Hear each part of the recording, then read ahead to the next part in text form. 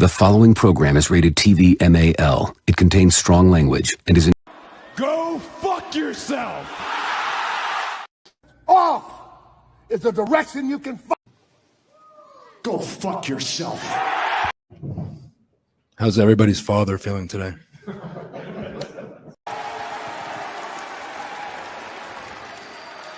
Go fuck yourself. Escúchenme. Everybody, listen. We are fucking back! We're back! Classic! We are back! What makes Daddy Magic's nipples hard? Me, how my nipples feel.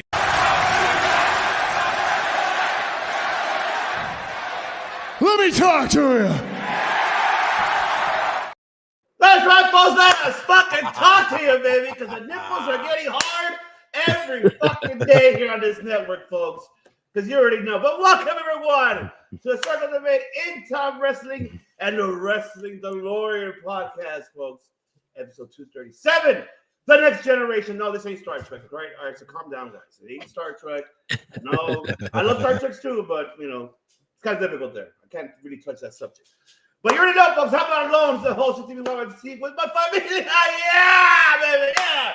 Let's fucking go. I gotta hit it. What the fuck is it? For once, I'm gonna use you right, Tony Khan, because I do not want to use you incorrectly. So I'm gonna use you right. So you know what the fuck is it? Let's fucking go!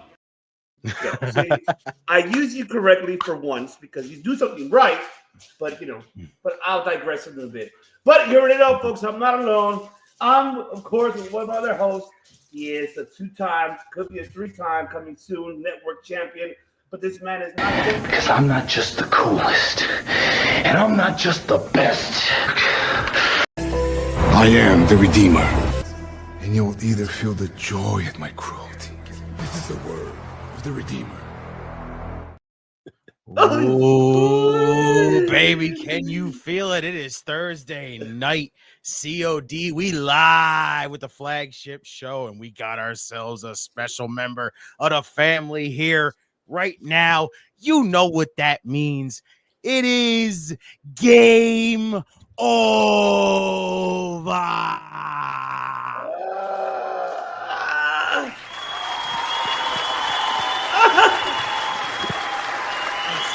Now that makes my nipple hard right there. But you know what? It makes my nipple harder because, it's even wonderful. It's about fucking time. That's why it stopped raining and it's fucking sunny in California for that reason. I bring the sunshine. Yeah, you bring sunshine. I got sunshine. That's what he does, folks. That's what he does. Oh, yeah. Wonderful. This is a long time, so let's do it. I gotta stop moving things around because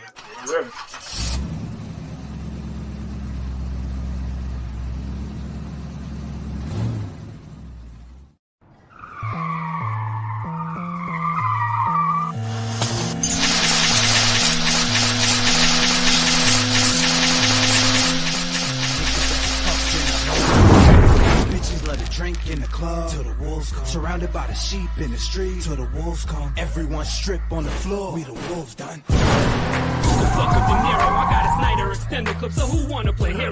Go bad shit like Ozzy, I was born in the darkness. Oh, you the wolf, so we pull up and you're harmless. So pray to Allah, the Don Dada, the top shotter, the top spot, final boss you cross, that's when your ride stop. Basquiat with that white chalk. I haven't even heard that song in a while. Let's go, y'all. Go, Brother Nero. Oh, ladies and gentlemen, Brother I'm so Nero hyped to be back, man. So hyped to be back. Let's do this shit. It's gonna get many times. All right, but all right, man. I can tell you, folks, but before we start, man, just shout out to everybody in the chat. Dark Angel, what is going on?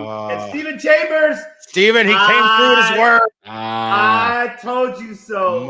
Thank you very much. Thank you so much for the donation. Much love, bro. You already know, ladies and gentlemen, that we are officially now have a super chat, so we're not obligated to, to donate, but you're more than welcome to, and we appreciate you guys very much. We do this all for you guys.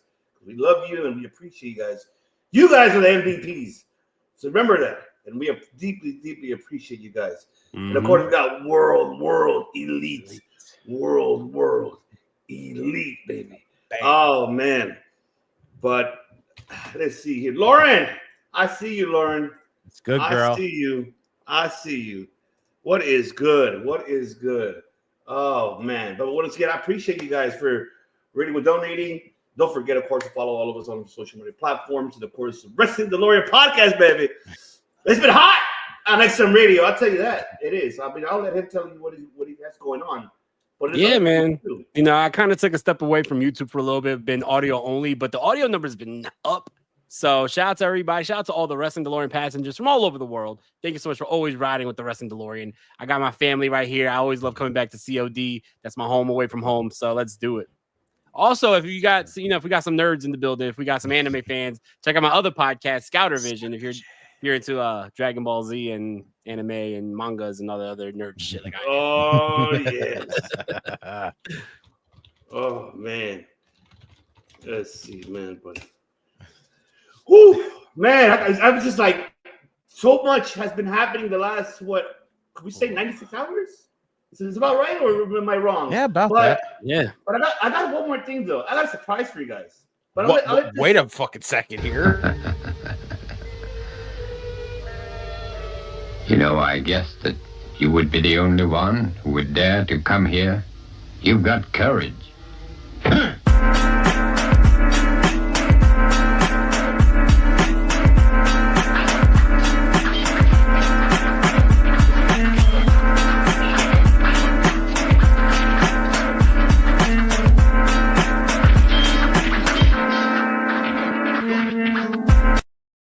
That's right.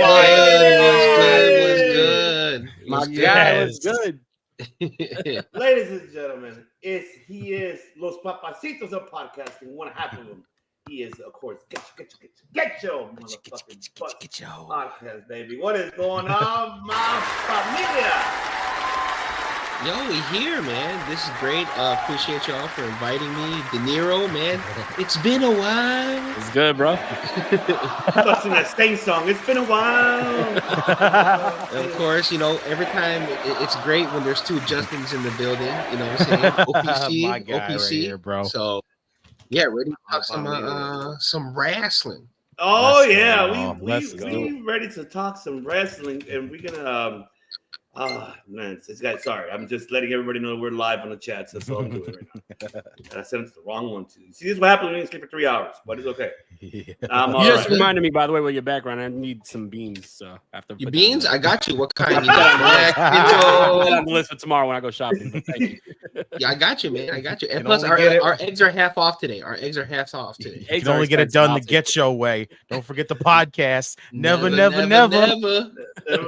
Yo, it's the banger, baby. What up, Tim? Oh, the banger. After banger, baby. All right, let's get into the freaking action. Ivan, did you get a new camera? You got a new camera?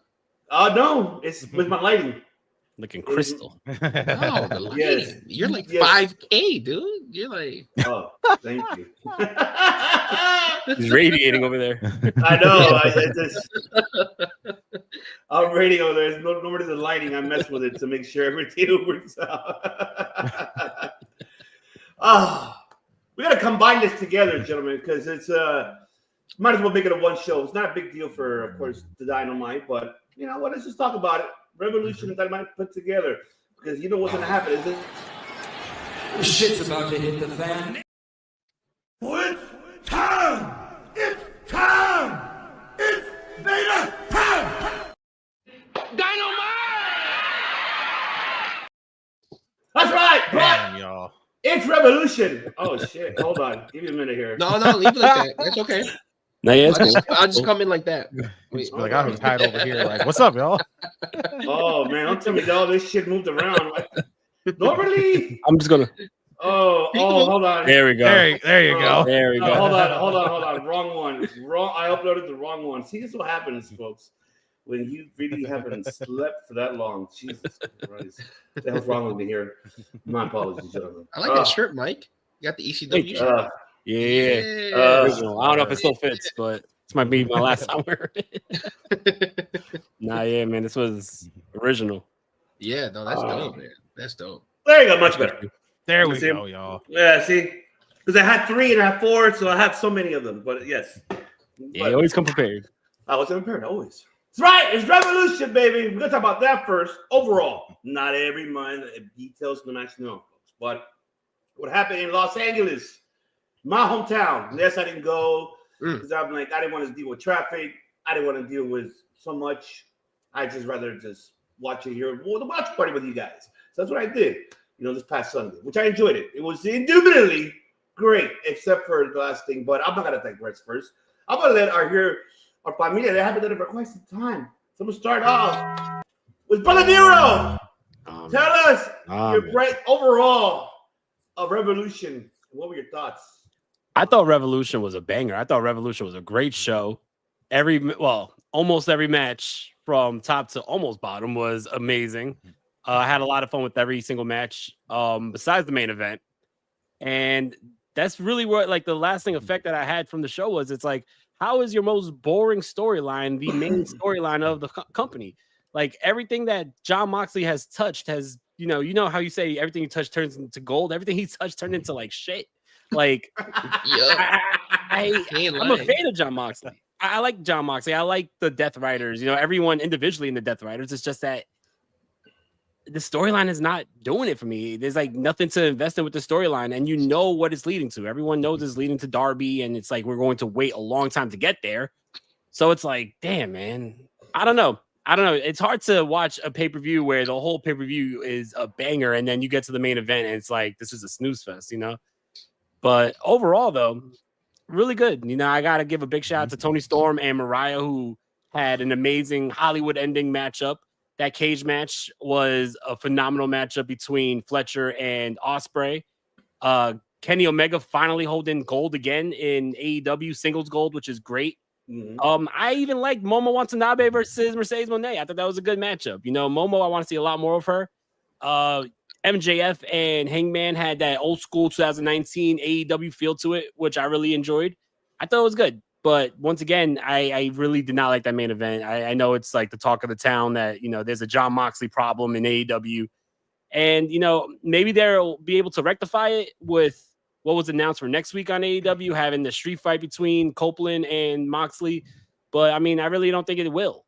I feel like we gotta do something that's going to be shocking and shock the world. Take the title off Moxley, give it to somebody else, and then let someone run with it. And then maybe Moxley could get it back, and then have Darby Allin fight him for it. You just can't have Moxley carry this title for much longer because he's really the worst part of AEW, and he's a champion. What up, Dom? What's good, bro? AEW Dynamite I thought was good. I was happy to see Speedball Mike Bailey on the show. I always had a soft spot for Mike Bailey. Shout out Dark Angel with the super chat. Much love. It's 2 spots. Okay. Dark Angel. Okay. I always had a soft spot for Mike Bailey. I used to help run a show called Tier 1 Wrestling in New York, and on the first show, Mike Bailey was in the main event. So I got to meet him. He's a really cool guy. So always want to see success for Mike Bailey. Overall, though, there was some intriguing things on Dynamite, but it was another just, I guess, missable show. I'm not too big on AEW right now, unfortunately. I love it. Fantastic. Papacito, break it down. What were your thoughts overall? Listen, when Mike, my Back to the Future homie over here, he said everything right. There's nothing I cannot say that he already said. The one thing I will agree on though is Moxley and his group, they're called the Death Riders, right? I feel like this exactly what needs to happen to the storyline. Just let it die, Right? Just let it die. Move on. Go to a different, another homegrown talent. Maybe get MJF and Adam Page in that mix of the main event, right? Because it just like what he said, like everything was great until the main event. I don't understand why Tony Storm and Ryan May couldn't have made an event if they were the ones that pretty much brought the audience in. They've been bringing the audience in for a year, right? Like a year has this feud been going on, and that's what's been like keeping AEW afloat. I also wish that I would trade places with either or woman. But you know, it's so funny though, because like I feel like since Tony Khan has so much money to throw around that like he could have got that one song, you know, I Keep Bleeding to close out that match, you know. I keep oh my god, bleeding love. Yo, yeah, and Leona you know, Lewis. Mercedes Moné, yeah, right? She's been on a down, she's been kind of a downward spiral ever since being part of AEW and carrying 4 Ninja Turtle title belts. And so like ever since she's been going back and having an in-ring relationship with the Asian, even though she's not having an in-ring outside relationship with an Asian, it's working out for her. So I gotta say, you know, just keep that momentum going, and I think Mercedes will finally have Mercedes and Tony Storm, and I think that's your main event at least one of these pay-per-views. And Notorious already. Shout out to Notorious, of course. Because he is notorious. And let me just hit it. He is notorious. No. Notorious. He's like, he's the beefiest of all. He's just humble enough to wear baggy hoodies on camera. He loves you. And unfortunately, I did not have the opportunity to watch the Dynamite. We were too busy ranking half-naked men on GETCHO. I fucking loved it. If you haven't checked it out, go back. If you're listening on audio, listen to GETCHO. Go to the audio platforms everywhere. You want to see the video, you got to come here to the YouTube channel. Man, Meaty Mania Madness running wild. Fuck, it got everybody like. It was more interesting than Dynamite. Yeah, it was way more interesting. I appreciate you all participating in there too. I appreciate you all. It was way more interesting than Dynamite. Oh my god! And then Meredith said, "Hey, Chad, we went from Tuesday, which was like being in bed with the girl of your dreams, to Wednesday was like being hit on by her 7-year-old grandma." Whoa! Meredith, damn, bro. Yo, why is that fucking pinpoint accurate? Dark Angel, what is going on? Let's see. Trash Can Monet, you mean? Indubitably, I want Sky Blue Black. I think everybody wants Sky Blue Black. It's like, let's see.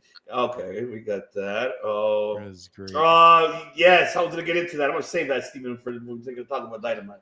But receiver, the floor is yours, puppy. Oh man, like I'll flat out say it. Revolution was amazing, flat out amazing. Like you had so many bangers on this show, from just Hangman and MJF, fantastic.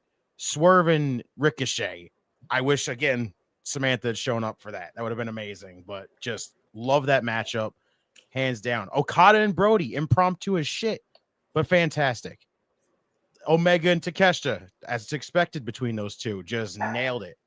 Just Tony and Mariah, like legitimately, it's been said by so many people, should have been the end of the show, hands down. Like you don't have a show, you don't have a matchup that just tells you the end, and then it's in the middle of the show. It just felt so awkward to see that. This is the best feud that was in AEW right now, and you wanted to end that. That should have been your main event, hands down.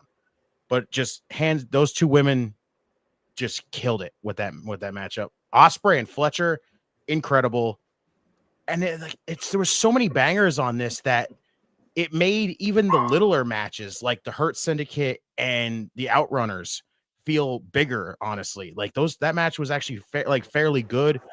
This was one of those Mercedes Moné matches. As much as I'm not big on her stuff now in AEW, what she did in this match with her and Momo, like Momo's a badass.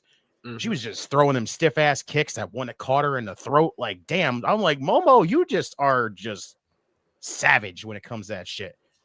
But just it's been said so much, and it's not going to stop being said right now. That main event was god awful. That story right now is god awful. Everything that has to do with the Death Riders is just really what's dragging down AEW on TV. Everything. Like you're either flooding the show with too much of it, or when you do one segment of it, you're here just it's insufferable to watch because nobody gives a damn at this point. Because how many times has it been said over here where we talk about, where's the direction? Where's this going to? What is going to be the ending of this? Like, is there really no ending? Does it just not end? Are we going to forever see the Death Riders on TV? Like, it's insufferable to watch, hands down. Like, and the way they made Christian look like a geek, as much as I didn't want to see that man win the world title whatsoever, I still hated the fact that he won the contract. Him being the one to lose the match and Copeland have to be the guy super protected. There was just so much wrong with that main event, and it doesn't save it. And even now, with this rematch happening on Dynamite, it's not going to save anything. It's not going to make this story better. It's still going to make the Death Rider stuff insufferable to watch. And again, that one matchup, it sucks that that's the one matchup that kept this from damn near being a perfect show, because it was so amazing just how much you did. There were so many match of the year contenders, and then you ended it with that, and it just brought the whole show down a big chunk. But I still, overall though, I still give it such a high praise, because AEW, as much as, you know, we see stories are either there or they're not there, they'll still put on a damn good pay-per-view every single time. And this is a prime example here. When it comes to Dynamite, though, I'll tell you flat out, I said it last night on the show during the watch along, and I'll say it again here. That was the most piss poor excuse of a follow-up to what this show was. Revolution was outstanding, and here's Dynamite just thrown together. It felt like they were like rewriting the show on the fly and still throwing stuff at the wall, trying to make it count. Like, it was so bad. There was bits and pieces in there. Like, the promos were good. There was a bunch of good promos, like MJF's like one with MVP. That I'm interested to see where that's gonna go. A little bit. Like, it's bizarre. It feels weird, but I want to see where that's going to lead up to. Like, is it going to be some kind of alliance with MJF and the Hurt Syndicate? Will that be some kind of weird thing to like work into that? And when we get back into Hangman, who's going to bring like the Bucks back? Like, what's going to be the case here? That's intriguing. There's so much like little like bits and pieces, like segments wise, but like there was like one matchup that was like really good, and that was Mike Bailey.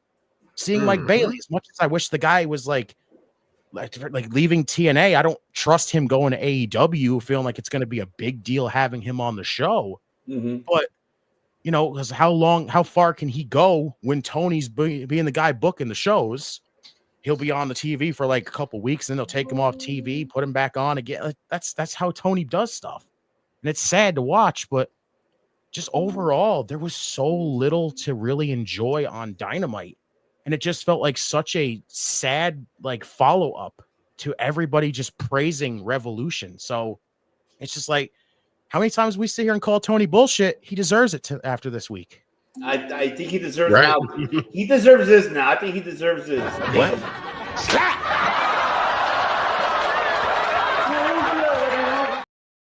He need one of those. He needs to slap, wake the fuck up, and what the fuck are you doing? Because let me know when you finish this book. No, that's it. That's it. Like, I have nothing else to follow up. I will say, watching you and Tim did help watch, watch Dynamite, watching it through you guys. So See, at least that's how I've been watching Dynamite. More interesting. Yeah. See, there you go. See, that's the only way you can watch Dynamite. The same, watch the SmackDown. It's the same for me. Like, I'm at work, but I'm listening, to Tim and Redeemer and Chef. I'm like, okay, I'm getting caught up with what the hell's going on. So he's like, no, I don't know. So I can expect what's happening at home, when I get home. But it's, oh man. Did you notice during Revolution, during the main event, that Copeland's pants still say Edge on it? Like, he's not even invested in AEW. I've never noticed that. If you look closely, like on the side of the leg, it says Edge down the leg. Like, that is hysterical. He doesn't believe in AEW if he's not getting Adam Copeland pants. That just screams everything right there. Exactly. It just says it right there. How does that make him feel though, when he's the guy always now all of a sudden just parading and waving the AEW flag around? But yeah, he can't even get his pants to say his right name. That's like when Jordan had to wear number 12. You guys remember? Yeah. That's right. He had to wear the number 12. That's good. He had to wear another number. Someone stole his jersey. Somebody stole his fucking jersey. Oh my god. Oh man. But shout out, yes, Dark Angel. I did say hi. Hi, Dark Angel. We appreciate you for $2 donation. We appreciate you. And shout out, of course, to Kofi Weezer. We live, baby. Dirty Heels podcast. That's right. Good, Kofi. Good, brother. Dirty Heels. They're Dirty Heels, baby. It's like, man. I change channel when Mox comes on. Sorry, it's tough to watch. Say it, bro. Say it. Definitely. Yep. It definitely said a hedge on the.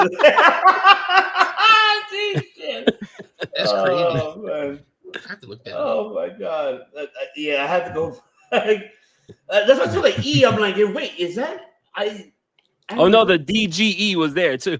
That's what I'm saying. I'm like, what the fuck? I never noticed this. I didn't realize it. I'm just like, okay, whatever. You know, like I didn't pay attention, but until you brought it up, now I have to go back and look at it. Oh, go shit. My wife called it out. We're watching it, and she's like, "Can you get in trouble for wearing that?" I'm like, "Wearing what?" She was like, "It says Edge." I was like, "No, it don't." I was like, "Oh shit, it does."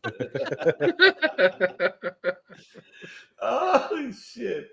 But no, I mean, you guys know everything when it comes to Revolution. Yes, the women's should have been the main event. This could have been your time, Tony Khan, to finally, because you've been asked in media conference before, you've been asked prior and after your pay-per-views. I said, when are you going to do a women's all pay-per-view event? You know, they've been asking you for that, and this could have been your opportunity to do it here, because that was the greatest storytelling that lasted, you could say, I mean, you guys can correct me if I'm wrong, it's been, a year? Like almost like a year, right? Is that this story been lasting? And for it to the way how it ending with a Hollywood scene and after everything else and hugging her and like, oh yes, I miss you, I love you so dearly, but it just you gotta cut her off. And I'm like, damn, all right, that's good shit. I mean, that's gonna be tough. Because that could be the match of the year or the Osprey. Could Tony Storm made that match definitely is a match of the year candidate for sure. I agree, for sure. They produced like freaking 3 of them in this show, like hands down. Oh yeah, they did. And that bloodbath one definitely is up there. Definitely. Oh yeah. I mean, it's true. It's like I don't know how the fuck was Moxley and Copeland was gonna go ahead and catch up to that shit. That should have been at least the first or the second hour of the show, the middle one. Yes, it's a championship, but what fucking belt? We don't even see it. What championship? All we see is a briefcase. The hell we see, Tony Khan? Like I mean, like it just I don't. I've been saying I've been digressing. It's just this story is literally this story has become. Oh fuck! Where the hell is it? Boring. It has. Fucking has been boring. What else can we do with it? There's nothing. Like I said before, this could have been the opportunity for Darby Allin to actually win it here. That would have made more sense. But no, I'm going to Mount Everest to go climb it, baby. But I'll be back for that title. When? By Double or Nothing? Like, do you want the fucking story to last for that long? Like, He'll be back by All Out. Oh, you probably by All Out. You probably get injured by going over there. God forbid not to. I'm not, jinxing the guy, but I'm like, shit. Like, fuck. It's just this story is completely dead. Moxley thinks of what he's doing is gonna put asses in seats for people to be like, yes, but nobody gives a flying fuck. Nobody does. It's completely dead. It's just this flat. What else? It's gonna be the same repetitive thing and the same type of promo. Yeah, it's just we're the Revolution. We're like nobody gives. This is our company now. 5 minutes every promo, and you don't say shit. Like, how many times have you walked out a John Moxley promo and been like, "All right, that was a waste of time." He didn't say nothing. Like, God. You don't say anything. You don't say anything. And I don't know why. I just don't get it. Like, this is why I digress so much of Tony Khan's booking. It's like your pay-per-views are excellent. You got out of all that, you got at least 3 stories correct. But the other ones are like, no, it's just no. I don't understand. Like, I'm not disrespecting the women from international stars, from Stardom or Tokyo Yoshi Pro. None of them. I'm happy that they're here, wrestling in North America. Awesome. I fucking love it.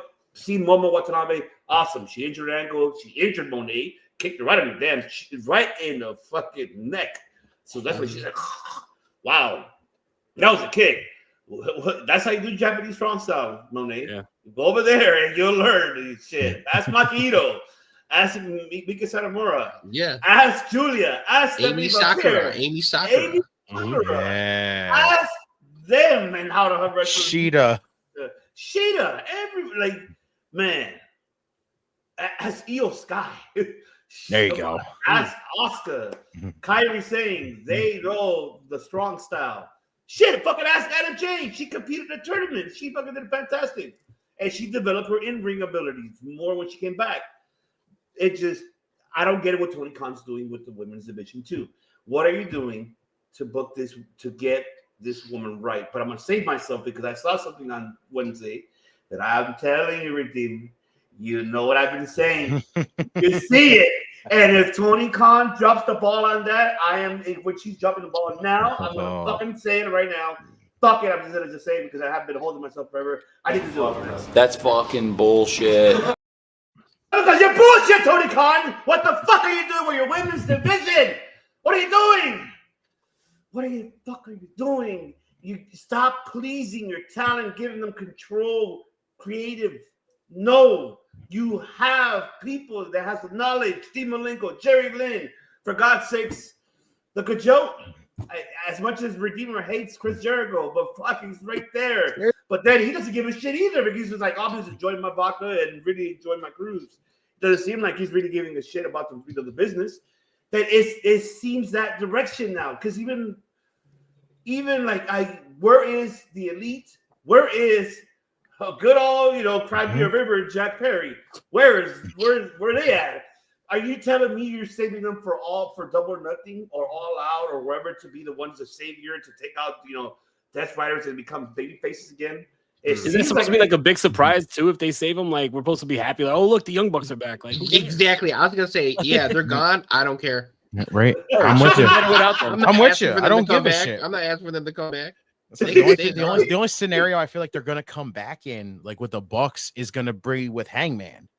Like if MJF's gonna align himself with the Hurt Syndicate, and we're gonna get some kind of shit with that, then that's the Bucks is really the only option I see Hangman having to resort to kind of revise and fight off them.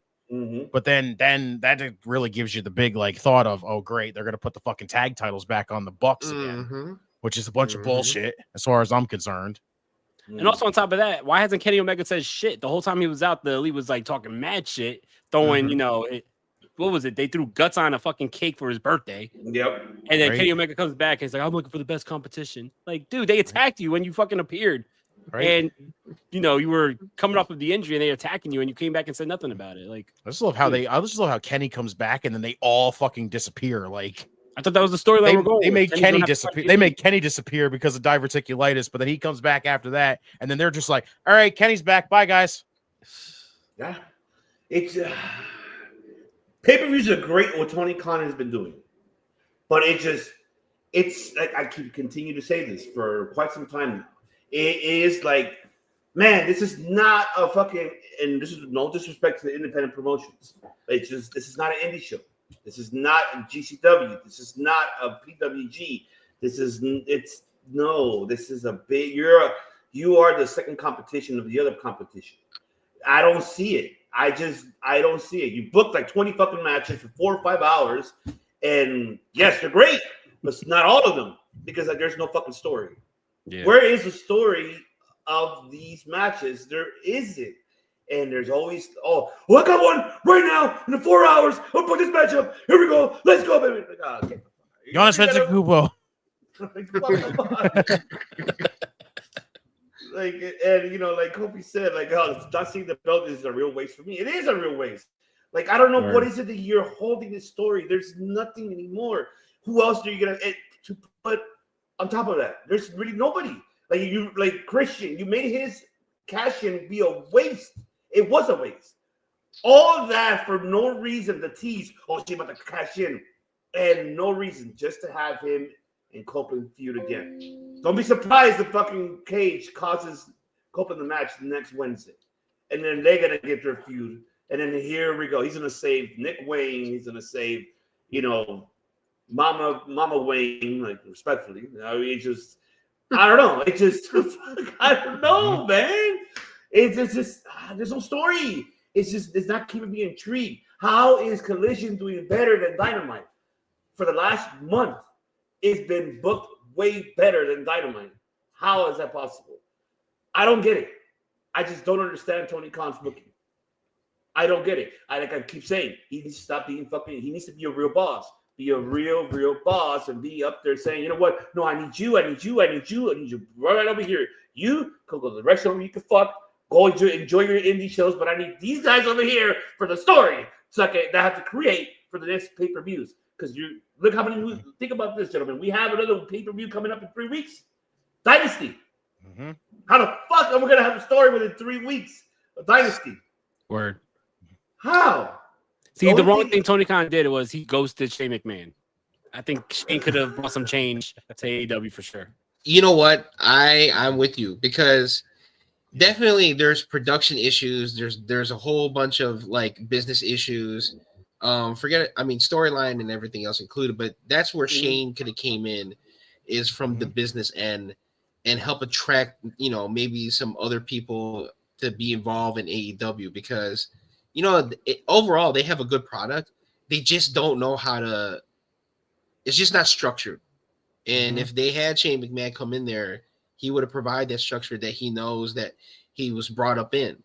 Of course, like, a lot of the people in the IWC who don't know what deodorant is going to get all gripes about like, oh, they're going to make it WWE-ified. It's like, no, sit back and read the blueprint. It's not going to be like that. Yeah. Shane is going to bring what he did when he had created business overseas, and he's trying to implement it in AEW. What ended up happening is that Tony Khan is just a fucking idiot and did look at the business aspect, Yeah. So instead, that business didn't go anywhere, and so now we're stuck with a world championship in a $20 briefcase. My theory is they lost the title, and this is how they save face until they get a new one.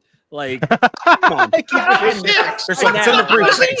You're not lying. Something happened. Like, something must have happened. Right? Something had to have that's that briefcase order on the new titles. I mean, long. We gotta listen. Mike is right. I mean, look, they fucked up with the ring. They got a short ass ring for midgets. Now Edge's ring of gear is fucked up. They fucked up the title. They're trying to save face. They're trying to hide their shit. Yeah, like I agree with you all with the Shane McMahon thing. Like I felt like I was like on that side where I was just like everybody. I seen so many people just going, "Oh, Shane's gonna do all this and Shane's gonna be all that." All Shane had to do was come in and be backstage. That's it. Doesn't need to be an on-screen character. He doesn't need to be anything else. He just needs to be back there and helping Tony run the damn show. But Tony freaking immediately probably assumed that Shane was gonna try to take full control of everything, and it was just gonna be like he's gonna be out of there, and that's just bull. Like, just take the fucking chance. You want to better your damn show? Bring the damn guy in. You chickened out. I think anybody at this point could bring something to AEW. Like, shit, bring in Dixie Carter. Like, God, TNA back in the day was a lot better than AEW. For all the shit that people talk shit about Dixie Carter for. Like, just don't bring in Billy Corgan because he'll do some crazy shit. No, I mean, Dixie Carter, she knew how to deal. She knew how to talk to people. So, I mean, on a business point, you need those people, not somebody who's on crack, But yeah, like literally, like OPC said though, he's got all these big names back there, like legends and everything else that could be helping him fucking book the show. And he's just like, well, yeah, guys, I got this. Don't worry, I got this all under control. No, you don't, Tony. You don't have anything under control. Take some freaking advice from Jeff Jarrett. Keep him the fuck off TV, first off, because no one gives a shit about seeing him on TV right now.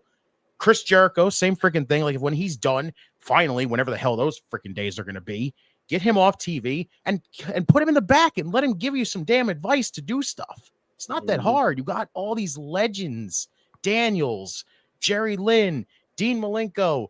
Just use some freaking names and have them help you. Something. Yeah, I definitely agree. And like Steven's saying, Scott D'Amore was invited. He was there. Same, he went to the Performance Center. Same. It's just, but I don't think Scott wanted to get involved. I'm pretty sure he saw it like, oh no, I don't want no part of this shit. Oh no. No, he probably wasn't a party. No, I'm like, no, I don't want to be hanging out with these people. Like, no, he probably wasn't all that. He probably, no, I do not want to be a part of that. You never know.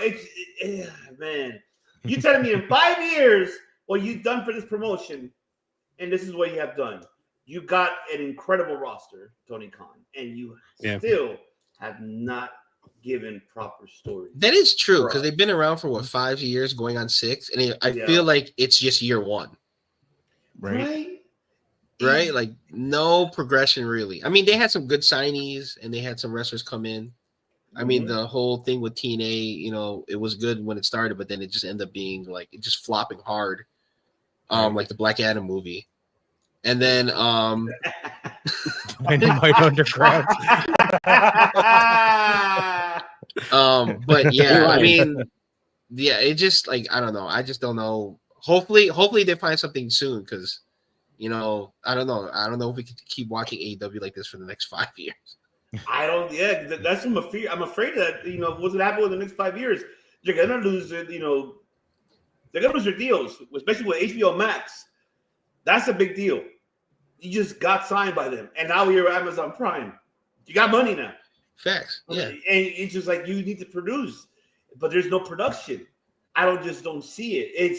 And that's where the problem happens every fucking time when he does a Dynamite show. He always announces. And I thought in the beginning, you know, recently he started announcing a week before, like, hey, tune in next week. All right, there you go. You're learning. So that means you're listening to what the fuck we're telling you. But now, look what happened this week. Nothing.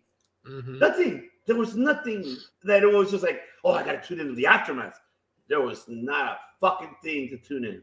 The only thing I could tell you what to do in Dynamite, what happened, was 3 things. One, Redeemer named one the MJF and MVP. Where the fuck is that going? Like, hey, I respect you. I remember you were 11 years old. You came up to me and blah, blah. And then, oh, well, you need to get that grind back. You know, MJF's like, I don't need that. I don't need your advice anymore. I don't need none, blah, blah. And just, I'm on my own. But it seems like he might get them for some type of hurt business, as you know what I mean. I think MJF is going to just hire them to do something. Probably his revenge through Hangman Page. I don't know where they're going to go with that direction. But and then the other one that caught my eye that I've been seeing, that I saw it on Sunday. I'm going to say it right now. Why is Billy Stark at Dynamite? Tell me why. Tell me the start. What did I tell you? I'm telling you, if it does not happen, I'm going to be pissed the fuck off. I love what you said about Batista earlier. You said, okay, it shouldn't be Tony Storm and Monet. However, in Dynasty, they got 3 weeks to build this because next week's going to be Billy Stark versus Monet.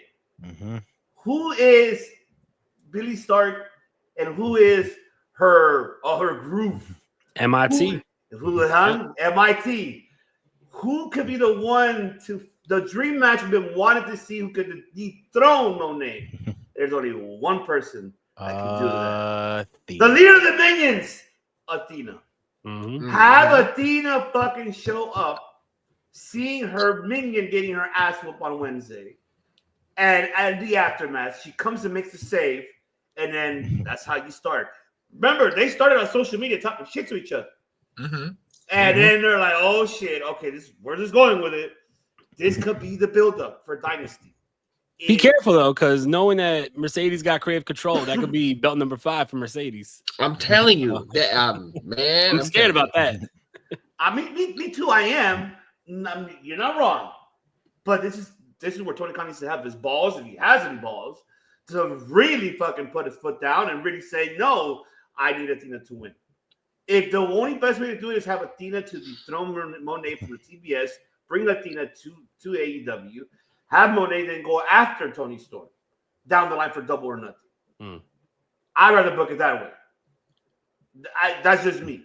I don't know how you guys feel about that. No, I love that. I mean, legit. I'm with that. No, it's about damn time.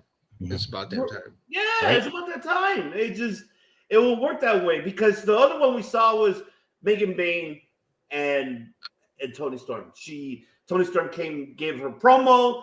Yes, timeless, and then celebrating and bam, and then just walks some. Bain just walked off. You know, Megan Bain just walked away. That was it. I'm like, you haven't talked to the mic, girl. You haven't given me a promo. You're in ring. You got a lot to learn because it seems like. I'm sorry, it's not. Her in-ring ability is not what I thought would be really there. I do think that she has a lot of upside, though. I do think that Megan Bain could be a problem. My main thought right there was, this feels like Tony doing Megan Bain like Camille was in NWA. And that makes me feel like that's even more of a dig at fucking Camille for some reason. I feel like Tony Khan is on some freaking like agenda against Camille that literally when he brought Megan Bayne in, he's like, this is the closest I have to her. So let's do what we wanted to do with her here, like right here. And I'm like, that's some bullshit. Yeah. Because right now I feel bad for Megan Bayne getting already put in this position because unless she's already beating Toni Storm, you're basically just building her up to have her lose, which is nonsense. Like, this is the shit I hate with Tony, is it just like forces so much shit like together like this, like way too soon. Like Megan should not be already forced into a women's world championship scenario already. She's still kind of working her way through there. Like she should be like maybe working her way towards the TBS title a little bit, something like that.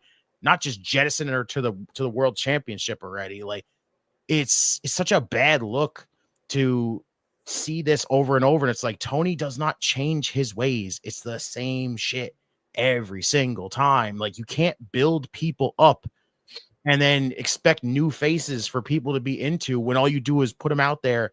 You build them up and everyone's like, yeah, I'm behind this person. And then all of a sudden out of nowhere, it's just right back down the tube. And you know what? I agree with you. And that's what addicted people do. When they have an addiction, you just go right back to it. Just go right back to the pusher, man, and just keep buying the same shit. You know, the thing is, like, I know we're on the topic of women, right? And Toni Storm's next opponent, but where's Haruka Rashida? Why hasn't she been in the mix of any of this? Fun fact: she was on her YouTube channel playing games. Yeah, and like she's been there for like 8 months. Yeah, basically. You know, like, and she's one of the coveted like women's champions that AEW had when they started this whole thing. And she hasn't been on any show, you know? No. She was on ROH for the longest time before they friggin' took her off, and now she's doing, you know, her YouTube stuff. And it's just ridiculous because I get it. Yes, she's won the women's title 3 times. She was the only 3-time champion at the time before Tony won it 4 times. Like it's just ridiculous. Where's Rio? Where's Nyla Rose? Where are they? Right. Those are world champions. Those are women world champions. Yes. Jamie Hayter. I know she's having supposedly visa issues, but like if that's the freaking case and she gets back, fucking use her. Look at the fucking downgrade she's had. Yes, exactly. The professor. She was on the show last week, so it's like, and she always puts great matches. Oh yeah, she had a with her Momo. Momo was actually a great matchup. Yeah, exactly. It was actually good. It was really good. Exactly. Steven says that Riho's injured again. Oh, again? Okay. Last time she was out because she like broke her ankle or something like that. Damn. Don said, I thought I was tripping. She needs to put some of that vapor rub on it. I don't know how you get out of the blizzard. You just out of the house. You gotta be careful, though, Dark Angel. Head up to Don Collins. How was your Don Collins? Oh man, yes, De Niro. Yes, Lauren. Yes. Nice to meet you, Lauren. Yes, Tony gets a match at the kiss. All right, and let's see what else have we got here. This is the one I don't know how you guys feel about this one. I saw on Fightful, it's already a done deal. So it is a done deal? How does someone silently sign? Is it usually loud when you sign something, or the pen noise just makes so much noise? Does the pen have a little like chime to it or something? Or does the pen writing cause like freaking, I don't know, category 5 earthquakes or something? Or people usually chisel when they sign. That's why. Or unless this is like fucking fucking Flintstones.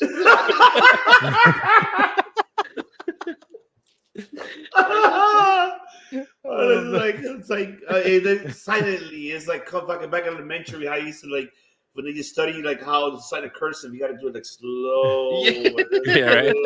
You get the old school pen from like the middle of the medieval times. You dip it in the ink and shit. The feather. The feather. Yeah. There you go.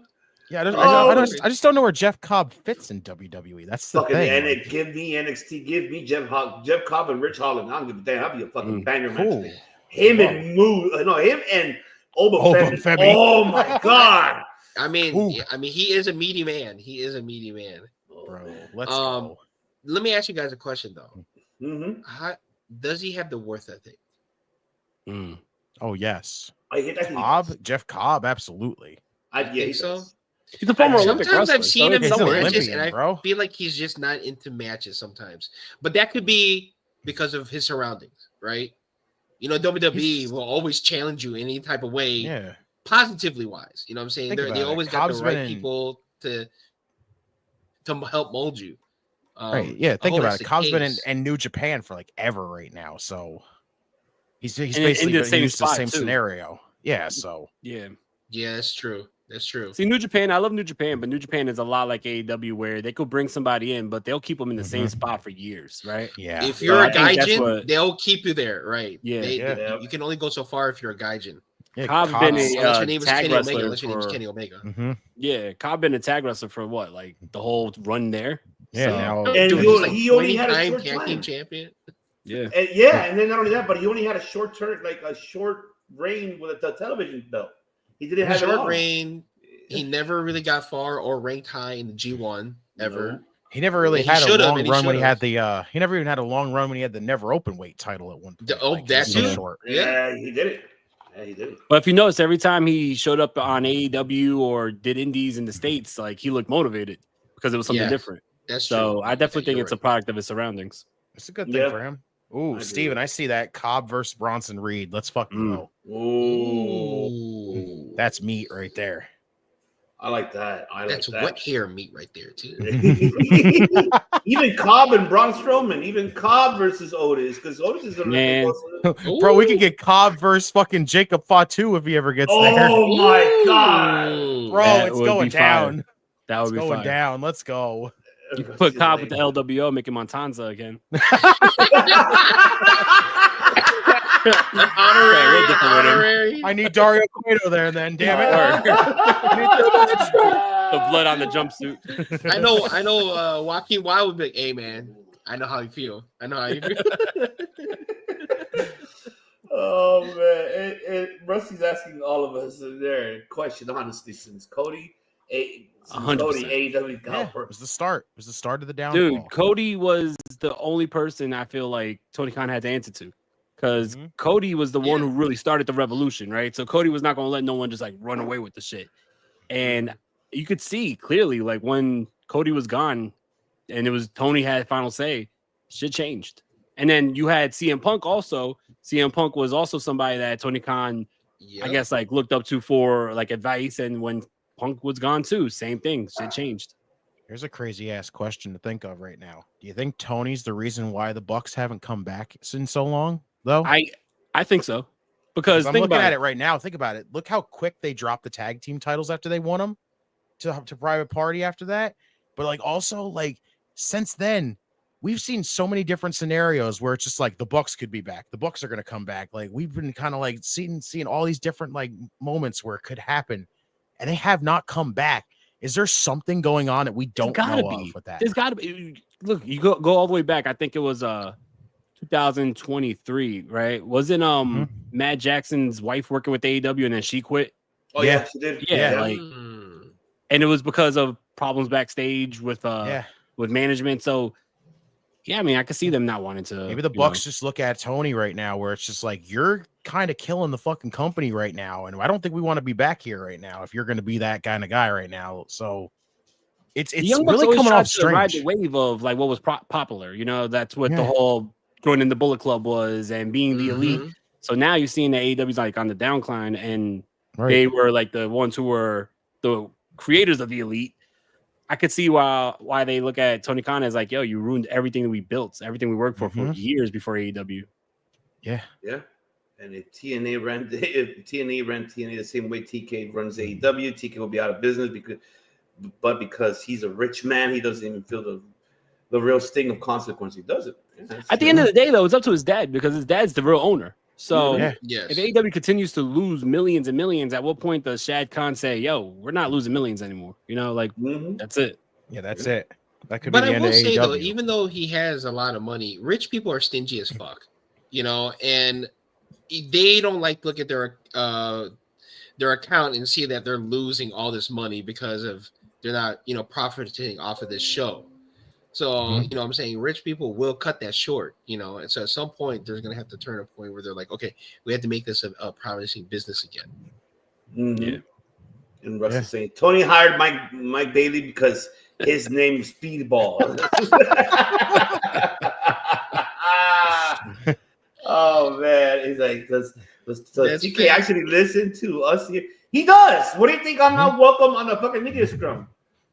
I was denied because he knows who the fuck I am when I. Because he knows he calls him bullshit. That's why, and I already know if I go to the media scrum, that's the first thing I'm gonna do, and I'm gonna get kicked out by security. So I already know it's okay. You just hear it, freaking Tony Khan, Ivan C from Circle of Debate podcast. Let me tell you something. First off, sir, you are bullshit. Yeah, that's the first thing I want to say. You're bullshit, Tony Khan. I'm tell him that Meltzer would be there. He'd probably call Meltzer bullshit in the process right now. I just fucking died. Call him Seltzer. and that's also too. Have you guys seen the press conference for some of the AEW shows? Like they look like an AA meeting. You know, it's like I mean, we only got like 3 people here. Let's get some people out there and make it seem like it's a lot of people. You know. That's great. I know. It's just like, oh man. So I can see Billy and suddenly in NXT. To be honest, when Stephanie Jr. go to the main roster, I mean, Stat literally, like after that match with Mercedes, that last match she had with Mercedes, it felt like a send off, like she was gonna leave. But now look where she's at now. She's just clearly getting beaten up by Megan Bayne every week. It seems like. And they get this weird tease with her and Willow, and I don't know what we're doing with Stat. I don't know either because I'm trying to see her like she's trying to be like, oh Willow, come on, hug me, let's be friends again. Why can't we be friends? Why can't we be friends? It seems that way. I don't know what this is. What I'm telling you, there is no fucking direction for that women's division, and they have a fucking stacked roster to do something with them, even with the injury ones. And then I don't know if you guys feel the same. I think Britt Baker is done. I don't know. There's rumor in your window that supposedly she got let go, but I don't think so. I think she Britt Baker? Britt Baker. Yeah. So there's rumor in your window. So I think she's out of the picture. I think she's completely. Or she got some attitude problems. Attitude problem. Her ego got the best. Boy, I wonder that's one of the many reasons why I never liked her in the first place. It is like Steven saying TK screwed up for not accepting the RH deal and CW got greedy. Well, that's what happened. I didn't know that was a thing. Yeah, CW did offer them, and he said no.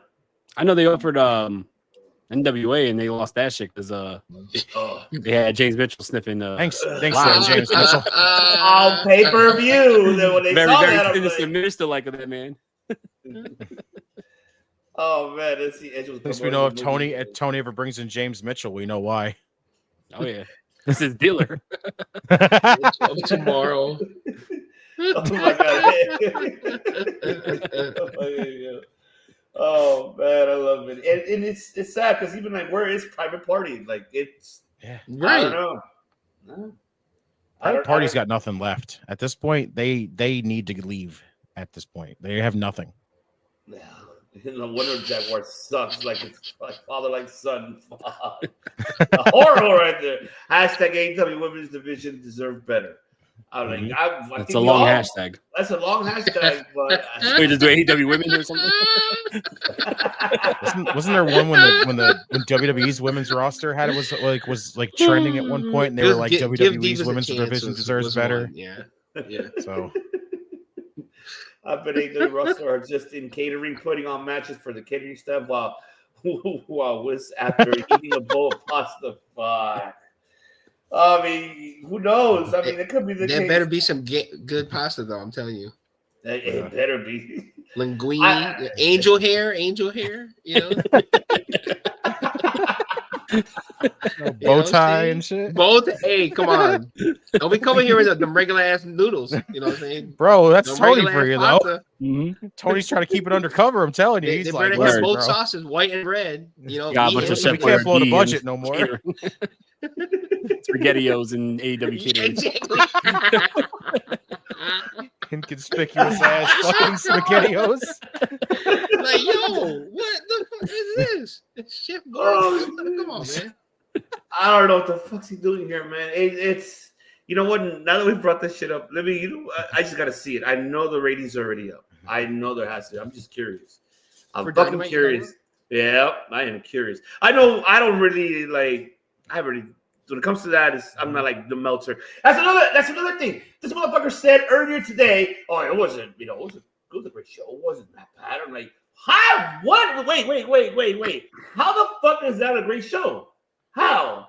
Tell me what was a great show. Just keep exposing yourself, Meltzer. Just keep exposing. Because the only person that TK probably takes, ideas It's from him. is Meltzer. Exactly. Yep. Exactly. That's because Meltzer's probably lucky that he even remembers his name most of the time. So as soon as he's just like, "Wow, AEW did a great job," and Tony's like, "Yes, say more good stuff." You know what's so funny though? Like, because what's his company? Is it Wrestling Observer? Yeah. Okay, so like, if you work there, like, do you just drink the Kool-Aid, or you just like, man, it sucks here? Dude, how many times have people said that man is You know what I'm secretly on the saying? fucking Like- payroll? Yeah. Like, people say it every single time. Like, and honestly, sometimes Meltzer freaking exposes himself that he might secretly be on the fucking payroll. Like, hands down. I heard he was shitting on the says. Punk and Rollins cage match. Yeah, He see, was. look at that bullshit. Dog. Look at that bullshit. Tell me you're not on the fucking payroll without telling me you're on the payroll. He was shitting on it. I heard it.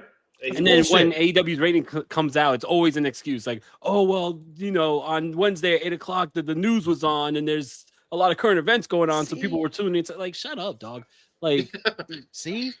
Secretly on the payroll. It's tribalism what he provides. He said, I don't bring that. He does bring that shit. So he does. It really provides that. And, Alvarez is a fucking hypocrite because he contradicts himself. He says this when he's not with Meltzer on live. He does it with Vinny and everybody else. His digression. But when he's with Meltzer, no, he shut the fuck up because he knows he's on his payroll. I can't really tell him shit. He's paying me. Can't tell him shit. But, all right. So it's AEW is 682. That's what they did. it's pretty consistent with where they've been. But they haven't been any higher for a long time. They have not. They normally have not. There's nothing to be excited for. Because there's nothing to be excited for. There's nothing where it's like, wow, I definitely got to tune in. I know. No, literally, this show right here is a prime freaking example right here. Everything was like last minute thrown together. There was nothing announced except for those tournament matches, which weren't really all that to begin with in the first place. And then it was just like, we're going to hear from this person. We're going to hear from this person. We're going to hear from this person. Here's a randomly thrown together tag match that could have easily been done on Collision. Like, what the hell? I don't know. It's basically Rampage revamped on last night. It was sad. Pretty much, yeah. Yes, it is. 2 hour Rampage, God. 2 hour Rampage, and it's like fuck. And I get it. He was trying to highlight, the talent from SoCal. I get it. Like Brian Cage, like Terroristico, Beast Mortals. He's familiar with SoCal, Hologram as well. But Terroristico's like Powerhouse Will Hobbs. That match, there was no chemistry. They were at all. They were like three. I hate to use the word botch, but it was 3 fucking botches in that matchup. How the fuck you gonna miss the elbow? You move, you miss the elbow. Oh, hey, hit me again so then you can power slam me and end the match. I don't know. Look at that Ops fucking squash match for like the 4th week in a row. Like, what are we doing? Why are they a fucking faction anymore?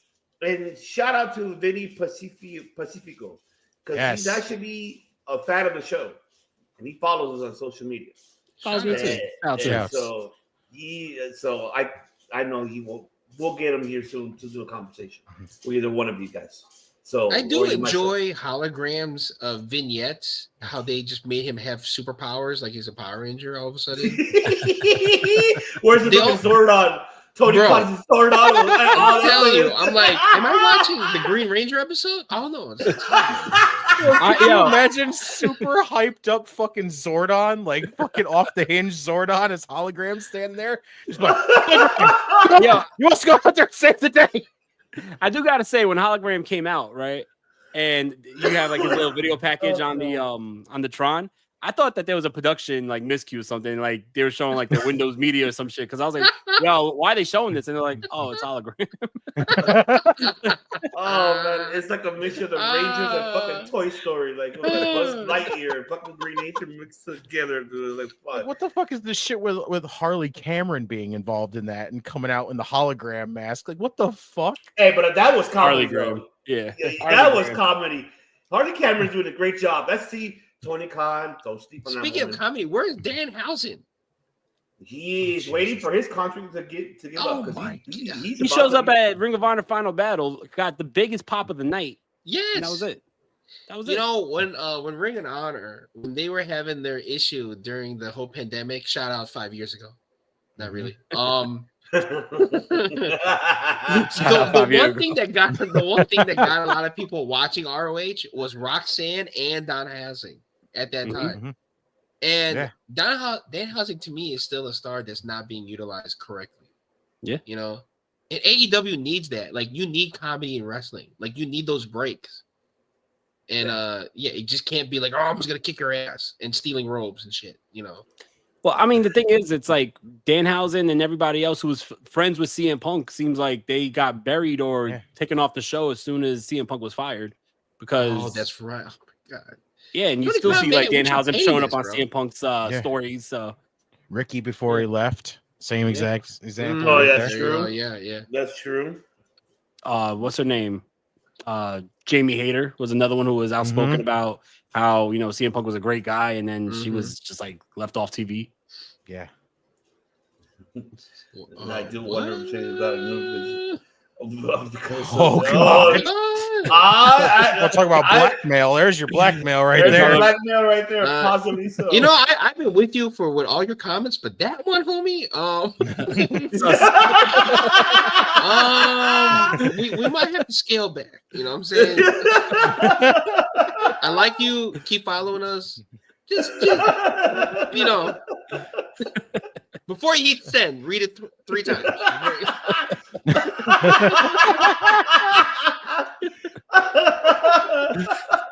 Wild. I like Christian's segment with arguing with Nick Wayne. That one was a horrible promo. But I don't know how the fuck I couldn't handle it.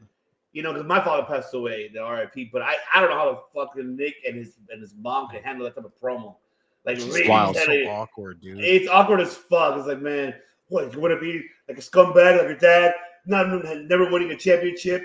You want to die in front of your mother, like, which he really did, like in real life. I'm like, how the fuck do you get away with that shit, Christian? How do you I don't know how the fuck you get away with that. You know, cheap pop. Let's say something offensive. Let me try to be like MJF and get the crowd. Like, I was like, the only reason why MJF can do that because he's good at it. The reason why you can't do it because you're horrible. You know, like came off you so have to read the sudden. room. Like, you can't be given a regular ass promo and then the next day you come out saying that shit. Like, it doesn't make any sense. It's out of character. You know, I had to watch it back because when it happened, I had it on mute because I was on the phone with my father, ironically, right?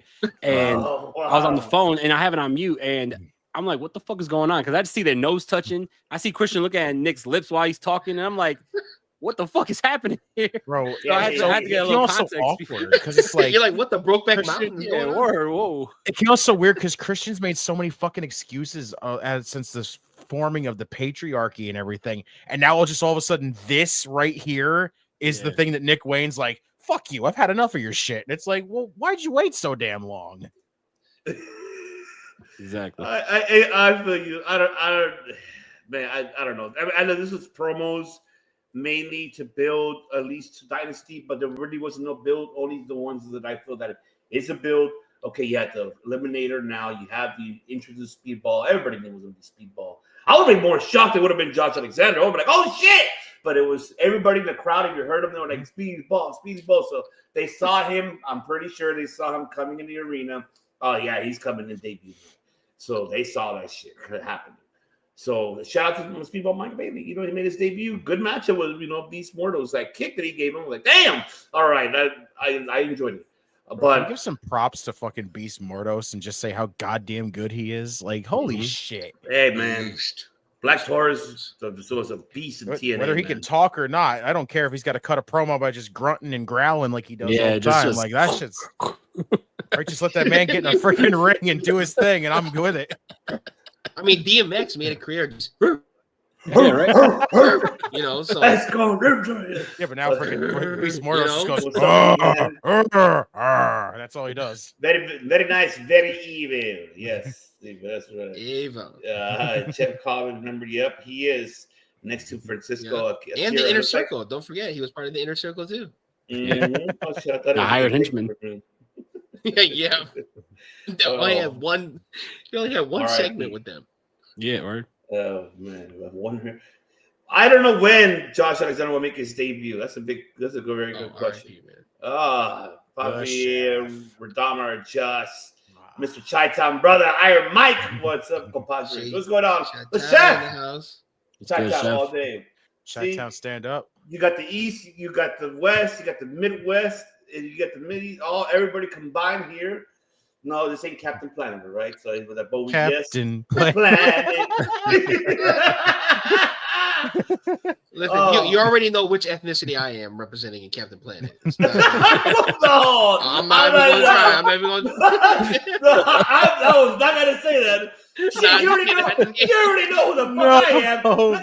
We all know Justin's Wheeler. Okay, we all know Justin's Wheeler. No. Come on. You already know what I am. Who's the short man with the looking like dark brown? Come on. You already know who's like win.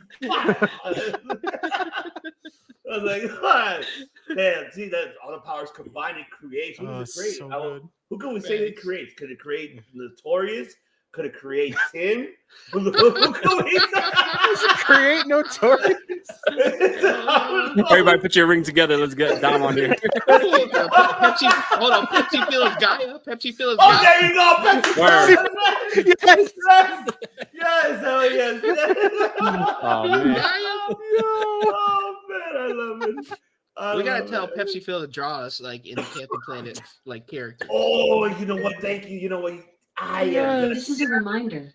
Oh my God. Yes. You know what I'm gonna ask? I'm gonna tell him that. But any final thoughts you guys want to add on to Dynamite? Anything else? No, bro. All right. Now we can switch it up. Talk to some W. Yeah. Raw and SmackDown. Star Wars. We can mix it up. I guess all of it doesn't matter. But I kind of want to with SmackDown very quick. And I want to say, yeah. Okay, he's the U.S. Championship. Thank you. You did the right move. I love you, Nakamura. But you got to blame I don't know. Well, how can I fucking shit? I lost track from it. Oh, you didn't know? You got to blame him or blame Papa H. You too, Papa H. Remember, keep in mind, folks that are listening, we don't fucking do tribalism here in this fucking network. We are professional wrestling analysts. We analyze everything in detail. We don't say no promotion's better than this, blah, blah, blah. No. We criticize all of them. And this is one criticism. Nakamura, what have you done with the belt? Not a damn thing. Went to Noah twice. That was it. LA Knight, I hope to book you correctly this time with that belt. I want to see what they're going to do with that. That I'm curious of, he's going to have upcoming. He could have great matches, but it just, I don't know, they just got to give him a story to do it for LA Knight with that U.S. title. Speaking of U.S. title, that I want to really ask you guys about SmackDown before we get into Raw. It says, Chelsea Green got her security team, security, not just Piper Niven, but also Alba Fire. Wow, with the release of Shout to the Cactus Jack outfit too. That was fun. You know what? I gotta give it to her, Cactus Chelsea. Cactus Chelsea.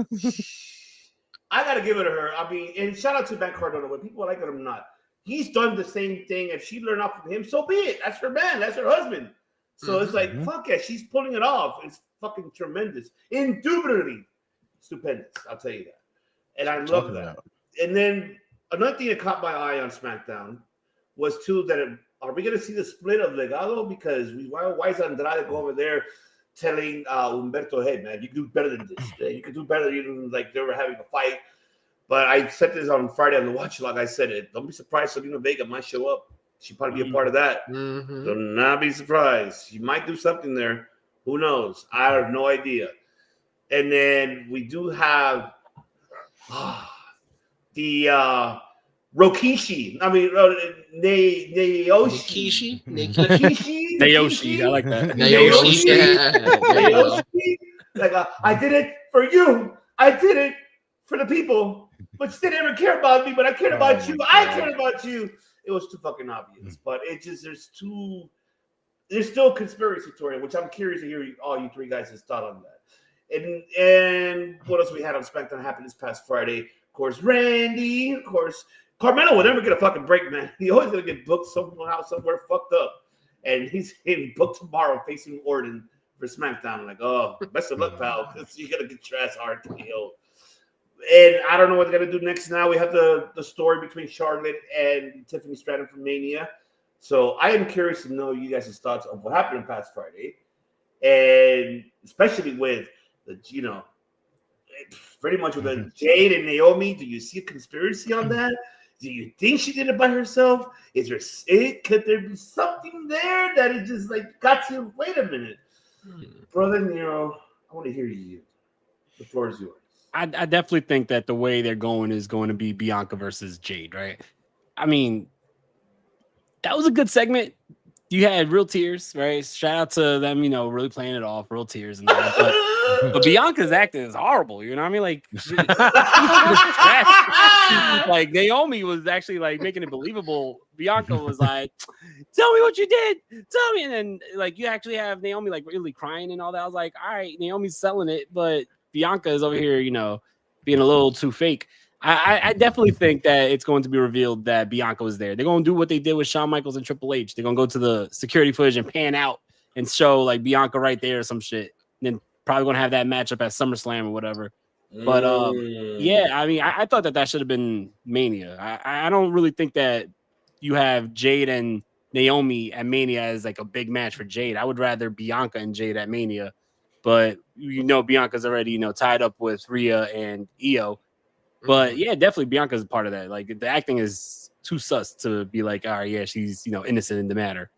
SmackDown was good. I enjoyed SmackDown. I think that Cody Rhodes promo was a little, bitchy, but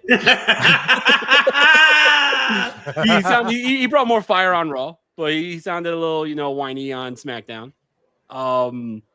Besides that, LA Knight as champion, I like that. LA Knight was a good U.S. champion in my opinion, and I liked Shinsuke's run with it, but there's a lot of rumors if Shinsuke's staying, if he's not staying. I just feel like they can't get Shinsuke right, so might as well put the title on LA Knight and let him run with it. But I enjoyed SmackDown. You see, like how Steven's saying, speculation Nakamura wants out of the WWE whenever his contract expires this year. I don't know. But what about the Chelsea one? Were you surprised about the Alba Fire? Are you surprised at that? No, I mean, I'm happy they gave Alba Fire something to do after Isla Dawn was released because, Alba Fire is definitely talented. We've seen her NXT UK title run was one of the longest runs. So she has a lot of talent. She's going to need a spot on that show, though. She can't just be like, in the mid card or just backstage. You need to give her a spot. And I like this. This gives her a role. So now, she could have tag matches with Piper and go after those tag titles.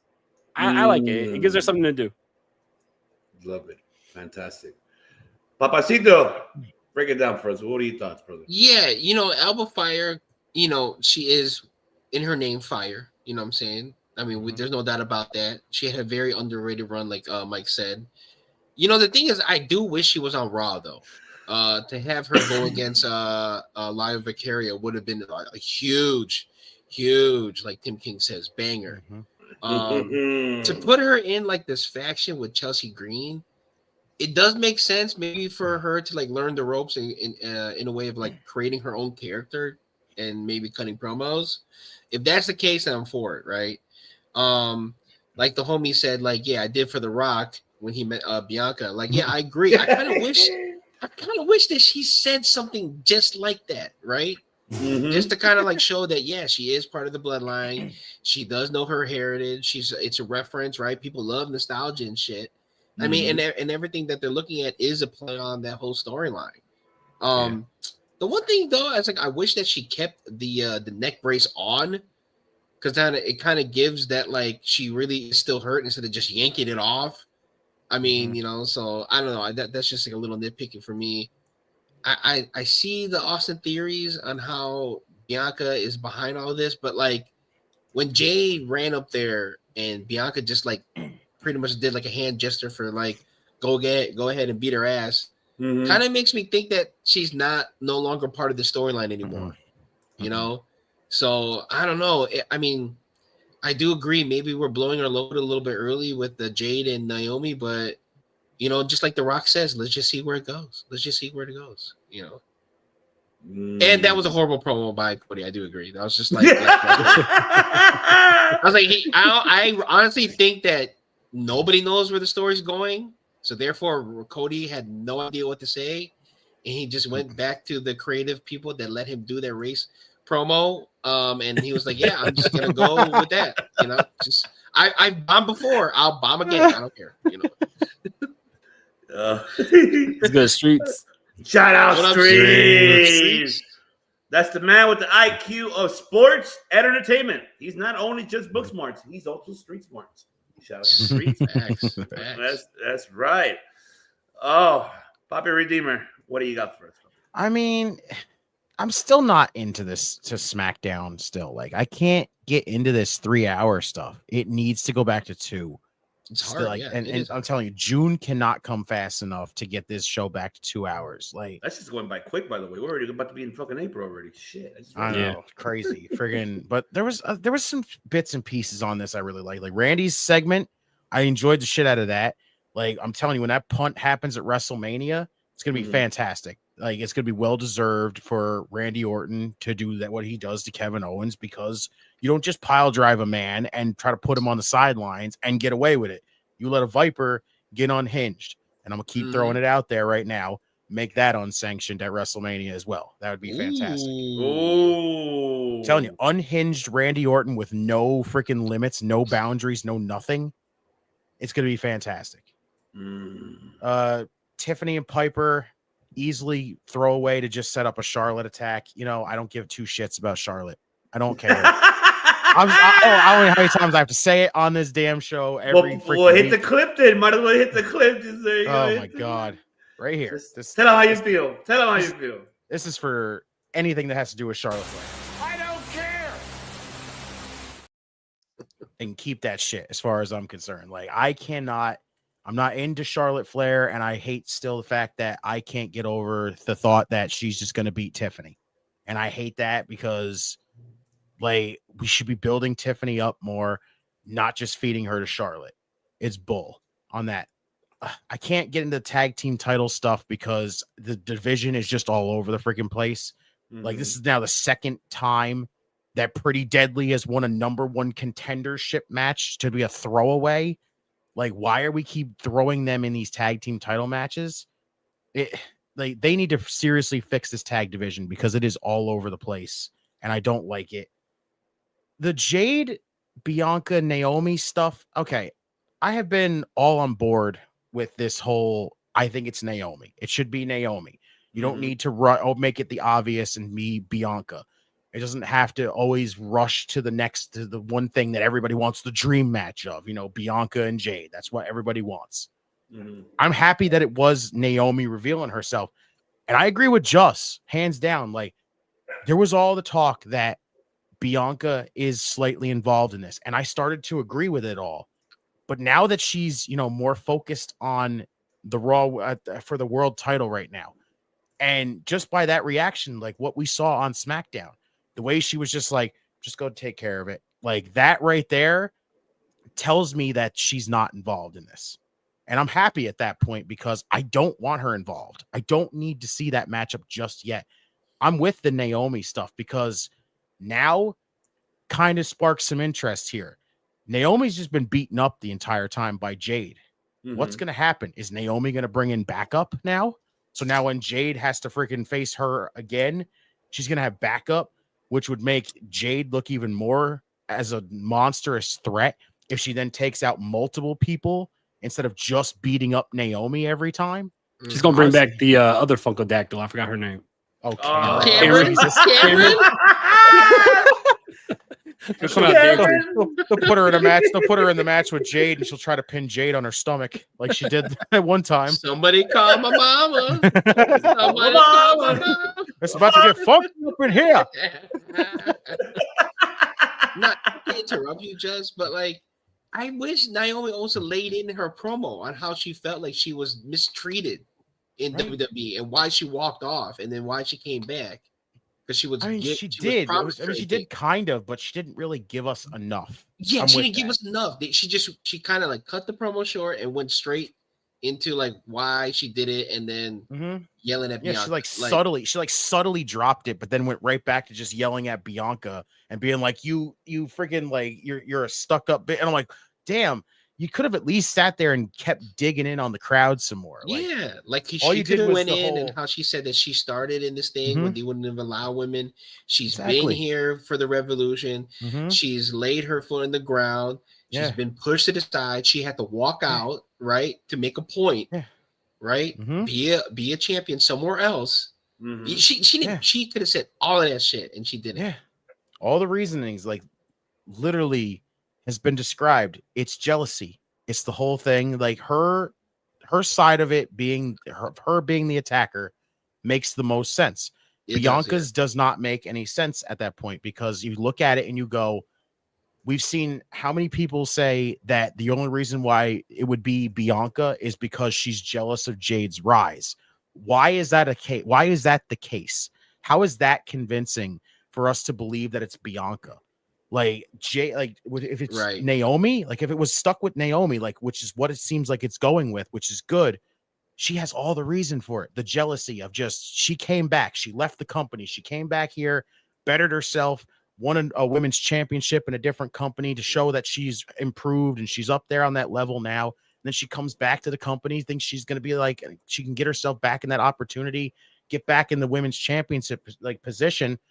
And then here she is constantly losing matches every single week. Like watching as her friends, like when she was hanging around with Bailey, when she was the women's champion, and then hanging around with Bianca and Jade, they're the tag team champions. She's sitting on the sidelines watching them all win championships. And she's like, well, I literally did something that they didn't do. I left the company. I bettered myself, came back here, and I'm not in this championship position. This is why I took Jade out, to get myself a championship, to show you that I'm better than what everyone thinks I am. And now here it is. You know, it was there and all the opportunity, and all she gave was just a little bit. It's a tiny little bit. We just need a little bit more from it. But I'm still on board with it because I love it. I want it. I was happy that they went with a different route and didn't go at the obvious in the long run. So, but just the Chelsea Green stuff, I love it. I think she's been a fantastic women's U.S. champion so far. Alba Fire being involved in it, I'm just happy they're doing something with her. No more of her just sitting backstage and wondering what the hell the next opportunity is going to be for her. Cool. Put her on TV. Her with Chelsea is going to be fun. I think it's going to work for her in the long run. Strowman and Solo, I don't really mind what the hell's going on here. Like, unless we're just going to get, like, the only thing we need to get in this whole situation is Solo and Jacob at WrestleMania. Hands down. And just, oh God, Cody, I enjoyed Cody's segment. I liked it. I think it was a hell of a way to start off this. I can't wait to see John Cena so we can freaking go at it kind of situation. I thought it was a fine promo, like just him doing, to basically summing it up and doing the, you want some, come get some. Yes, it did come off kind of like whiny-ish, but what did you expect? He's not just going to sit there and just be, okay, like, you got to let him build it up a little bit more. Like, he was still trying to process this whole thing. You know, literally, he hasn't gotten any time to like really do much because he gets beaten up on Sunday night or Saturday night, and then just comes out here literally the following week and just goes, well, I still don't know how I believe this. The guy that I considered a hero and that multiple kids considered a hero decides to say, fuck us all at this point. So fuck them kids. Right? Fuck them kids. That's pretty much what it is. Waiting for Cena to show up on freaking Monday night and with a fucking towel that just says fuck them kids, and I'm going to be fucking on the floor. I swear, that happens. I'm just going to be like, no I'd be on the floor in stitches. They can get away with it legit. too because he's showing up in Germany. Just put that shit in German. Yeah. Get away with it real easy. Yeah, it's great. Please And then do it. Netflix just makes the screen blank like they did for Seth Rollins. We'll never know, but That is so Right. true. You're right about that, Hero. They can literally do that. But overall, I did enjoy the Cody segment. It was great. It was a good way to start it off. Monday Night Raw was definitely better than this, but this was a good start for it. Drew and Jimmy, we've seen it 75 times. I don't care really what's going on there. And then Nakamura and LA Knight, I feel bad for Shinsuke. Like, the run got cut short. He barely even got anything out of it. He literally defended the title once, and it was literally already against the guy that he lost the title against. Like, it's Nakamura at this point. I think he's ready to just leave. And if he does, that's good for him because he needs to do something more than just being in WWE and doing nothing. They seem to have no interest in investing in Shinsuke Nakamura anymore since NXT. And he's never going to be in that level of what he was in NXT. Hands down. LA Knight win the US title. It just looks at this and why did he lose the title in the first place? If you were just going to, you just did it for some shock factor because Shinsuke had a new character and you wanted to kind of make it a little bit like a meaningful character, but you didn't really. You gave him a short run. You took it back from him. And now Shinsuke's in his position where, like I said, he needs to just go better himself. Go back to doing what he's doing. Like maybe go back to Japan. It'd be better for him in the long run. But whatever coming up for LA Knight, I can't wait to find out what that's going to be. Yeah, just SmackDown, it's not enjoyable still. 3 hours is too much to sit through for a lot of repeat filler and just nothing, really. Especially at the end of the week where you get, a bunch of wrestling during the week. Mm-hmm. Like that last final day, having 3 hours is a lot. Yeah. Like, literally, it's one of the weaker shows of the entire week. Like Raw kills it, NXT kills it. Dynamite is so on occasions, and then SmackDown is just rough to get through. But I like what Stevie just said. Like, tune in to the next episode of Ask the Destiny Child Turns. I love that. I fucking love that. The outro of the freaking show is just, I'm a survivor. That's all it's doing. What a Chelsea Green. Don't be hating on the bandwagon. Chelsea Green. Love Chelsea. Love Chelsea, You gotta live it. I did it. It's all good. I mean, for Bianca. Exactly. Yes, let's see Bianca. There you go. Feuds. Oh, I see that happening. Tom, the future. what up? Don't tell us what happened on SmackDown. You're in the future. You already saw SmackDown. If you're gonna watch Maple Leaf, let us know. He's already on Collision, so we're good. I know. Let us know what's going on TNA, Mr. Opinionated. And shout out to Mr. Opinionated because he runs our Discord. So now, don't forget, check out Discord. Shout out there. Check out the Discord. That's the homie right there. Homie there. Tommy, what's going on? I got my Braun Breaker t-shirt on in the mail. Awesome. Shouts. All right. That's right. It's like TNA, ATM, providing cake, ATM. Oh, wow. Let's see. Oh, I'm glad you're out of the hospital, Dark Angel. I'm really glad to hear that. Really am. And okay, now we can get into Raw, but yes, man. Okay. Whew. The only thing I'm gonna let you guys take care of the rest of it. I just want to talk about the main event because I just want to say very brief what that match reminded me of. That match, you know what it reminded me of? Because you know what, I did my research because I like that cage match. It was great. I'm gonna let you guys nail them to the top. The only thing I want to add to that Raw is that cage match is a reminder of me. That remind me of Starrcade 1980, I think it was 1988. TA Magnum versus Tully Blanchard. Oh shit, boy! Damn. I went to go back and look at that match, and it was similar to the T. And remember, those two guys hated each other for reals, because obviously they were dating the same. You know what I mean? You know, hey, respectfully, I'm saying it, folks. Even though we're TVMA, but I want to be respectful of that to everybody who's watching and listening. But yeah, we're both doing the same thing. You know what I mean? They had the same girl. Same girl. Same girl. Same girl. Ooh, 88. Oh, right? Yes. I went back and looked at that match, and that match was great. Awesome match. And this is where Magnum TA finally won the U.S. Championship in an NWA Starrcade. He won it right there. He finally defeated Tony Blanchard for that belt, and it was that shit was legit. And that's what reminded me of this match of Raw between Seth and Punk. Like, there's so many comparisons you can make it to it.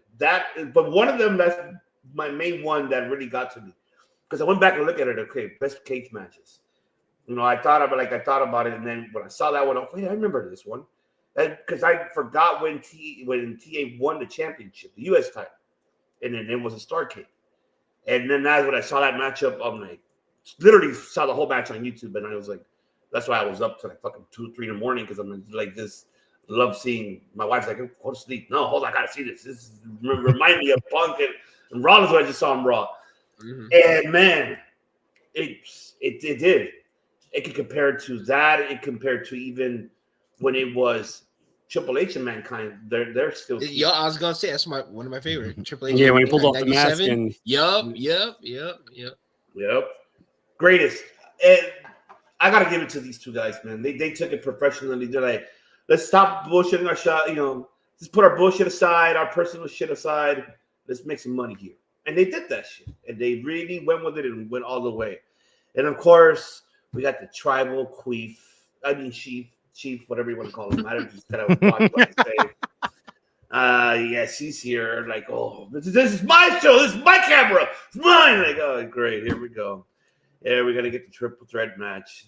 It was a good thing. But I'm gonna let everybody else add the Raw, because I am curious to hear you guys start a Raw. So, Brother Nero, take it away first. Yeah, man. Unfortunately, I'm gonna have to dip after I talk about this, because I was there live, right? The crowd was awesome, man. Like, and that crowd was like at a fever pitch. It felt like a big time main event, you know, for a pay-per-view. And they delivered. CM Punk and Seth Rollins, they delivered. Like you said, they were able to make money off of real life heat with each other, which is always, you know, the way to go. If you're going to have heat, might as well, you know, make some money off of it on TV. Right. It reminded me a lot of Matt Hardy and Edge's cage match from back in the day, when, you know, kind of like Magnum TA and Tully Blanchard, they were both banging Lita, but still, like, That's right. That's right. They were. It was a really good match. I definitely saw the whole Roman thing coming. Like, you know, a lot of people comparing the cage match from Revolution and the cage match we saw on Monday and saying which one's better. You got to think that there's two different, you know, stories going into these cages. One is a feud ender with Ospreay, where the CM Punk and Seth Rollins one was to set up something bigger at WrestleMania. So like I didn't look at this as the feud ender. If this was going to be the feud ender, then excuse me, this would have been at WrestleMania. You know, I would have had this matchup at WrestleMania if this is how we're going to blow off with Punk and Rollins. But overall, Raw was amazing, man. I thought Raw was really good. Cody Rhodes had a great promo. Definitely brought more fire in this promo, in my opinion. You know, like, if for everything Justin said, you know, he was still trying to figure it out. He came back on Monday, he figured it out, and he's pissed. And I like that. Now on Raw, it's going to be very interesting next week, because we have Cena and Cody Rhodes both signed for the show. So I'm very happy for that. I wonder if Cena comes out with a new look. You know, it was on Fightful that he's going to be full bald. So I want to see if he can pull that off. Is he gonna go bald? Is he, or do you think that's bullshit? I don't know, man. I don't know. I seen some pictures. You know, bald Cena with the Rock Final Balls get up. See if that works out for him. But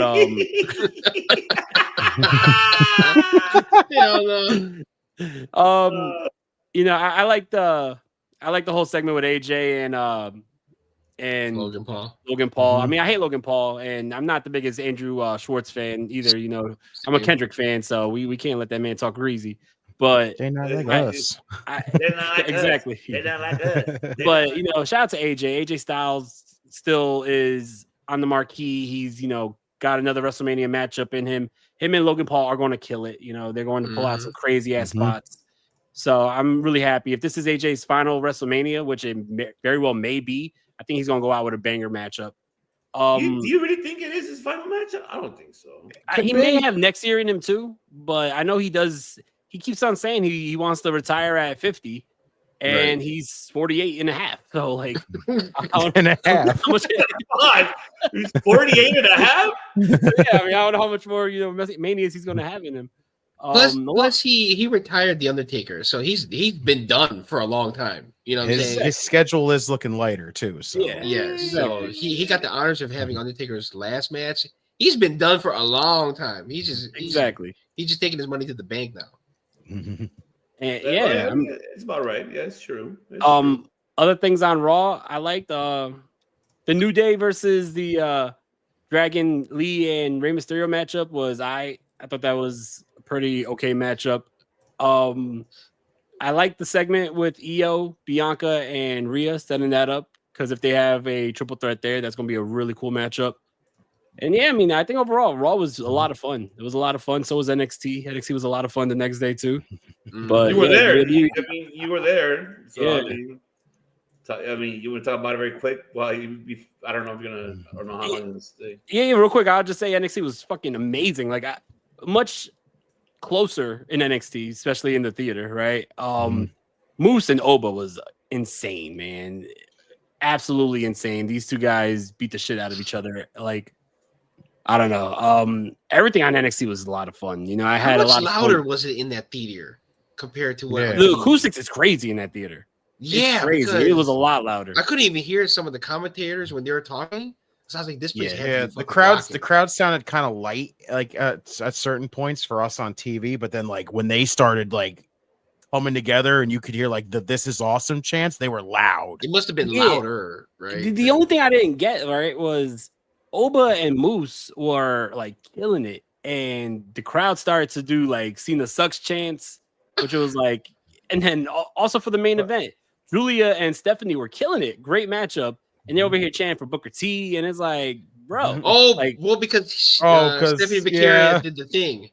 Yeah, she does that face move and everything. Booker, yeah. Yeah, because I was like, damn, like I hope they're not losing the crowd because they're killing it in the ring right now. Oh yeah, I think that was like a TV type of situation, like maybe. Yeah, they were doing that for everybody watching at home. Basically. But I love the setup in the theater, the way they had the ring set up. Yeah, it was reminiscent of when they had the ring set up for when they had the MSG when you could see the tunnel. It made me feel like Full Sail looking at it. Yeah, but did it remind you of like because I think I was.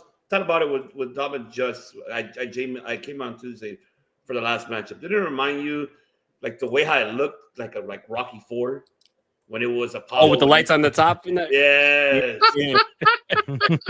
that shit remind you of that shit? Damn. Now I'm curious. I'm curious if they filmed that. Did they film it there? Because it always looked like that. If you go back to I forgot what year it was. Ken Shamrock and I forgot who else he fought. He had like the Lions Den match. I think it's Owen Hart. Yeah, was that the SummerSlam they did? Yeah, in the Garden, and they had the Lions Den in the theater. Dude, yeah. It looked the same there. WrestleMania 10 when you had Macho Man versus Crush. Macho Man wins and they go celebrates in the theater. Yeah. It looks the same there. Like, so yeah. They kept the same setup. But both shows were very fun. WWE's firing on all cylinders right now. Like when you I don't want to compare. I'm not one of those people who's like, oh, WWE is so much better than AEW because AEW had a great pay-per-view.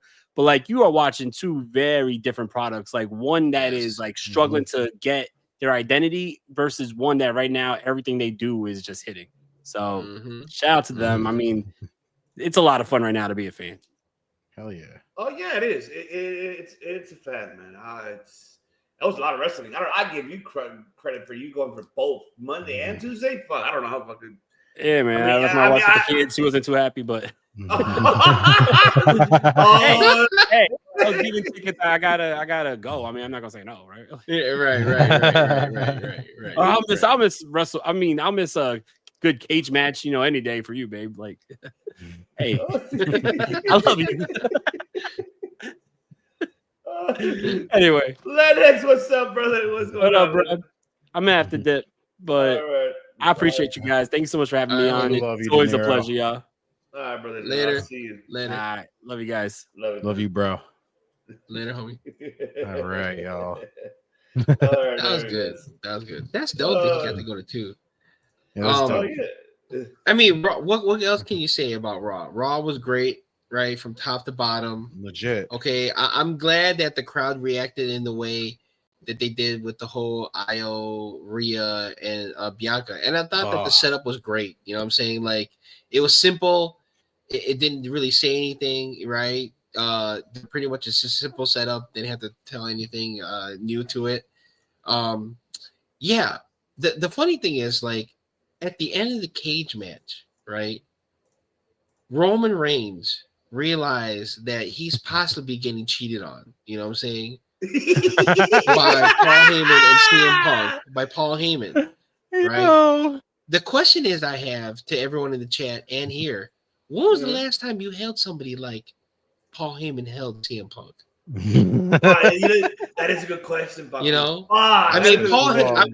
I know the audio was kind of like off because it's New York and it was loud, but I don't know if y'all caught what Paul Heyman was trying to say. I think he was trying to say, "Nowhere you go, no matter what you do, I'll be right here for you."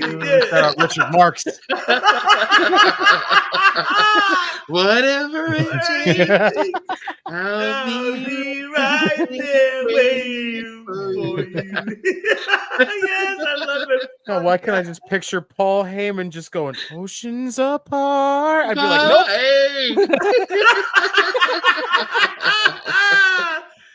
Oh, fuck yeah. Hell yeah. Oh, shit. Oh, shit. Wow. I love it. I fucking love it. I'm never going to be able to listen to that song without thinking about Paul Heyman now. Hey, you gave me an idea now. Just now, I feel like he was making like a video clip with that song and put it on social media. Hey, do it. Oh, man. shit. He was able to piss people off. Like, what the fuck is Nah. Yo. Oh, shout out to Jordan Double James. Mr. Slap on the podcast. What's good? Oh, he's like Joe Henry's on TV. Oh, okay. Shouts. All right, Joe. Nice. That theater MSG holds about 56,000. That's 100 feet. Okay, great Not crowd. bad. Oh yes, Good hell crowd size right there. Also, Rhea and Bianca got the Will Smith treatment from heel. That's right, they did. They got the Rick James. Got to play the Rick James clip. Oh fuck! I had to They got the Rick James. Oh fuck yeah, they did. Oh, they definitely indeed. They definitely got that shit. Cold-blooded. It's cold blood. Oh man, I love it. Oh my god. Fuck, kicking it up my head now. Fuck, it just got me with that shit. I mean, it was also to be real, it was also a good match too. Not since the days of Stone Cold versus Vince McMahon at St. Valentine's Day Massacre was there a great cage match. But it was also a great match too, for sure. You know. See what the candles. See Steven put in the candles that could be playing that fucking song.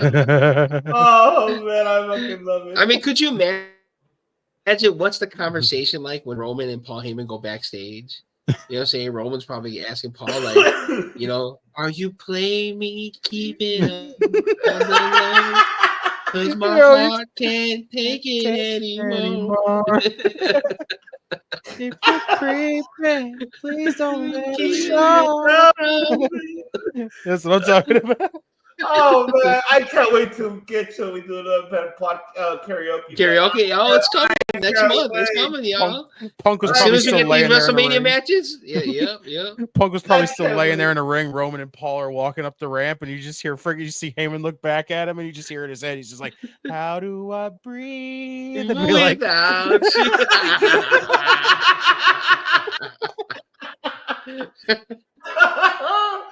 Oh shit! I fucking love it. Oh my That's god! fucking fantastic. That's what. Great song too. Great. It song. is a great song. Oh you man. by my side. Redeemer, what do you got for us, puppy? Raw was great, like a legit great show. Like, I know a lot of people were all on the Uso and Waller matchup, like to begin the show. Like, that was underrated, by the way. Sorry to interrupt. It was good. It was very good. It was very good. Like, I'm liking the stuff they're doing with Jay. I know it was very rinse and repeat with Gunther choking him out because it literally happened last week. But I get what we're doing. We're just trying to keep Jay's momentum going. You're trying to make Gunther still look like a dominant threat. So I don't hate anything about it. I think it's very, very good. The AJ and Logan Paul stuff, honestly, I'm excited to see that. I think Logan Paul having a match with AJ Styles is going to be fantastic. WrestleMania is great, like, location for those two to have it. Like, I still look at back and, like, I'll say right hands down, like, AJ Styles, one of my favorite WrestleMania matches for him is his match with Shane McMahon. That matchup, hands down, is fantastic to me. Like, to see that Shane can still go at that time. But Logan Paul, as much as I don't like the guy, I cannot stand the guy as he is. But as a pro wrestler, I think he's fantastic. Like, hands down, he's great in-ring talent. And him and AJ Styles, I think, can have a banger of a freaking WrestleMania match. So I'm ready for that shit.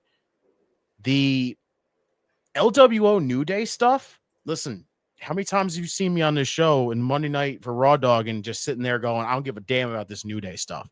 Like, this is not working. None of it. Nothing's coming out of it. It's just the crowd heat for the New Day has died. Basically, they're just coming out every week and still just trying to garner some kind of hatred from everybody, and it's just not working anymore.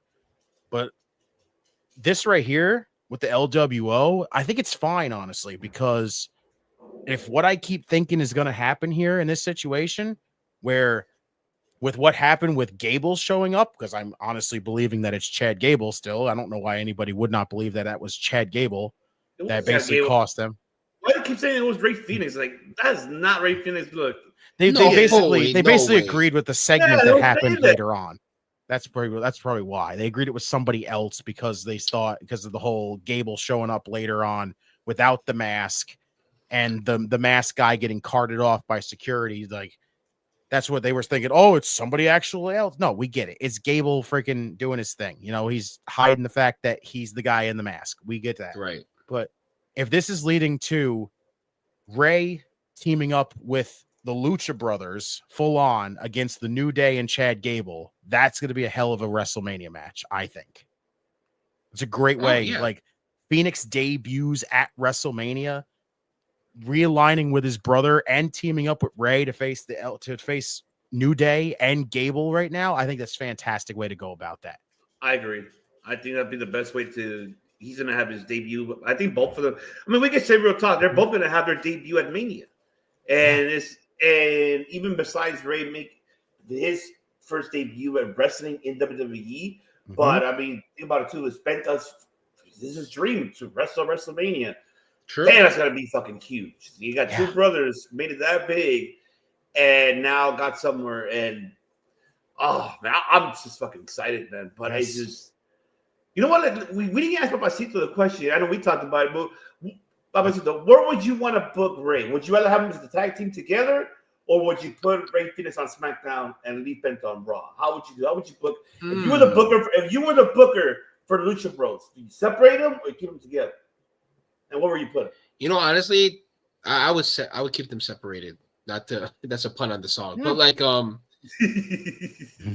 yeah, I would just keep them separated just because Penta is already so far as his own character, and like everyone identifies Penta. They know Penta. He has a lot of steam, so I think Ray Phoenix should be given the same opportunity on SmackDown or NXT, whatever he chooses, because.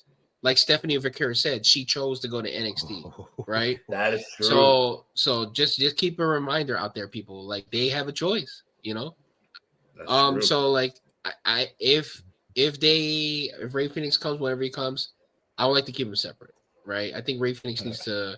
I think what hurt Ray Phoenix on AEW is that he was always paired with his brother. You really think so? But you think it was really more like because it was more hype for Penta more than Ray, or well, because like it was the same thing that if they do that, they're just repeating almost the same type of wavelength, right? Penta was already this known guy in Lucha and on the indie scene and everywhere else. Then he pairs up with Ray Phoenix in AEW. You know, Penta doesn't get a chance to go for those single titles like he should have. right? And instead, like same thing with Ray Phoenix, he could have got for some single titles too, but they were always just stuck in the tag team division against, you know, the Flander brothers. Oh, Rod and Todd. Yeah. Super kicks. Yay, super kick. Oh god. So I just don't want that to happen. I just don't want that to happen in WWE. You know, I mean, I didn't wish you puppy. I wish we were still tag team champions, and I wish you didn't wear Reebok shoes. Oh my god. Damn. So. yeah, see, exactly. Yeah, I mean, you're right. I'm with you. I don't mind them being a team, though. That's the thing. I feel like with Phoenix, if you're going to immediately put him on the main roster, you have to get him more set up. And I think you have to put him with his brother right off the bat because it kind of keeps it to a situation where it gets people more adjusted to now. They're already with Penta. Now we got to get Phoenix. If you can't get anybody behind him, you know Penta can do it with his brother like that. That'll get them with both of them. So that way, by the time they're like fully invested in the Lucha Bros, and they both decide to go solo, now you got the crowd behind one and you got the crowd behind the other at the same time. Like you're set at that point. So I think it's a good way to start off by putting them together. Honestly, I got you. But see, my thing is, so if I'm gonna get a little serious, like Lance Storm. Hell yeah. The one issue, issue I have with doing those is that, and you know, Hermano, get me if I'm wrong here. Stop me if I'm saying too much. Yes. They always do this to the Hispanics. They always pair them with each other. Chavo and Eddie, right? You couldn't do anything without Chavo following Eddie, right? It's the same thing they did with like Savio Vega. As soon as he got a group, those other guys could wrestle, but they didn't spread out Los Barricas. They kept Los Barricas together. LWO, they kept them together. Yep. Santos Escobar had to be with Rey Mysterio. Like he was already a star somewhere else. They had to pair him up, right? Always with Legato. They're always with Legato, right? Even when you go to ECW and stuff. I mean, well, not really ECW, but when they went to WCW, they kept all the luchadors in the cruiserweight division. They just might have just been called luchadors. Like they're just always together. And I think like the star power of those two guys is enough for them to be separate. You know, that's just me though. I can understand that. I agree with that. No, it makes sense. No, and Bobby, it does make sense because it's just that we don't want this to kind of fail, especially. And don't get me wrong. I mean, like it's a 50-50 because we could get also like matches like Lucha Bros versus Motor City Machine Guns, Lucha Bros versus DIY, you know, Lucha Bros versus, you know, as people may not like them, but they're I think underrated. I feel, you know, Pretty Deadly or shit. You know, I love Pretty Deadly. Yeah, they're good. And like, you know, like Street Profits. I wouldn't mind seeing that. I love them as a team. I don't love them like that, but you know, I know what you mean though. Yeah, as a team. But it's like, and then what about it? They called Fraxium up to the main roster. That's another right there. Like, shit. Like there's so much they could do, but then if you're right at the same time because you want them to build their individual career. Like Penta's already there already. He's doing it on his own. Now it's like more like Phoenix got to do that. Now it's his turn because you nailed everything you said. It's true because in AEW he wasn't really. It's like even though he was doing single competition, but it wasn't the hype. Exactly. It wasn't even mid card. It was like just right there. You know. Exactly. No, and you're right. Papi. It makes sense. That's why, like, fuck, it's a tough one, but because we could get those, but then what if? How would you make him go? Like, what about if we get him winning the U.S. belt from LA Knight down the line later? Imagine Penta wins the IC from Braun Breaker, and then having Rey Phoenix beating LA Knight. There you go. It builds their momentum. But it's just, I'm curious, and I want to know, how would you book Rey Fenix's character in when he shows up? Though, can they allow him to do that Lucha Underground style, like the Dark Phoenix? I love that shit. Can he do something similar, like how he did, like a Penta, has his like. Honestly, already? they have LA Knight is the perfect opponent to me. That's true. LA Knight is the perfect opponent to me because he's very adaptable. When he gets into his heel shit, it's very like, I don't like this guy, right? But he can switch it to being a babyface just like that. He's the perfect guy. And I know that like some people will say that maybe Rey Fenix doesn't speak like the perfect English, but as long as he can cut the promo, I mean, with somebody like LA Knight, you don't even have to worry about that. He'll take care of all that, Oh yeah, promo wise. He'll hide all the negatives. That's what I think is underrated about LA Knight's promo skills. Agreed. So he's the perfect opponent, right? Yeah, but remind me, was LA Knight in Lucha Underground too? He was, correct? For a little while. He wasn't, honestly. Because I remember that Wes Lee was in Lucha Underground for a moment also. Yes, he was Desmond Xavier. Yes. Oh, yes. That's right. Oh, man, there's so much shit they could do, man. I'm excited. I'm fucking stoked. I am so stoked. I don't know. But I can't wait, man. I'm so fucking excited for Rey Fenix to show up. Man. That's what I feel like, this is one reason why I called this episode The Next Generation, because they're still young. Like, people think like mid-30s or like barely mid-30s, that they're old. No, this is now their youngest prime of their career. Remember, folks, age is only a number, by the way. Yeah, and look, Batista was how old? 45. Yeah, he wasn't fucking 45. Boogeyman lied that he was like 22, but he was like 55. Yeah, that's true. He did lie. He did lie of his age. Motherfucker said he was 18. But now, how old are you? I'm 32. How old? 38. Just keep going up. It's just going up. Oh man! So Mr. Painter is saying that Hammerstone showed up to TNA, so he's going to challenge Joe Hendry for the belt. Okay, awesome. And then no, LA Knight was not. I just did a Google guard. No, he was not. He wasn't. I thought he was in Lucha Underground. Oh no, you know what? Too for a minute, but I guess not. This is a great one right there. And then Roman follows up by singing, "You give love a bad name." Oh man, Meredith, you gotta do the karaoke with us. I keep ready to sing hard. You're too late. You give love a bad name. Come on. We could be here for hours, bro. Oh man, that would be awesome. Just got his vocals warmed up already, Yeah, bro.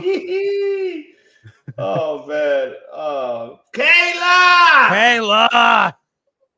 Hey girl. All right. Yes, I'll work on a SmackDown coming after. Okay, don't yell at me because I already know. I've been busy the whole week, and of course, work, internet. I gotta do payroll, but I'm finally done with payroll. I'm done. Stuff. Not enough. Oh, fuck. I won't say that. But bad one. There you go. Let me see the. There you go. That's remember. All right. Now it is your turn now, Redeemer. And you know what's next? This is the one you're excited to talk about, and I'm curious to hear. Always, bro. I'm curious to hear Papi here. Let's. You want me to hit it? I'll hit it then. Go. I know. Go.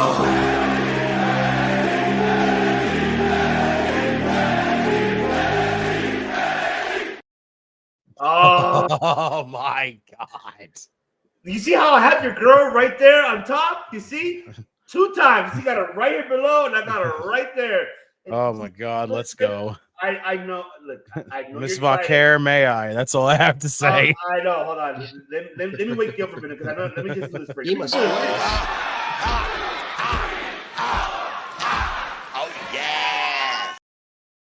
I know you're excited, but Redeemer. All of you. Daddy, chill. What the hell is even that? Listen, there's no such thing as stopping the chill tonight. There's no such thing as the chill tonight. All right, listen. It's NXT, damn it. NXT. Just let the people know you wanted to cry. I almost cried. All right, I'll be real, man. Listen, I would not blame y'all after that. Legit. It was a momentum, but the floor's yours. You're the host. So go ahead and take it. Take it away. Can we just freaking come out and just say this at this point? This show is the best damn show of the freaking week. Every week, it seems like. Holy shit, NXT. This was literally flawless. Literally fucking flawless, this show. Mortal Kombat time? Flawless victory? Yes, flawless victory. Yes, hands down. Like, first off, the Hardys and Fraxium for the TNA tag team titles. Yes, you can call it obvious. Yes, the Hardys were not dropping the tag team titles. That's my one little gripe still about this TNA and this NXT-TNA collaboration right now, is the fact that we still are not taking the chance on switching titles somewhere. It needs to happen somewhere along the line. But this right here was a fantastic opener right here. Like, we can dump all over Fraxium all we want and say, oh, they have blackmail on Shawn Michaels. That's why they're still tag team champions. At this point, let's just start calling them what they actually are. They're one of the best tag teams today right now. Nathan Frazier and Axiom are a fantastic tag team together. And the fact that they got to be in there with the Hardys of all people says it how damn good they are as a team and that they deserve to be in that position. The Hardys, they can still go.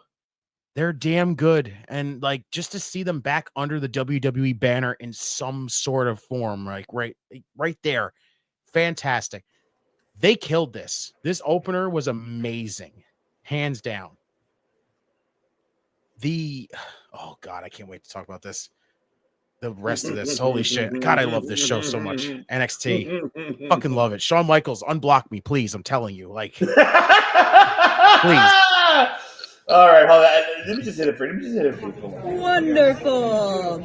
I love it. Shouts to the Queen of Kings, as always. Just don't tell Michael Hickenbottom because, his eyes just know living. I don't know what the fuck. He's looking at the bottom too much, like. This is why the B in HBK stands for bottom now. I think he meant to hit a heart, but he had a block instead. I think he was looking. I think he was listening to that song. Starting from the bottom, then we're here. Just bottom. Oh, what are you looking at, Michael? Smack your eyes. You need to wake up those eyes, man, because you need a Wesley. You need a Wesley style. What? Slap.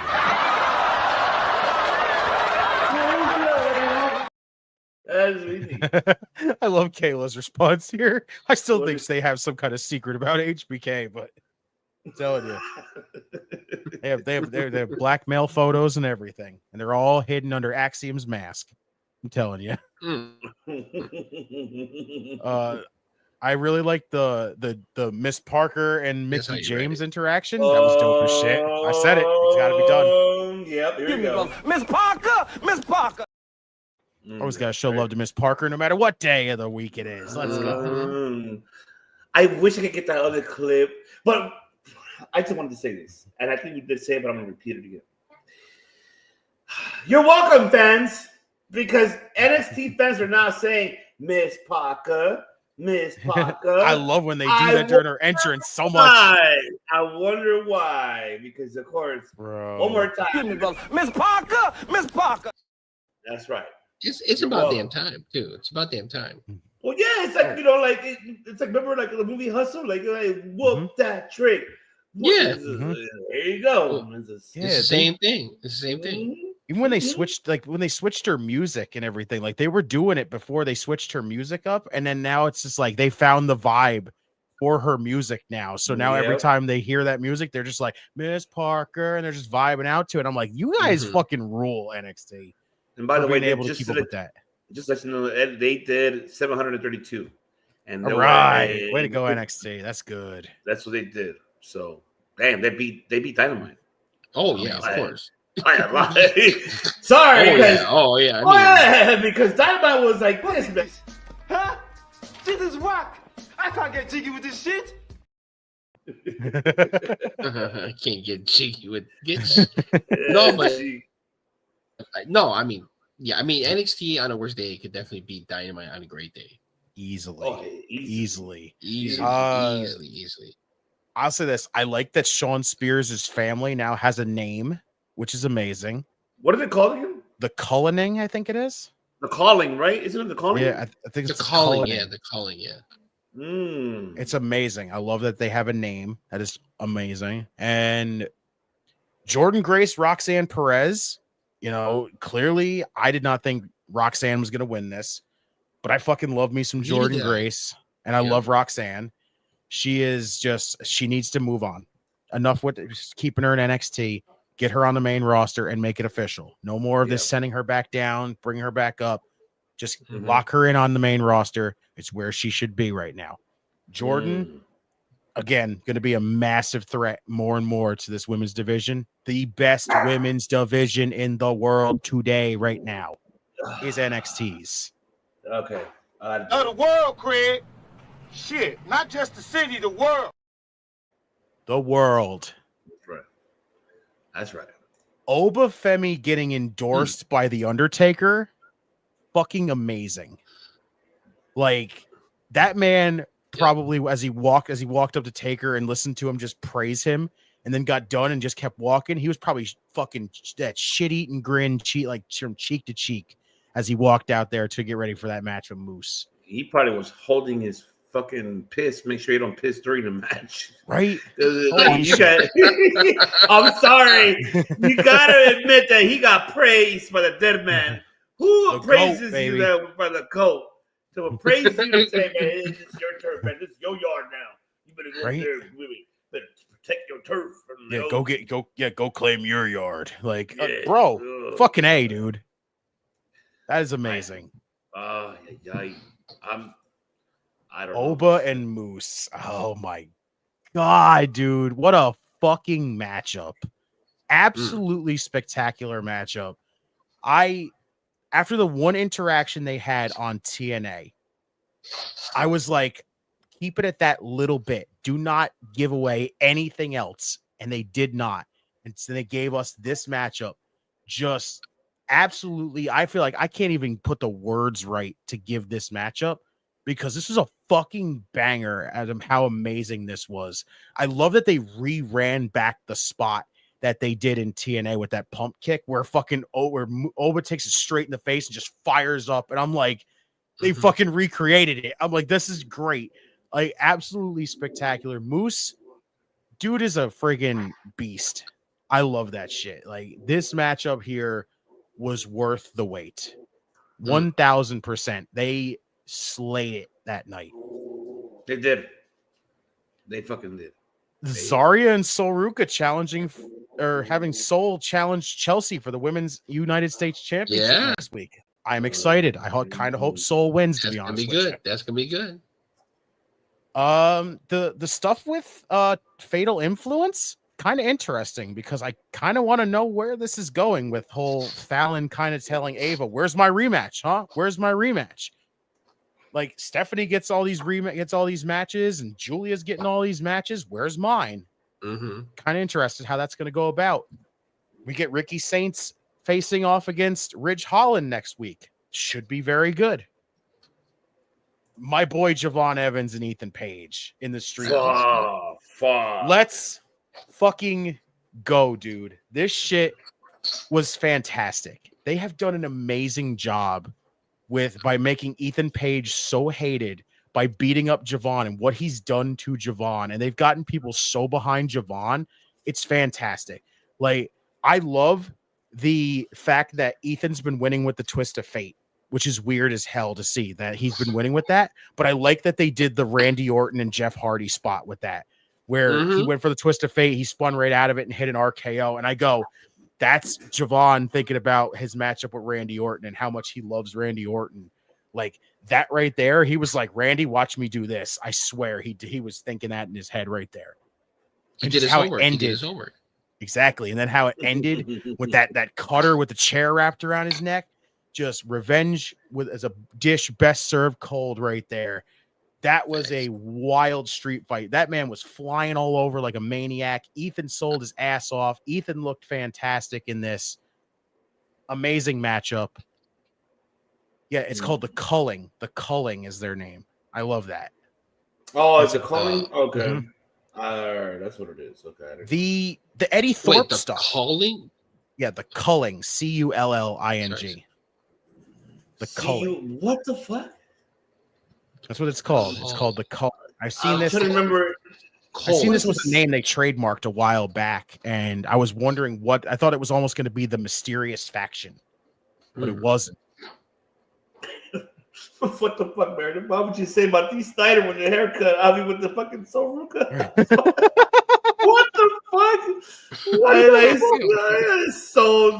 Sozo gave me a flashback of D. Snyder when he had his hair. I'm not gonna take it. Yeah.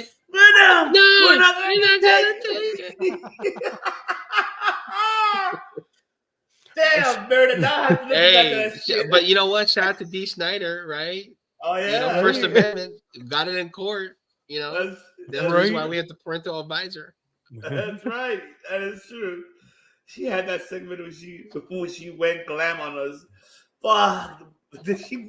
Oh my god. Oh man, I gotta go back. I gotta see that for sure.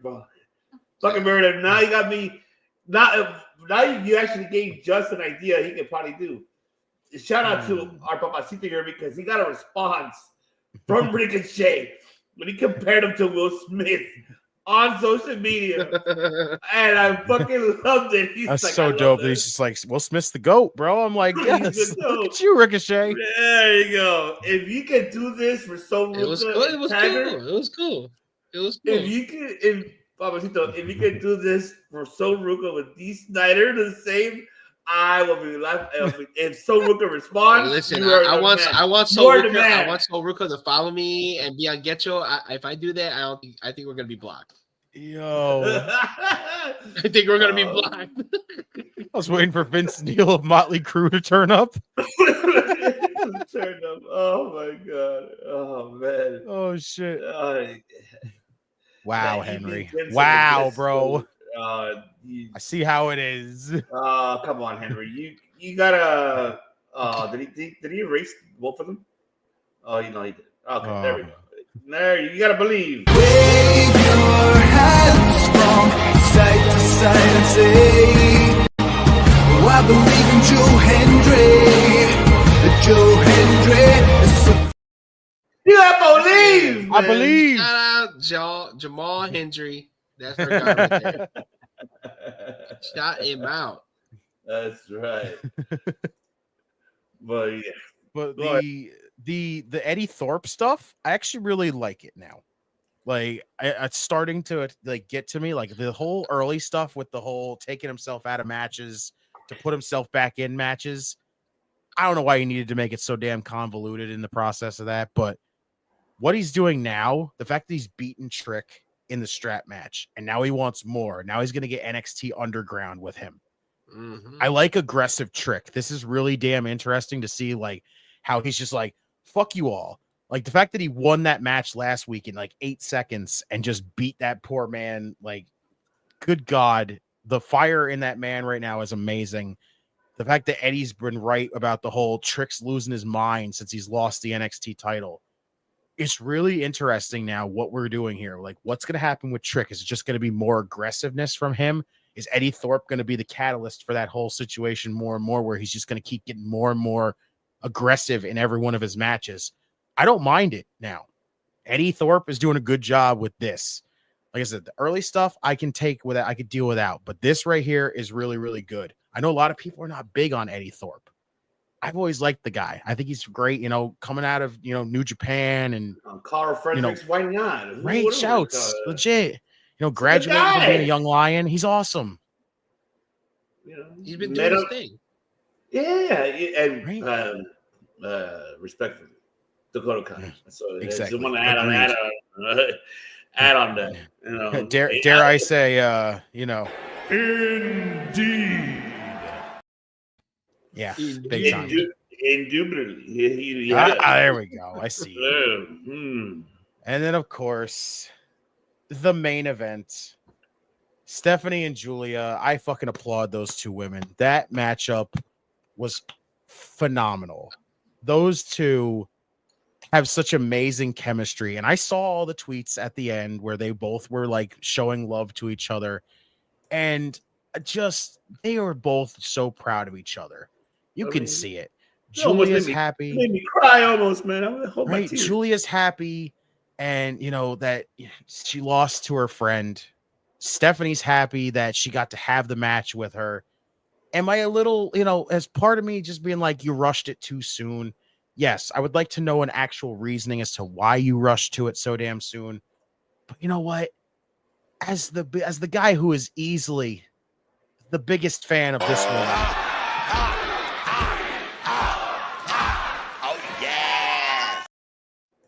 I ain't gonna fucking complain what's so damn ever. We got Stephanie 2 belts right now. Let's go, baby. Like, Miss Vauquer, may I? That's all I have to say at this point. Like, she is going to lead this division to just unbelievable boundaries right here. I cannot wait to see more here. This show, from top to bottom, was flawless. Spectacular. Facts. All right.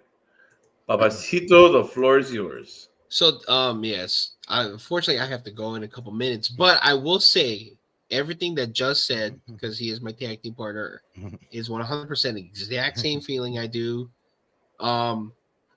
Yeah, I'm just going to talk about the main event because that was the best thing, and that was the way that it should have ended the show. You know, that was dope. What else can you say? Now, did they blow the load early? Maybe, but you know, NXT always has a plan B moving forward, right? They always have a reason for doing these things. So, I mean, Stephanie Vauquer, Julia, another women's match that's probably going to be match of the year nominee right there with Toni Storm and Mariah May. Another, you know, great match as well. I mean, what more can you ask? I mean, women wrestling, let's go. This is where we are, you know? And if I had to add a song to this, it'd be Now We Save the Best for Last. Oh my god.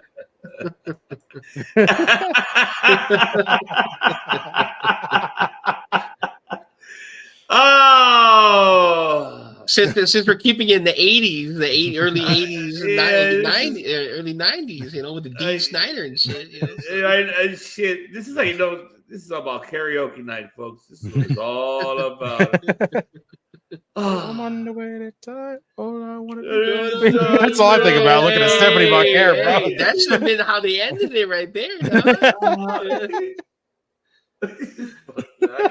Gasolina. They're gonna play Gasolina.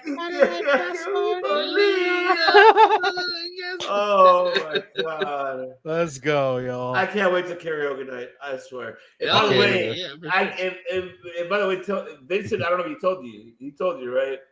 And I'm pretty sure he's on the chat. I said, if you get that Billy Kidman song, the one. Hey, oh, I know the one you're talking about. Yeah. Fuck, who the fuck sang that song? I forgot who was Run if you want to. You can't. I forgot, but it was like way better than for him. You know what I'm saying? It was way better for him. Fuck, I love that. That song actually. Oh, Meredith, you ain't lying there. Bada boom.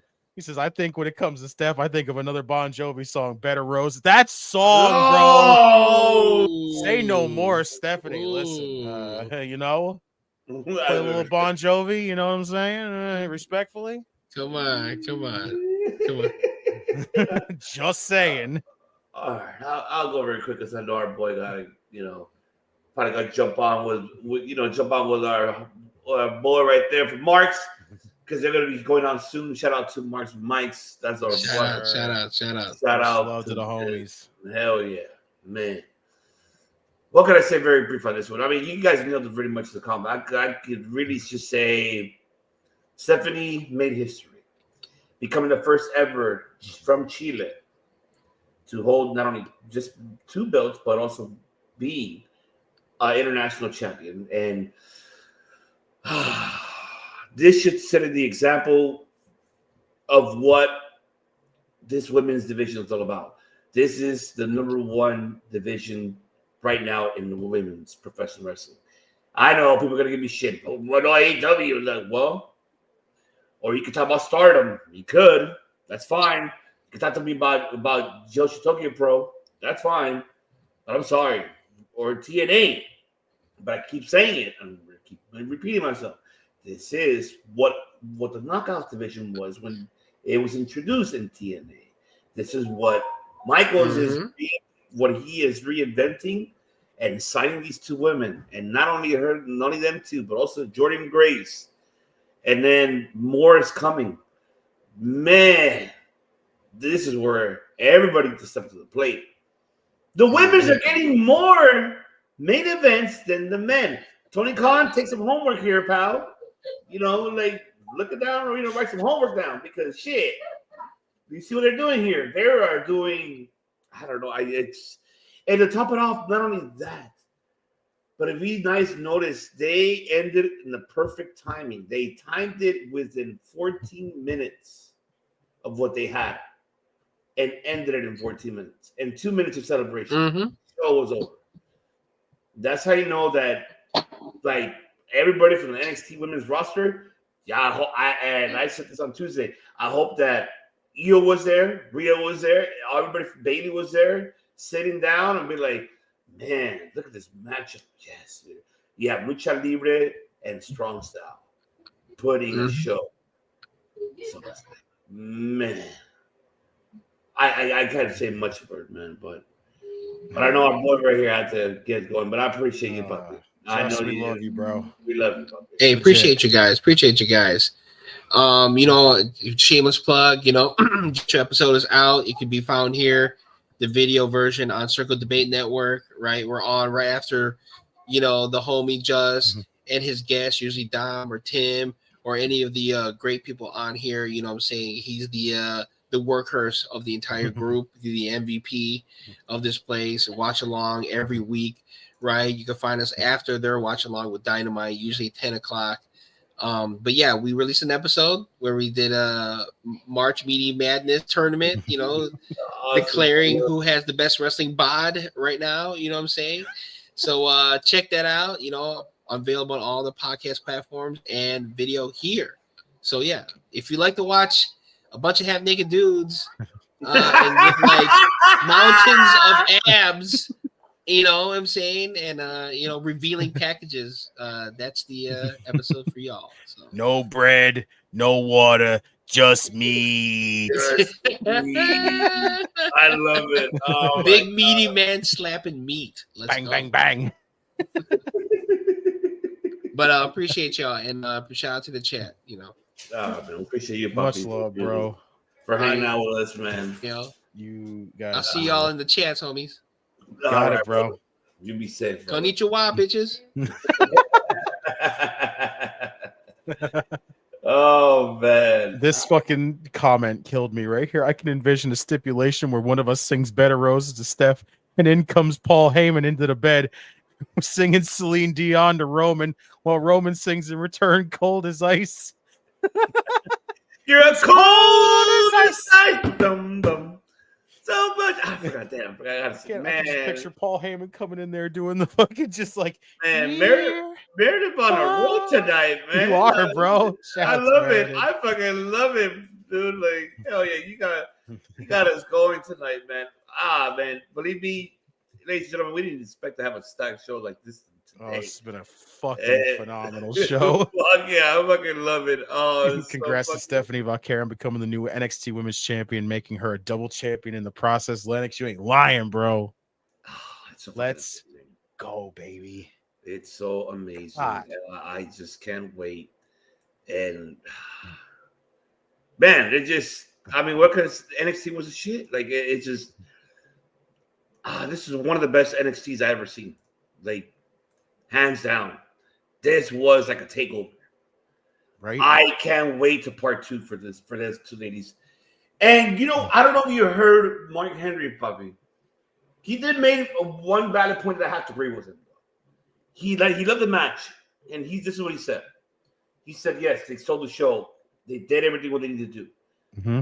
And he said, I would like to see a part 2. But he said, however, keep them separated for a while, and then build that up for a part 2. I have to agree with him. I don't know if you feel the same, though. I think he's right on this point because, I don't know how you feel. Do you feel that if they rushed it that quick to bring it back part 2, you think it will die out like very quick? You think it's better for them to build it at a time? Like, let's say like how, for instance, like Julia started from the bottom and to get again to rise to the top. And yet we don't even know what Hickenbottom is going to do with, Valkyria's North American title. Is she going to relinquish it, or is she going to defend it?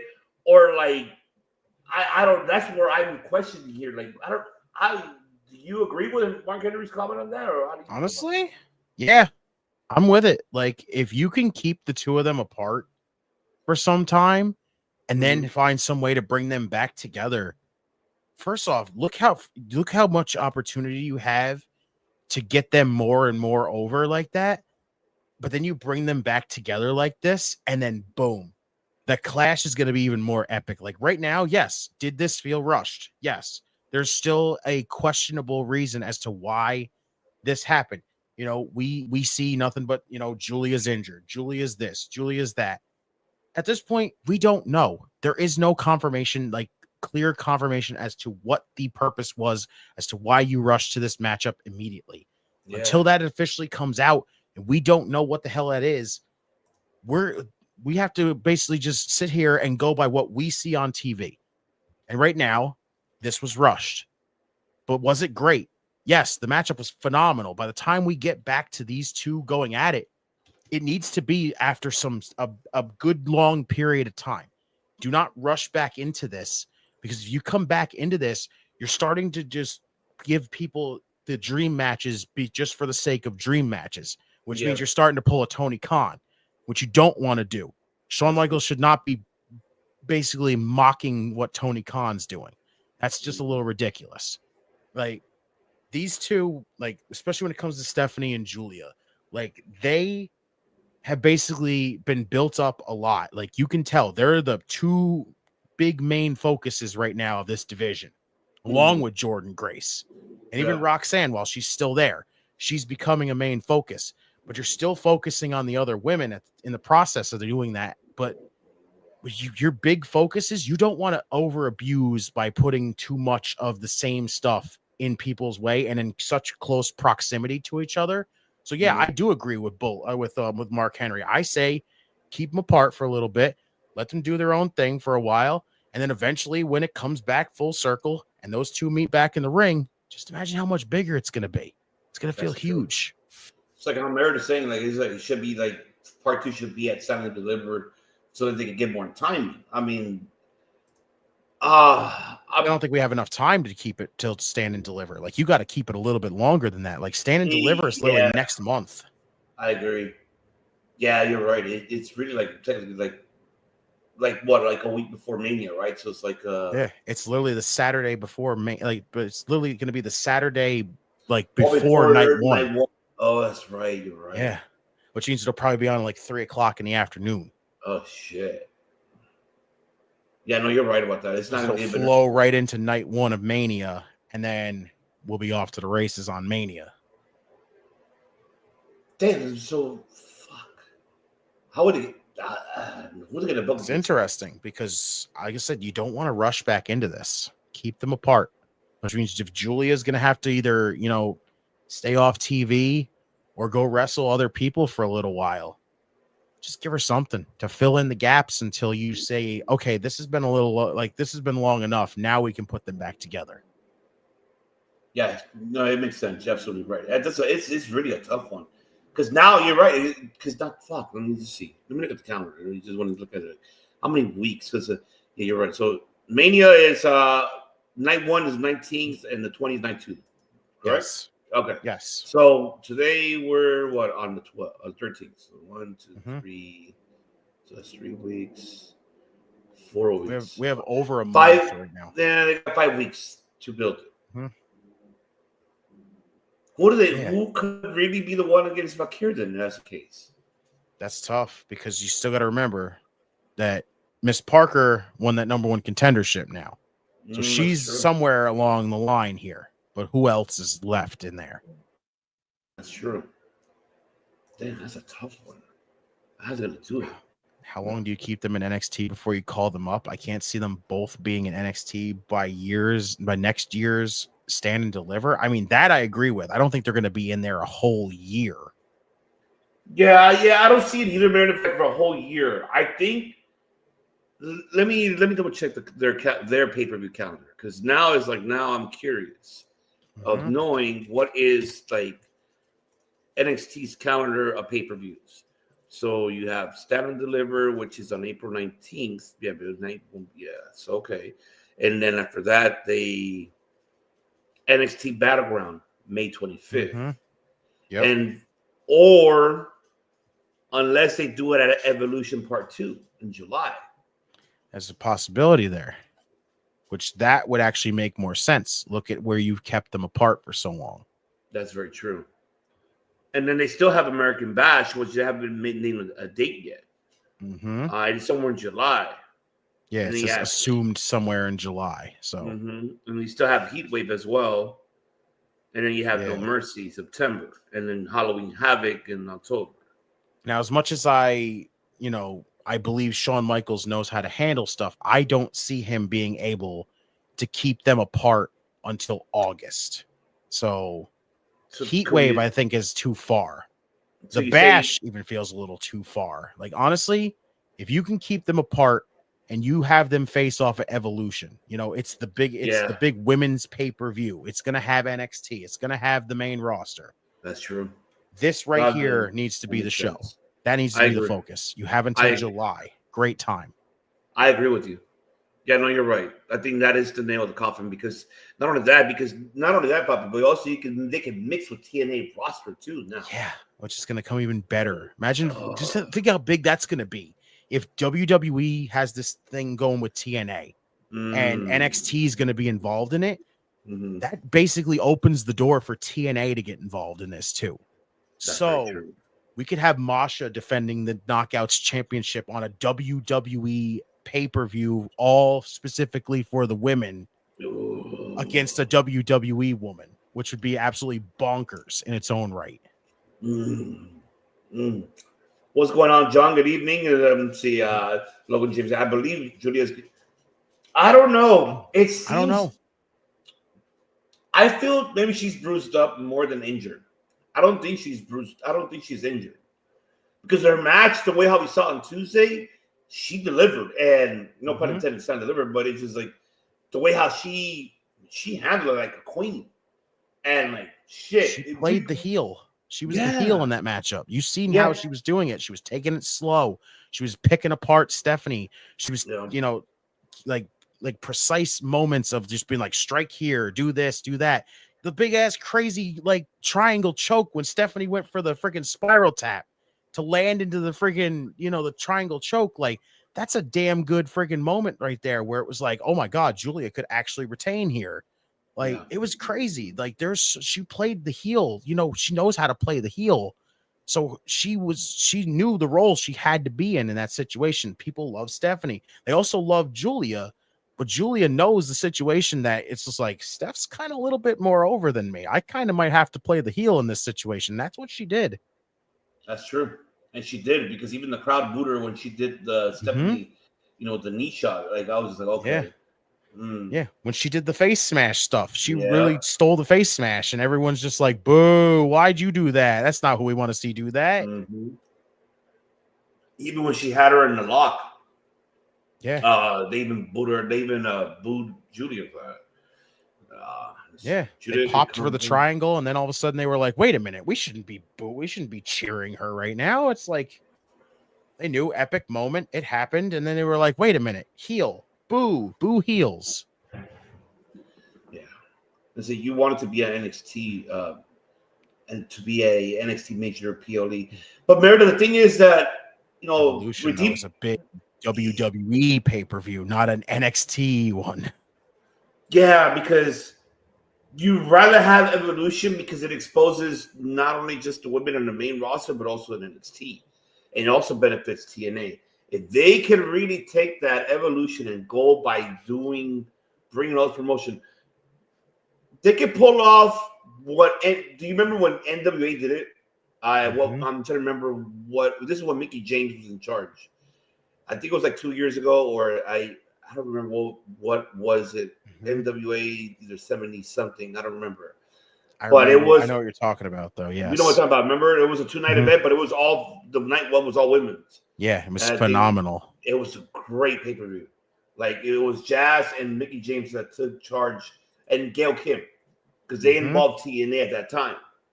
And if they could pull the same thing here for Evolution, Meredith, it's the best way to do it because it benefits all parties, not only just WWE main roster. It can really give, if they can make this pay-per-view a 3-hour show.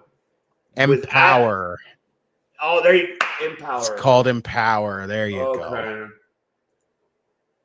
It was Women in Power, right? What that was called, or it was it's just called NWA. It just says NWA's first ever all women's pay-per-view. It's just called Empower. Okay, there we go. It was 2 years ago, right? Was it 2 years ago?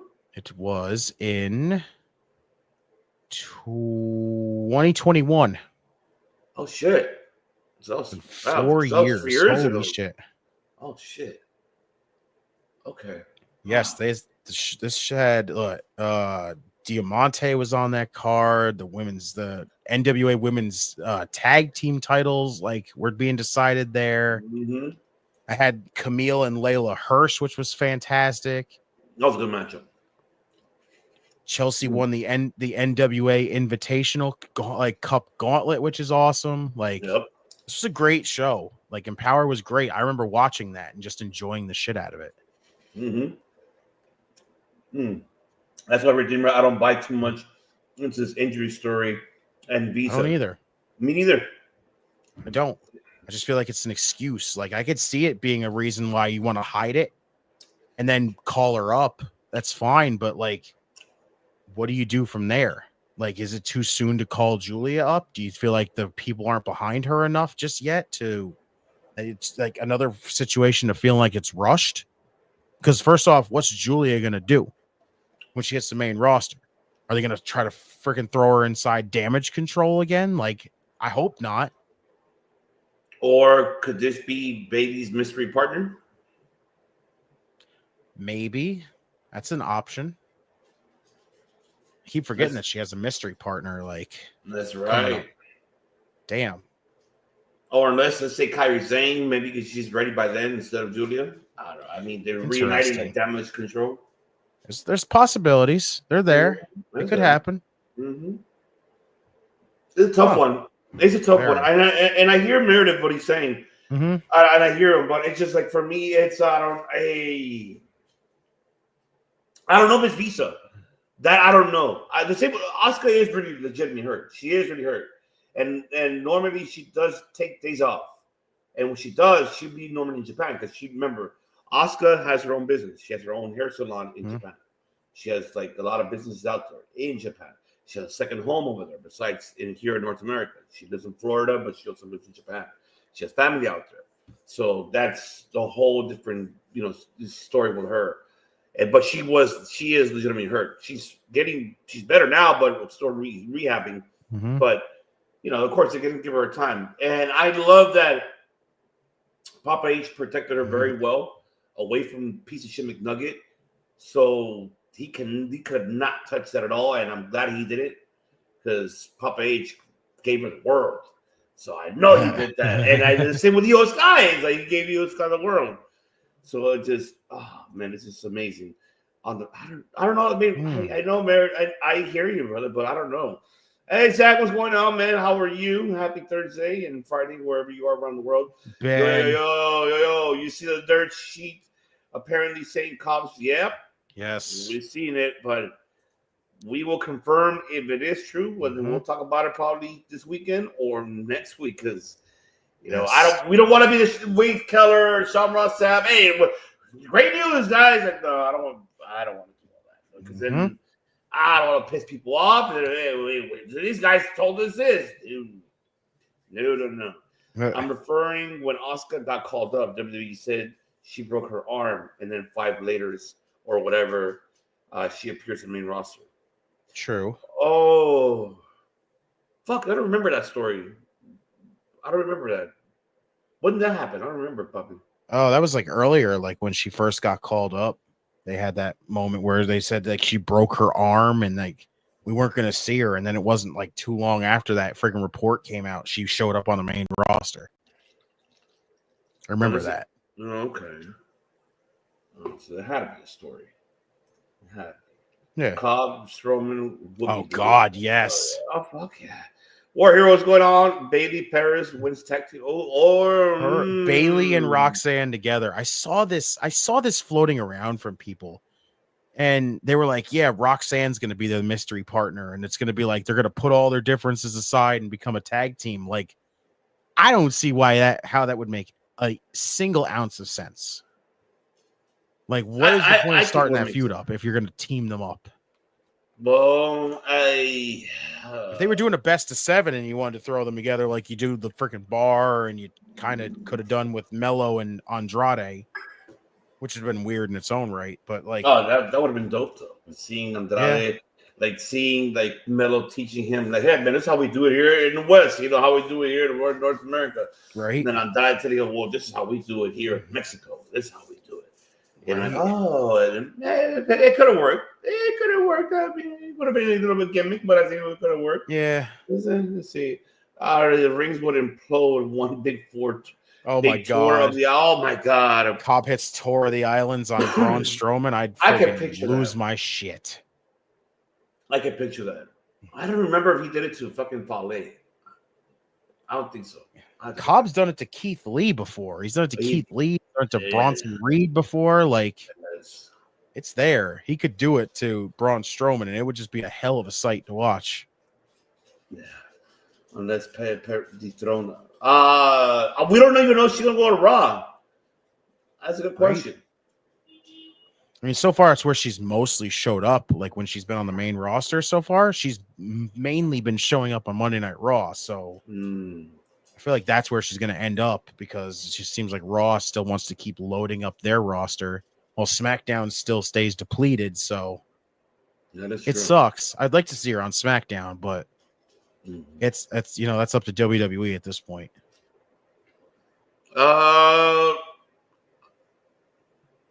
See, it's a good question, Meredith, but I think we're going to see Fatal Influence get involved on this one. I mean, plus, like I said, we still have Miss Parker. She's won that number one contender. That's right. It should have been Michin, but 4 matches and she didn't win any of them. It should have been Michin. I don't get it. I don't get it either. That's what I'm saying. I think you should do it this Tuesday coming up. I think you have Soul beat her, honestly. Ooh. Oh yeah, she hanging around somewhere, but right? I don't know where. Lola's a good option too. Lola's another good option. All right. Before we even get into Sacrifice, so this is what we got for night 1 and night 2 of Maple Leaf Pro Wrestling Mayhem, folks. Starting tomorrow's night 1. I don't have the full card for night 2 as of yet, but just so that you know, everybody who's watching and listening, we will be doing a night 2 watch party for that, alongside with Collision. So, because we still gotta see the Eliminator Cup that is happening. I mean, the Fatal 4 Eliminator tournament, which I know is Ricochet and Shibata, but I don't know who's the other one. I forgot. They haven't announced the other one. I gotta double check on that. But this is the one we had night 1 by far. We got the NWA World Championship, Tom and the Ladder defending it versus Bishop Dyer, formerly known as Baron Corbin. Man, we got Daddy Ass. Who the fuck's the team was? I don't even see who the hell's the team was. I just had it a moment ago. See, I need my contacts on. I don't have my contacts on. What's wrong with me? But we do have the women's tournament, if you see right there. You have night 1 and night 2, which you will have quarterfinals. And they'll move on into the semifinals on night 2, and then they'll go into the finals of that tournament to May 11th. The same goes for, of course. See, this is going to be, this is going to be interesting. First ever women's Maple Leaf World Champion. So we got Zoe Sager versus Kylie Ray in night 1. We got that happening. We got, let's see, I'm going through the card here carefully as much as I can. Let's see. Okay, we got Lainey Luck versus Giselle Shaw in that tournament. We have Bia Moss versus Taylor Rising. We have Aurora Teves versus Serena Deeb in night 1. Mike Bennett versus Alex Zane. Jet Setters, which is Kushida and Kevin Knight versus QT Marshall and Blake Christian. We have Kaito Miyoyama versus Sheldon Jean. We have, Jericho's Cruise Ocean Championship. Oh, God. They're bringing this belt Oh, my here. God. What the fuck is that? Yep. They have Mo Jabari versus Taji Ishimori versus Stu Grayson versus Brent Banks versus Michael R. Clark and versus Rich Swann. That is night 1 for the Ocean Championship. You have an 8-man tag match. You have 2L Rever's son, Shuniper Gujar, Billy Gunn, and Mike Rollins versus Rohit Raju, the Swingman, and Raj Singh. That's what you have in night 1. So those are the matches by far we know. Night 1, night 2, we gotta have to wait to determine to see what's gonna happen in night 2. I don't know how you feel about me. What do you feel about this night 1? Are you excited for another mayhem of Maple Leaf Pro Wrestling? I mean, let's face it, like the original double header for Maple Leaf Pro was fantastic. Hands down. Like there wasn't a single match on this card, like on that card that wasn't really a letdown at all. Like that match all night was fantastic. This one, I'll say it. Okay, I'll be 150% with everybody. This one is good, is a good looking card total for night 1. Like you can't really judge night 2 yet because we don't know what's going to happen with this whole situation yet because we have really anything announced. It's true. But night 1, this is a little weaker than it was last year.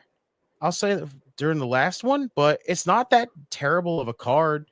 Like Latimer versus Dyer, the formerly known as Baron Corbin, for the NWA World's title, honestly shouldn't be too bad. I get to see Kaito Kiyomiya for the first time because I've never actually seen Kiyomiya before. But him and Sheldon Jean should be really damn good. He is great. And Noah, YouTube his matches, Noah. Woo! Him and Okada. Oh my God. God, hello. That was a they fucking hated each other. That bad. Right. I'm so stoked for that one. Oh, right. Rohan Raja defending the PWA title, like Champions Grail against Swan. It's cool to see Rich Swann back after everything that went down with him. This Jericho Cruise Oceanic title. I mean, okay, whatever floats your boat there, guys. Should be interesting. I even forgot that Jericho introduced a fucking Oceanic title. Why did he? What the? Right. I don't get that. Why? Like, it's not like that cruise is like every fucking month. Right. Like it's just weird. Why? Jet Setters in the Kingdom should be dope. That I'm looking forward to. Get to see Alex Zane wrestle, which him and Mike Bennett should be really good.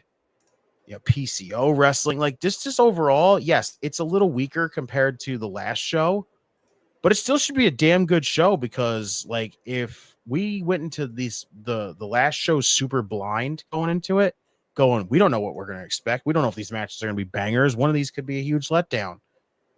That's true. They delivered in that first show back, and this one might be no different.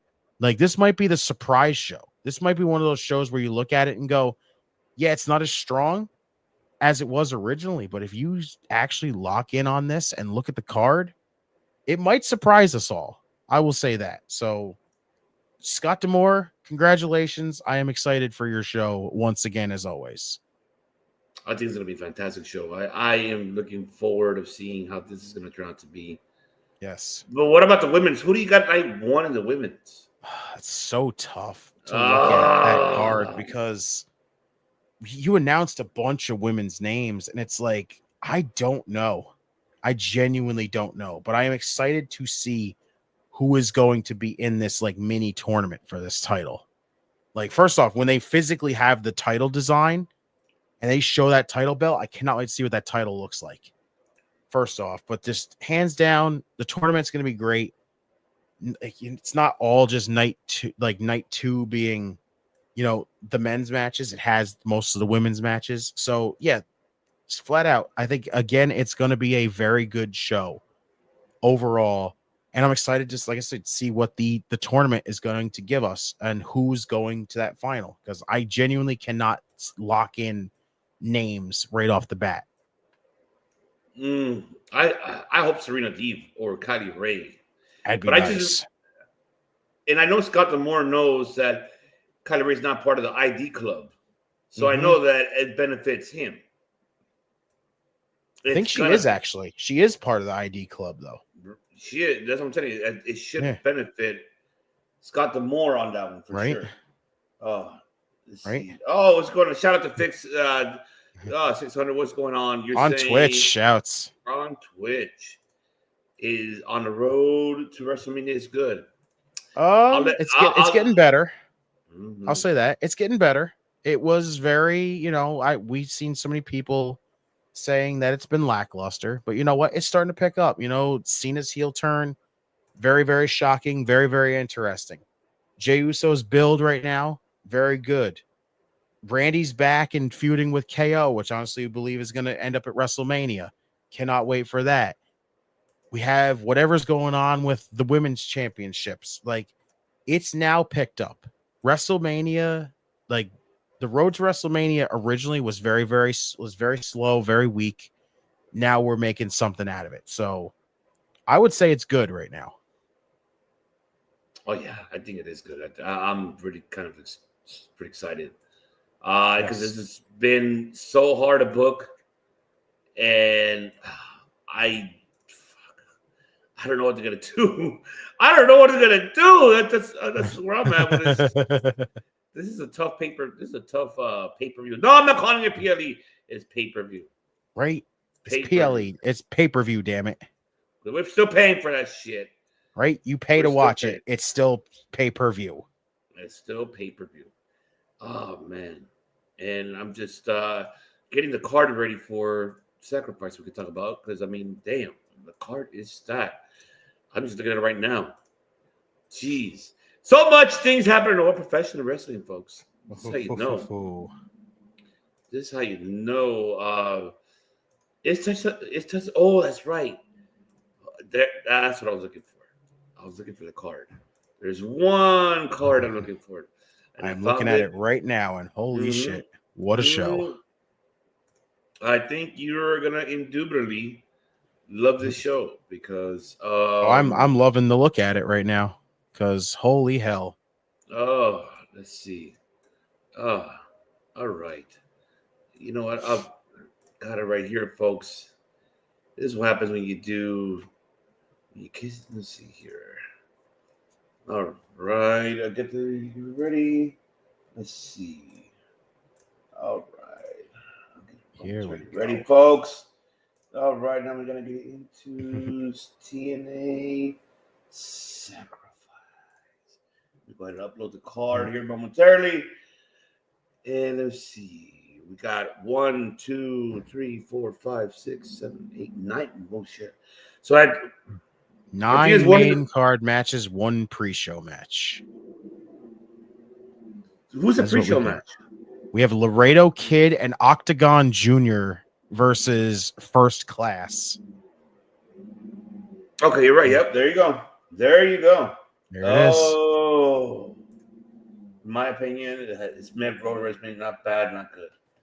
That's fine. That's fair. Fine.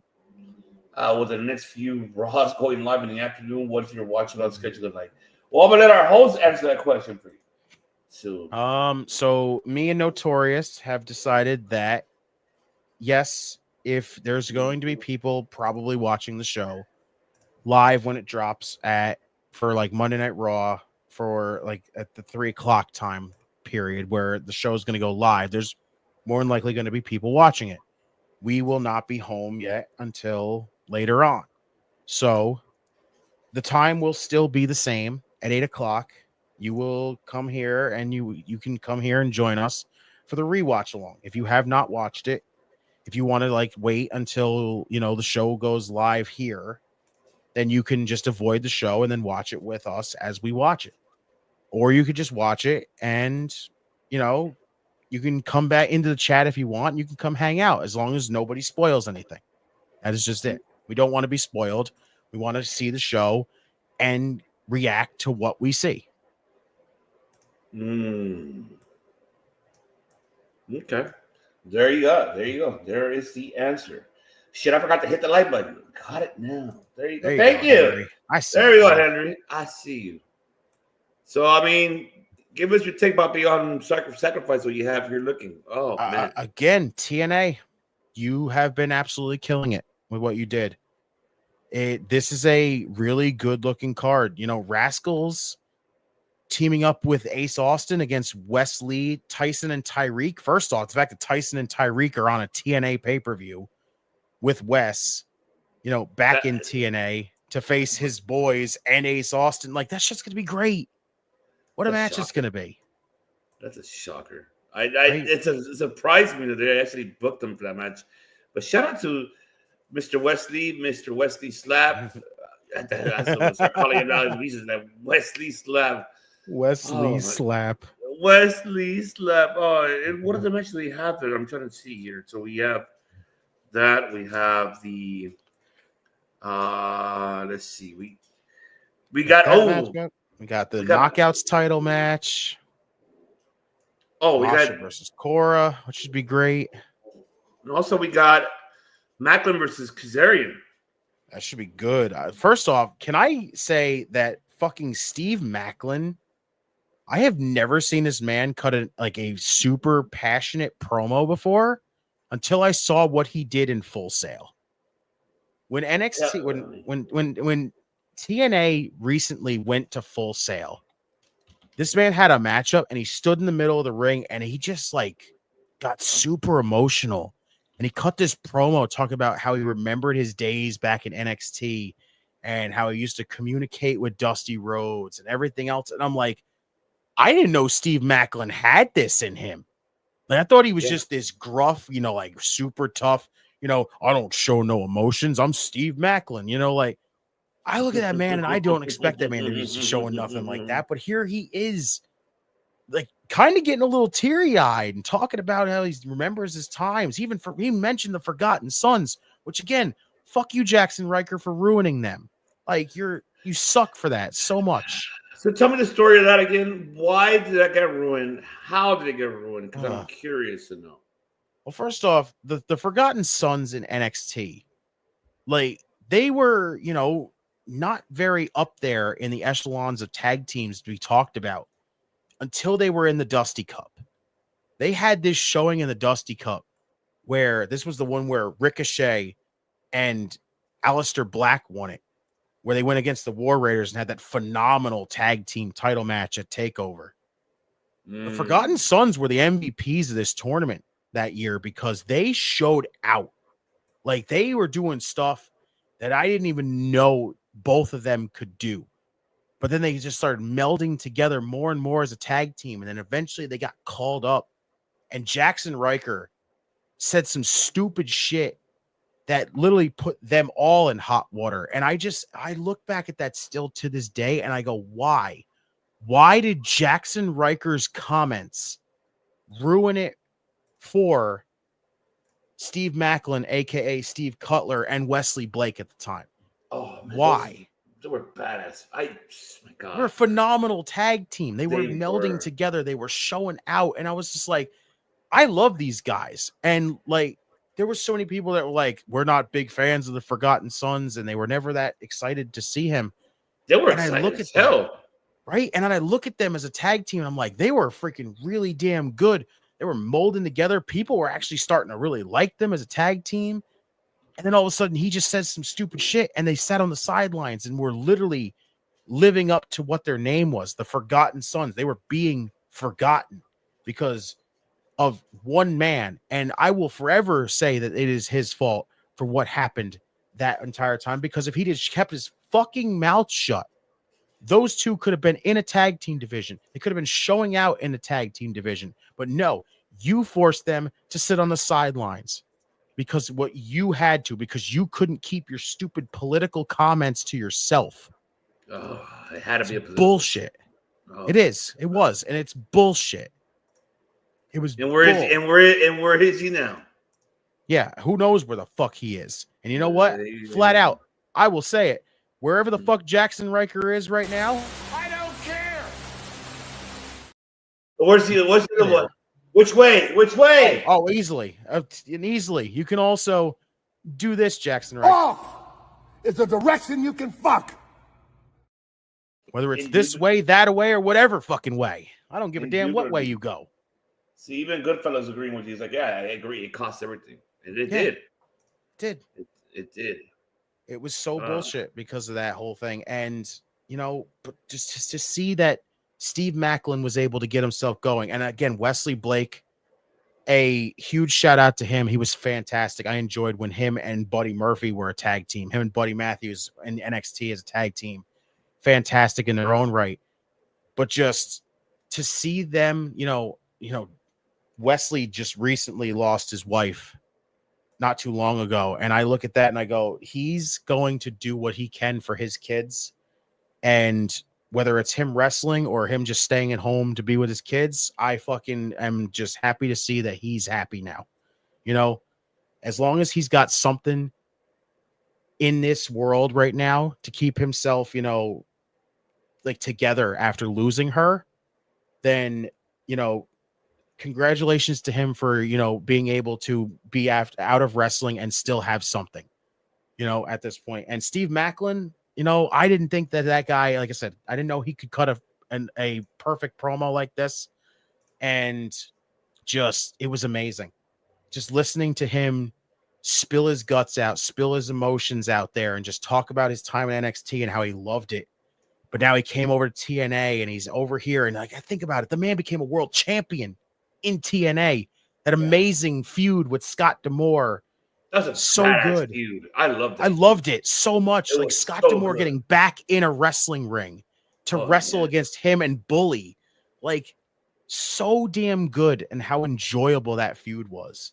Like, Steve Macklin is fantastic, and I am happy for him also. You know, both Forgotten Sons. Jackson Riker, I don't give a damn. You can stay doing whatever the hell you're doing, as long as you don't get talked about anything else.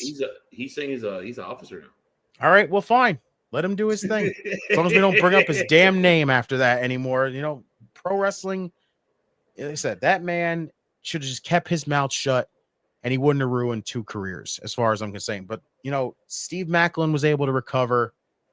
I wish Wesley Blake had gotten that chance, but he's doing what he wants to do right now. So big shouts to him, as always. And it's good to see Steve Macklin doing his thing. So, and the fact that he's over here in TNA doing, like, killing it right now, I'm going to go, like I said, I'm rooting for him to beat Frankie Kazarian, because Kazarian right now is still basically pulling a Christian, walking around with that call your shot gauntlet stuff right now. And just, I don't really care to see it right now.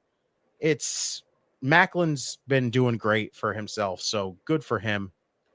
He's like your Punisher of fucking professional wrestling. Right. Exactly. That's what he reminds me of. But his character is so great, though. I don't know if people don't give him credit. Right. Like, and you know, like, he's so good. Like, underrated in the ring. And what can we say about that man? That man, he could go. That man, so much damn good stuff about him. He's damn good. Damn good. I just wish he had a longer title ring.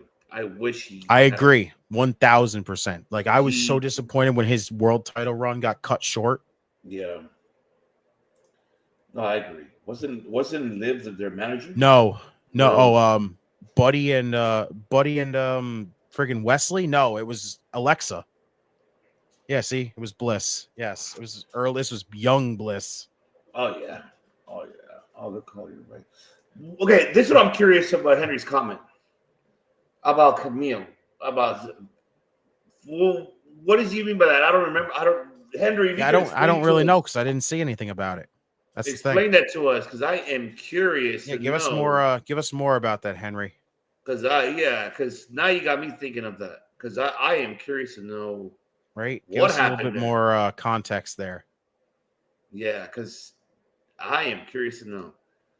But man, the rest of this card, it looks really good. Like Spitfire versus Ash and Heather by Elegance and the personal concierge in a 2-on-3 handicap match for the Knockouts tag. Like, let's just say it at this point. Ash and Heather are winning the tag team titles that night. That's it. I think so. I agree with It's been long enough. They've had multiple opportunities at the tag team titles, and they have not won them yet. I think this is where they're winning it. With the concierge being involved in it, the numbers game is going to come into effect here, and that's it. No, I agree. I think it's about that time. And Heather, man, that girl, she has kind of won me over. She's good. She's won me over. I think I'm gonna. Yeah, I'm with you on this one. Like, honestly, I'll even kind of give it a little bit to Ash. I'm not big on her still, but she improved. I think her heel character is working. Yeah, I still wonder who gave her that idea of that character. Right. I still wonder that. Like, people used to say that she's doing a Tony Storm ripoff. So maybe she got a little influenced by looking at what Tony was doing. But I don't know. Like, it's different still. Like, Tony doesn't have a personal concierge that does a ring announcing job for her. But it's very interesting. Like, it's starting to kind of grow on me a little bit. But I think they do win the tag team titles here because how many more opportunities are you going to give them before people just go, okay, are you just going to do it or are you not going to do it? Mm-hmm. Ali and Santana, that sounds incredible. Like, they had a matchup, I believe, before, and it was fantastic. The fact that they're running it back, I'm with it. I cannot wait to see that shit. That's gonna be a fucking bang. I can say it, fella, if that's the truth. What do you say? Let me see. I think Camille was taking a hard stance on. Can we stop with the fucking political bullshit being the reason why people's fucking pushes get stopped? Is that what it was recently because of that? Or is it because I gotta look at it. It's so ridiculous with that shit. I'm so tired of the fucking politics ruining people in wrestling. It's so ridiculous. That's why we don't talk politics, folks. Nope. You can keep that shit. Keep that away from us because we're talking about professional wrestling here. We're talking about nothing else. But you're right. Oh, Mike Santana, this feud is amazing. It's fucking amazing. And future world champion. Let's just say it. He's ready to be a world champion. I think he is. Yes. We got to give him boy Joe Henry some time though. Let him at least have a year or so with the belt. What all this is for Santana. Whatever matchups he gets thrown in on these TNA pay-per-views, it's building him up to be a world champion more and more. I cannot wait to see when that happens. But him and Ali should be incredible. Oh no, yeah. Tessa Blanchard. I knew you. I don't want to get into this more and more like I do. I'm so tired of just saying the same thing when it comes to Tessa. Let me hit it. Go fuck yourself. Is that what you want to tell me? Honestly, I didn't want to say that because I didn't. I really didn't because I'm just tired of talking about Tessa. It's not going to change until she changes. I mean, I got to give her credit. I mean, she did a Spanish interview. She speaks full Spanish, and I was impressed. I mean, I'll that's give her credit. freaking cool. That's cool. But it's, Li Yang Li, I'm happy. My favorite, bro. She's gonna get a push, and she has developed tremendously great. I think this matchup with Tessa, whether you like it or not, in-ring performance, I think is gonna be great. I know you don't like her. And I'm with you too, because that's not going to change her personality. Mm-hmm. But the in-ring, we got to give her the second. Yeah. I will never take away Tessa's in-ring freaking prowess. She is a phenomenal in-ring talent.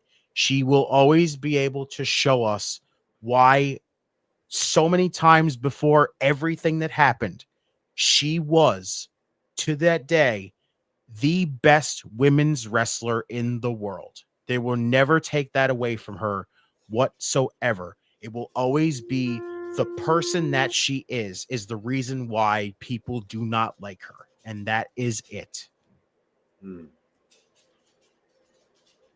But in the long run, like I hope it's a standout for Lei Ying Lee. That's all I hope it is, because I feel like she has not gotten a lot of time to really show herself on TNA.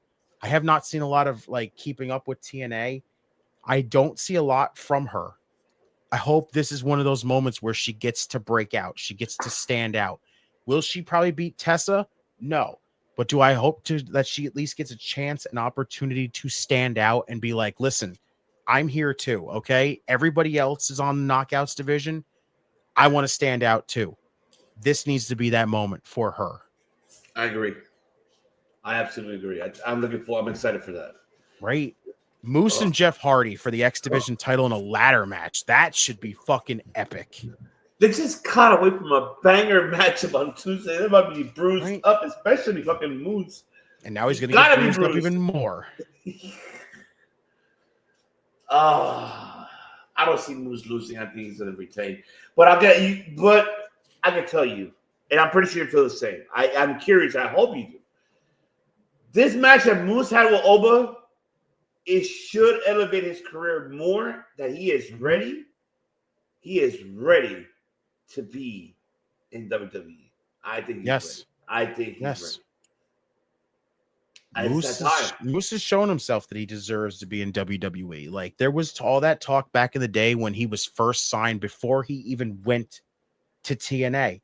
They were saying that he was going to sign with WWE. And I think at one point he was literally this close to signing with them. And then he switched it up and went to TNA. And you know what? Him being in TNA for as long as he's been there has done wonders for Moose. Yeah. Moose is a huge name now, just from all the time he spent in TNA. By the time he gets to WWE, if he ever decides to, it's going to be massive for him, because everyone's going to know that's the guy right there. That's Moose. That's the guy that we know about from just how big of a name he's made himself. But him and Jeff Hardy in a ladder match is going to be fantastic. Like, I cannot wait. I would love to see that matchup as a whole. Oh, I'm so stoked. Including the one that's on this list above it. Mance Warner versus Sami Callihan in a street fight. This is going to be a bloody fucking war right here. I am excited. Give me more. Listen, we got blood upon blood upon blood during Revolution. Guess what? TNA's turn to give us some blood.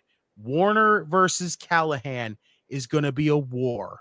It's going to be a GCW type of style matchup. I hope it is. I hope there is everything under the fucking sun in this matchup.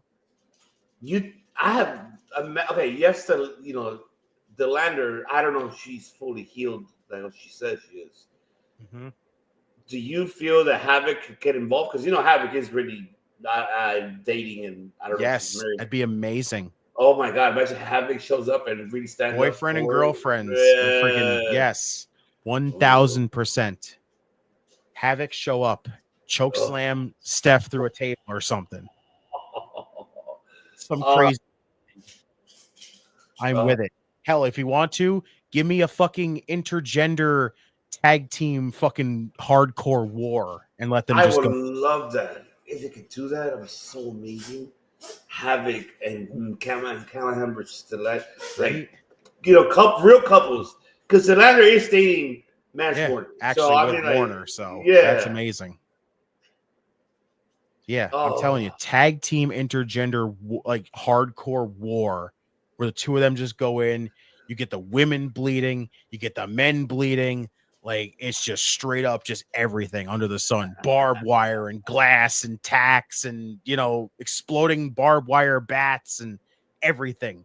Just put the four of them in a ring and give them weapons and say, all right, have at it, guys. That's it. You see, I can see TNA doing intergender matches in the future. I mean, it's a big thing. I mean, it is merited, but I don't know if they'll ever do that. I don't know. It could happen, honestly. Like I would be all for it because I know a lot of people don't like intergender wrestling.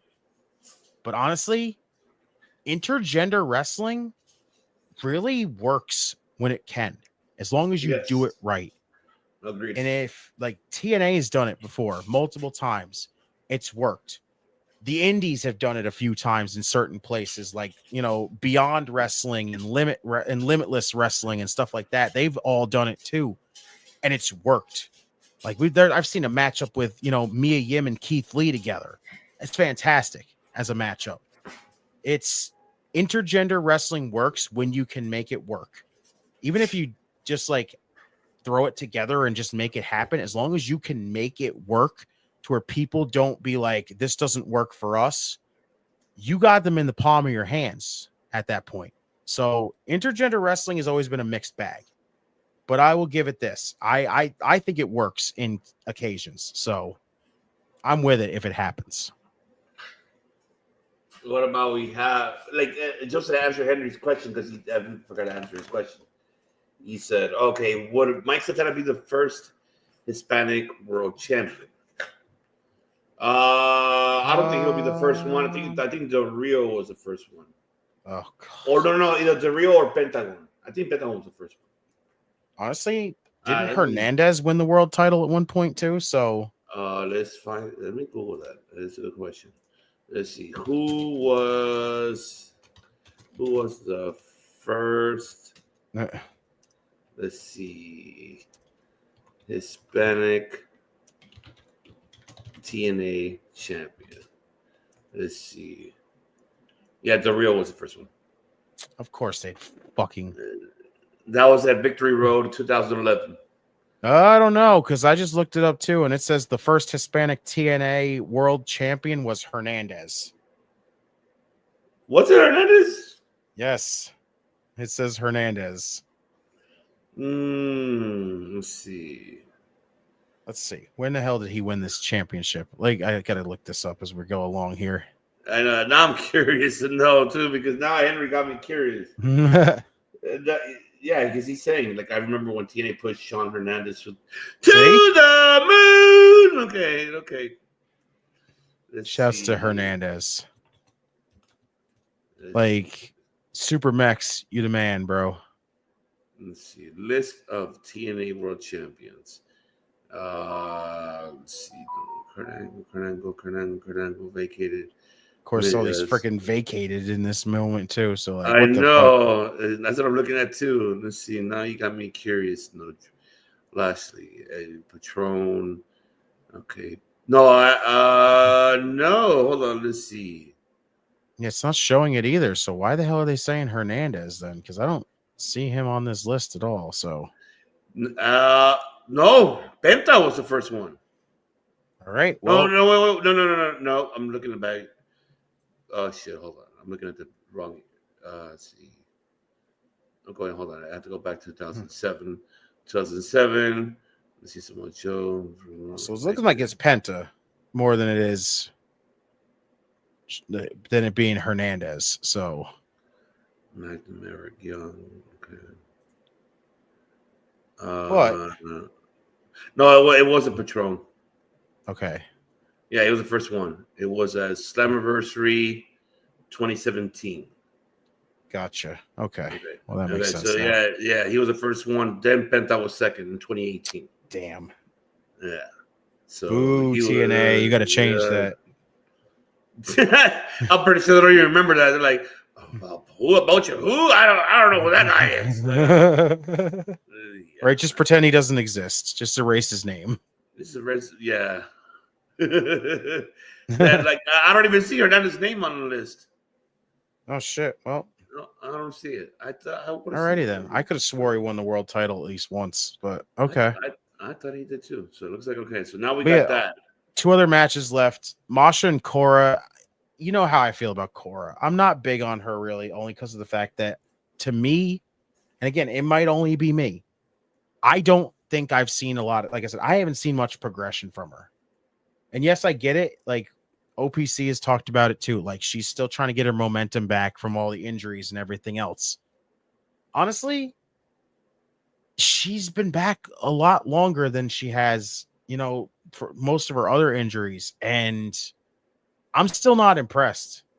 There's just something that just feels like she hasn't progressed enough first off, she hasn't done much to really deserve to be in this spot right now. But just, it should be interesting. As long as she could put on a good showing against Masha. I don't think she's beating Masha. She's not. But I really, really like Masha. She is fantastic. Talk about a woman who's not afraid to wrestle intergender. She will fucking get in there with a man and beat the shit out of that guy. She's done it before, and she's a badass. Between that and then, of course, what's guaranteed to be the main event, the 10-man tag match inside of a cage, should be dope. Should be pure and utter chaos, as you would expect. It's 10-man tag inside of a cage. Joe Henry, Matt Hardy, Elijah, Leon Slater, and Nick Nemeth versus the System of the Colognes. I'm calling it right now. Nemeth is turning heel. I wouldn't be surprised, honestly. Because I don't know. It's going to be in a cage match, right? Yeah, it's inside of a cage. So Nemeth is going to walk out. He's like, fuck this about. I could see it. Honestly, Nemeth just says fuck this shit and walks out on him. I'm with it. Yeah. I can see it. Because I wonder if it's Eliminator or is it just like whoever pin, like, or Bloody Guts type of style, whoever pins, that's it. It's over. No, it's one pinfall to a finish. It doesn't say anything about elimination. That I think Nemeth's going to cost the match for their team, and then we get either Eddie Edwards or some. I think I see more Eddie because Eddie's been in that title contention before. I see more Eddie getting the pin on Joe Henry, and then he's going to say, "I should get a title shot," and be the Nemeth be the one costing it. Oh, I like this comment here, honestly. Cora's like Lei Ying Lee to me. Has the look, but doesn't have a natural movement / flow in the ring. Almost can see her waiting for called spots. She needs reps. She does. Lei Ying Lee, I think, knows how to. We just don't see enough of her to do that. Cora, we see a lot of. Like, when she's like good to go and everything, whether she's in NXT, they push the shit out of her. They'll put her on TV constantly. But it's like, I don't see enough. I see too much of her, and it's not good. Lei Ying Lee is the opposite. I feel like we don't see enough of her, and we know she's good. That's the crazy thing. Like, it always feels like the opposite of each other. Like, I wish, hopefully after this Lei Ying Lee Tessa Blanchard match, this leads to her more being on TV and not just, oh, she's just here to lose to Tessa, and then we're going to take her off TV and then wonder what the fuck we're going to do with her next. I hope they use her more because I think she needs that spotlight. And I mean, I get it, good fella. I saw Lei on tonight's show and noticed it. I mean, she hasn't been in a ring. She hasn't wrestled in some time. Like, look at the non-consistency and how long she's been in the ring. It's been so long. She's not prepped, ready to go at all. So, in the long run, I think I guess I've seen more from her than I have seen from Cora Jade. I've seen, to me, more regression from Cora Jade than I have anybody else. So, but I'll give it to her and Masha. I think they can deliver a good match. So, it's probably one of the matches I'm not too excited about. But I think that they could shock everybody. I'll say that. That's how I feel. I feel that they could shock people in this matchup. I hear you, what you're saying was Cora, but I feel this could be the match that could probably could wake her up because now it's not a WWE ring. Now it's a TNA ring, and now this is independent that she's familiar with because she has done, independent, wrestling before. So this is something that I feel Masha could wake her up again and like, get comfortable. You'll be okay. Don't worry. We got you. Like, instead of rushing momentum type of style on television because of a 2 hour festival. You're bullshit, CW. That shit. So I mean, this could be a different scenario.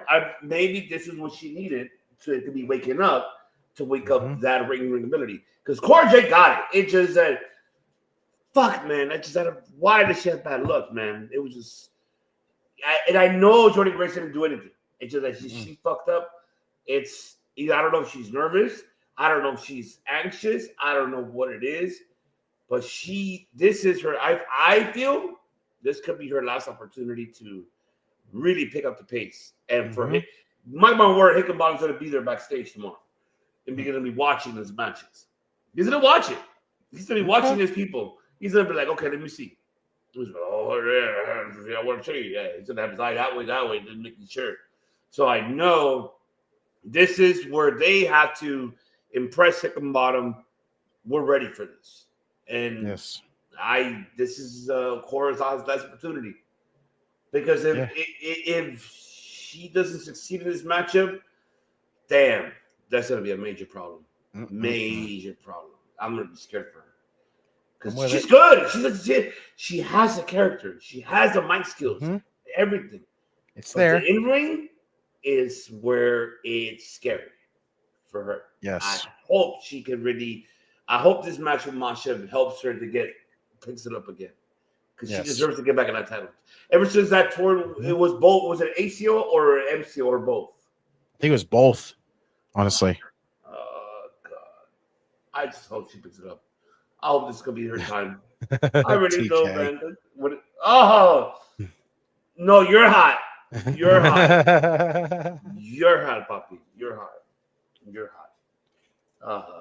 Very much like a early Liv. And now look at it. She's still hot. Yeah, but honestly, Liv to me had a lot of potential early on, and now look where she's at now. She's showing that more and more. Like Cora, I feel like she has potential, but she's not showing it. God, I wish I had Kayla send me that clip.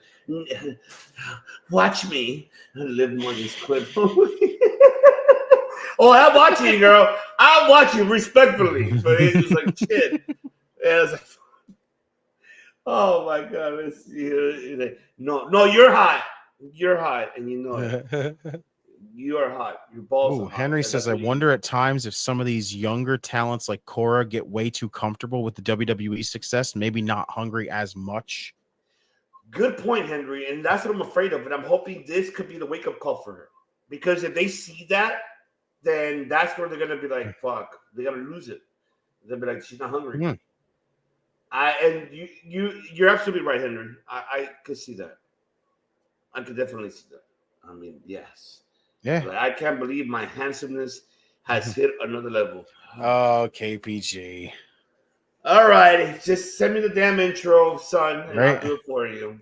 I got you. I think Cora needs a year on a run and run on feet before we can say whether she's at that level. I agree. Fair. It's fair, Meredith. I agree. I feel that's what I'm saying. She needs to get that momentum back to feel where she get at. It's gonna take the time. She's still 24. No, she's God, she's so young still. Oh God, she has forever and forever. Yeah, she does. Let's see, one more time. A younger time. Okay. So yeah, like just overall, TNA looks fantastic this week. So I'm excited. I definitely will be going back and rewatching this show as well. Like, so we can. Oh yeah, well, we got to watch it on Saturday. Well, I mean, before we go on live Saturday. I mean, I'm with you. I'm gonna watch it with you too, Bucky. Don't worry. I gotta see a lot of wrestling. We gotta watch a lot of wrestling this weekend for you guys. You see what we gotta do? Oh That's boy, what we're doing. We do it for you guys. Let's see. Do you agree with Goodfella this one? I don't see that Goodfella. Honestly, like.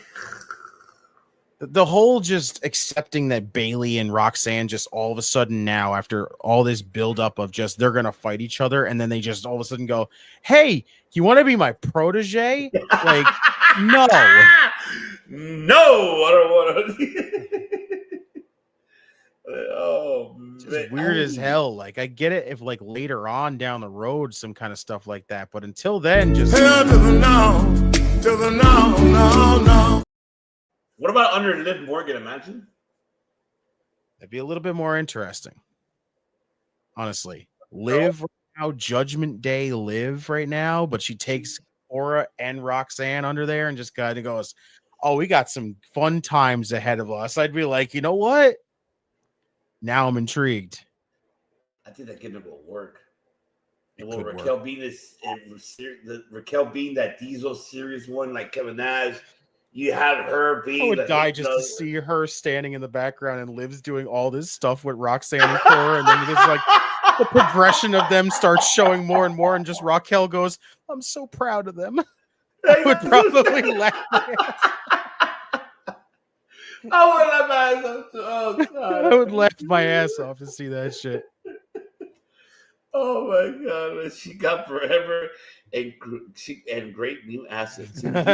Respectfully. Now you look fantastic. No, you look fantastic.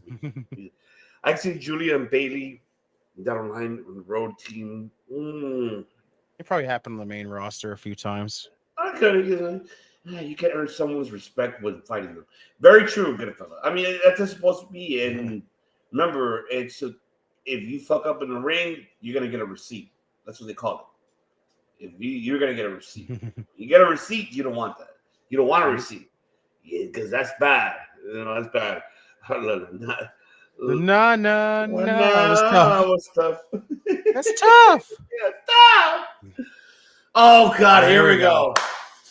All right, here we go, ladies and gentlemen. Introducing, it is your handsome, smooth talking, gum slinging, lady loving, handsome 2-time, never been turned down, free agent, Miss Parker loving, charismatic, nice dressing, piece of meat on earth.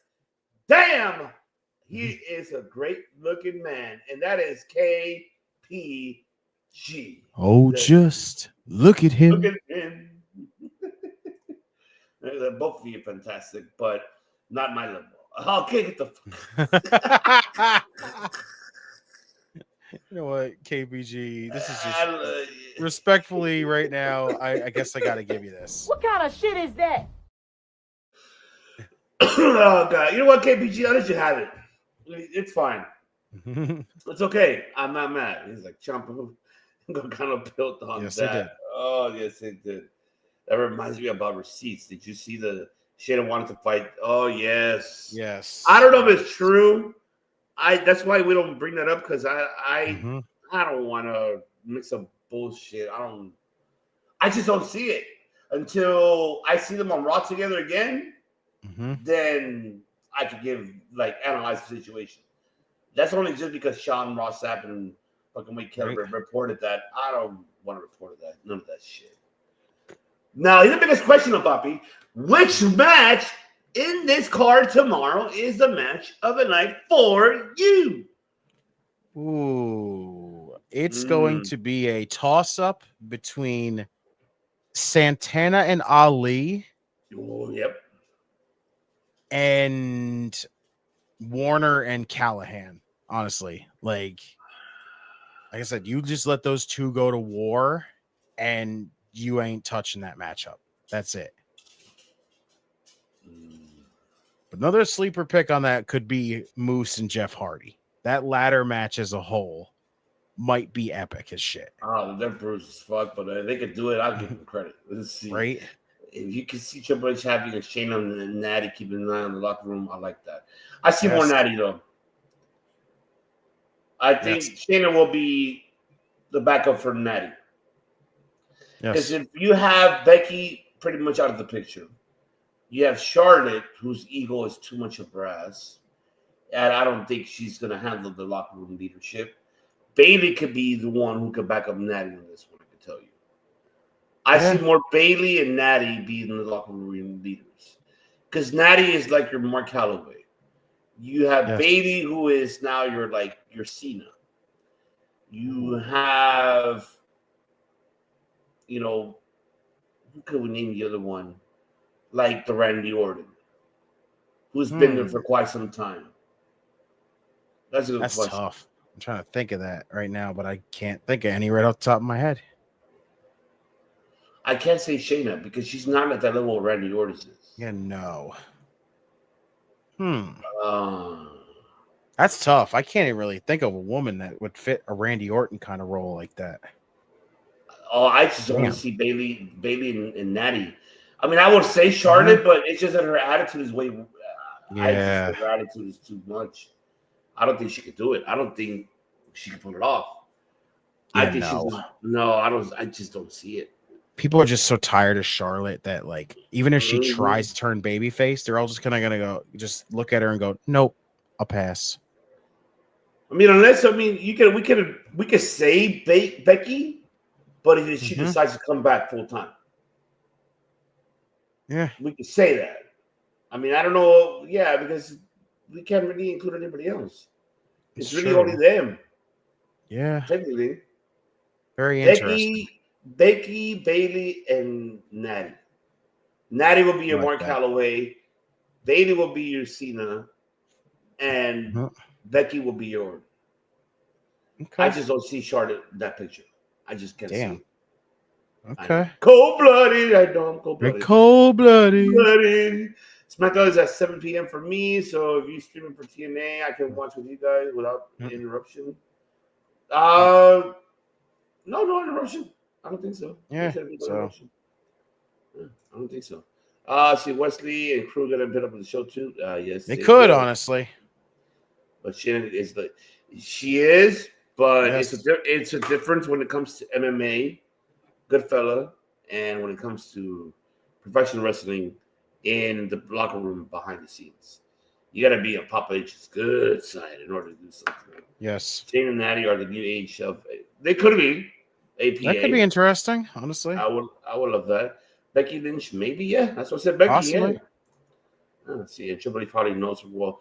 Yes, because that was like one part of the round. Rousey family. Bailey definitely in it too. Yep, absolutely. Becky, absolutely. Becky, yes. All right.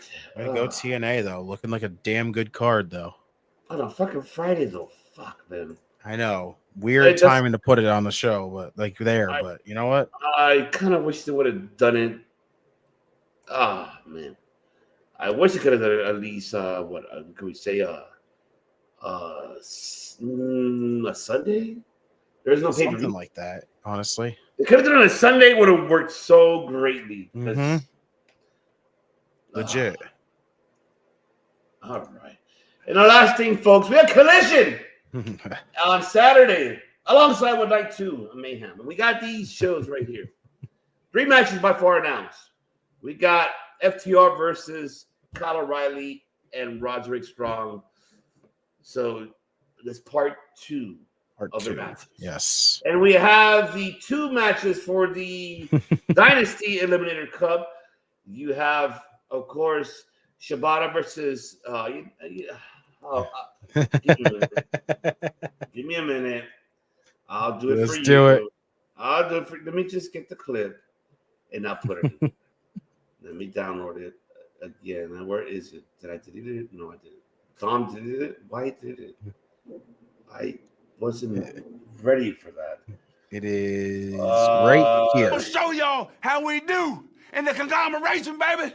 That's right, because we're about to. The word of the day is victory. It is victory. It is victory. But it's also the battle of the marks. That's all I have to say. It is the battle of the marks. Meanwhile, MJF is sitting back there looking at the two of them going, You fucking mark! Oh. There's 2 marks, so. Oh, hello, Nathan. Nathan, what's up? What is going on? And then we have, oh man, Mark Davis. My boy, though. Your victory. Your victory. My boy, though, in the last match, though. Go ahead. We got to get that clip back. I'm telling you. I'm looking for it. I don't know if I could delete it or what the hell happened to it. It did, remember? Because I fucking Ricochet didn't win the matchup, so I fucking lost the clip. Okay, let me just get it. me get it back. Let me want to get it back. I'll get it back for you. Oh, jeez. My boy's about to beat Shibata. Let's go. Well, baby. you know what? Yeah. Might as well let him enjoy it. Let him enjoy it. Let him enjoy it, folks. I'm just waiting for the damn clip. Let's see. And I got it. Here you go. Oh, hold on. Let me get rid of one here. And let's go. Yes, I'll put it here. Let's go, baby. Dom's going to be pissed off. I'm going to leave it there, but just don't tell him. He's going to see it. He's like, what the fuck is this doing here? I thought this was gone. It's too bad it's not gone. This was deleted.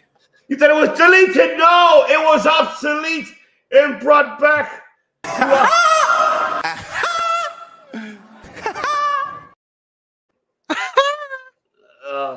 What have I done? Told you. I want the glasses. I want the glasses. I want the shirt. I'll even get a hat, and I will show up on this stream and go, telling you. Fucking Joker Ricochet is all I need. Oh, they could pull that type of sting from TNA, that Joker sting. Oh no. Yep. Joker / Andrew Tate. That's all I need. Joker Shane. Put it on. Man starts showing up dressed up with fucking face paint and everything, looking like the Joker, and just going, Oh, imagine you could do it for Halloween. Oh, it'd be so good. Ricochet, we're giving you ideas, bro. Listen. I'm telling you, I need more. Also, get your wife here. Come on, let's go. I need her to show up. I don't even care if we miss the freaking possibility. I need her on the show, and I need her going as well. Samantha could be her Harley Quinn for Halloween. Oh, it's so good. I love it. Yes. Fucking yes. Ricochet, bring her in already. We got to do a clip for this for Ricochet. But look, we're giving you ideas for Halloween ahead of time. That's what we do. Yes, baby. Yes. Oh man. Let's go. So who do you? Okay, so we got two already, and these are the last two. So I know one you already picked. You already picked Ricochet. Mm-hmm. So you picking Mark Briscoe versus Mark Davis, or you don't see Mark Davis advancing? No, I don't. I think Mark Briscoe is going to advance. I think Mark Briscoe, Ricochet, Orange Cassidy, and Speedball Mike Bailey as a matchup sounds fantastic. And what about the main event, FTR? Oh, God. Undisputed. That's part 2. FTR as a whole, I really do like them as a tag team, but since they've gone to AEW, they really have just kind of been like Adam Copeland, where they just feel like the company shills all of a sudden. And it's just like, you guys are just either still super petty at the fact that WWE didn't use you correctly, and you're just like, well, we're here, we're not there, we'll just show up on these shows and just keep showing everybody like, fuck them. Like, there's something about FTR and AEW that I don't really like that much, but like, I love them as a tag team. They have that old school smash mouth, they like to use the double team moves of all these legendary tag teams, and it looks great coming from them. But just to this moment here, I think this matchup's going to be epic. I love this. I love O'Reilly and Strong, because I still think about their time in NXT together as a tag team. And, Roddy joined an Undisputed Era, which was fantastic. But just that matchup there, if that's the main event, it's going to kill it. It's going to slay. Yes, even Goodfellas says agree. FTR is not connecting. Their tag matches used to be must see. Exactly. They did. But then they just kind of became that like company shill where they're just like too busy trying to be like, well, if you don't like AEW, then fuck you too. Like, y'all need to just chill. Just go back to being that tag team we know you are, that you're just a smash mouth, fantastic, best tag team in the world situation. No more of this bullshit of just being like, oh, well, you said something bad about the company, so fuck you. And you said something bad about the company, we don't like you. Like, I don't need that. I need you guys to just show us and show everybody else that either doesn't know it or already knows it. You guys are the best damn tag team in the world today. That's it. It's true. I mean, that ego needs to go away. It's like there's no need for that anymore. You got a comfortable place. You got somewhere where you're comfortable working, and you don't necessarily have to be tag team champions all the damn time and be like, oh yeah, no, you don't have to be. You could just be yourself and just be really, just work. Put over talents. It says you want to call yourself now veterans, put over talents. If that's the case, go to New Japan. Try to win those World Tag Team Championships. Work over there and see how it feels. Work how it just. I give him a lot of respect, but it just that ego side is too much. You gotta humble yourself sometimes. You can't just be like, "Oh, I'm the shit." No, you can't.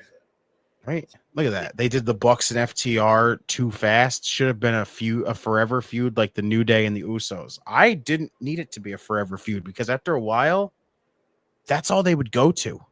That was Tony Khan's favorite route to go to was, the tag team division suffering, FTR and Young Bucks. Do it now.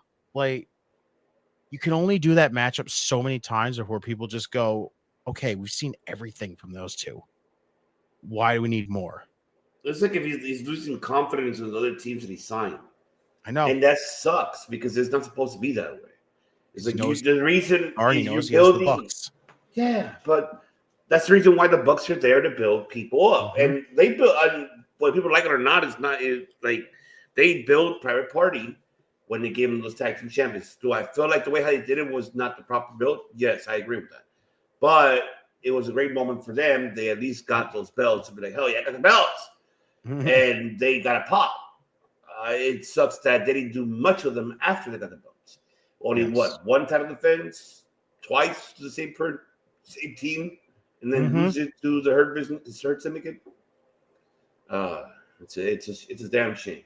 Yeah, it's a shame. It is a shame. And like Henry saying, FTR is like that girlfriend that really can't get over her ex, even when she's going out with another guy. That's true. That's very true. The ego veteran Mercedes should be doing what Bailey is doing, putting over the hottest up and upcoming stars. Agreed. Sure. Agreed. And when I think AEW tag team matches, I think Lucha Bros, Bucks, Cage, Hangman. Yep. But I mean, some of the best tag team matches right there. Absolutely. Anything else you want to add on this puppy? No. So far, just by 3 matches, Collision looks fun. I'll say that. Yeah, that's the only thing because I was looking to see if they have any added more matches, and they have not. Also, one more thing before we go, everybody. It's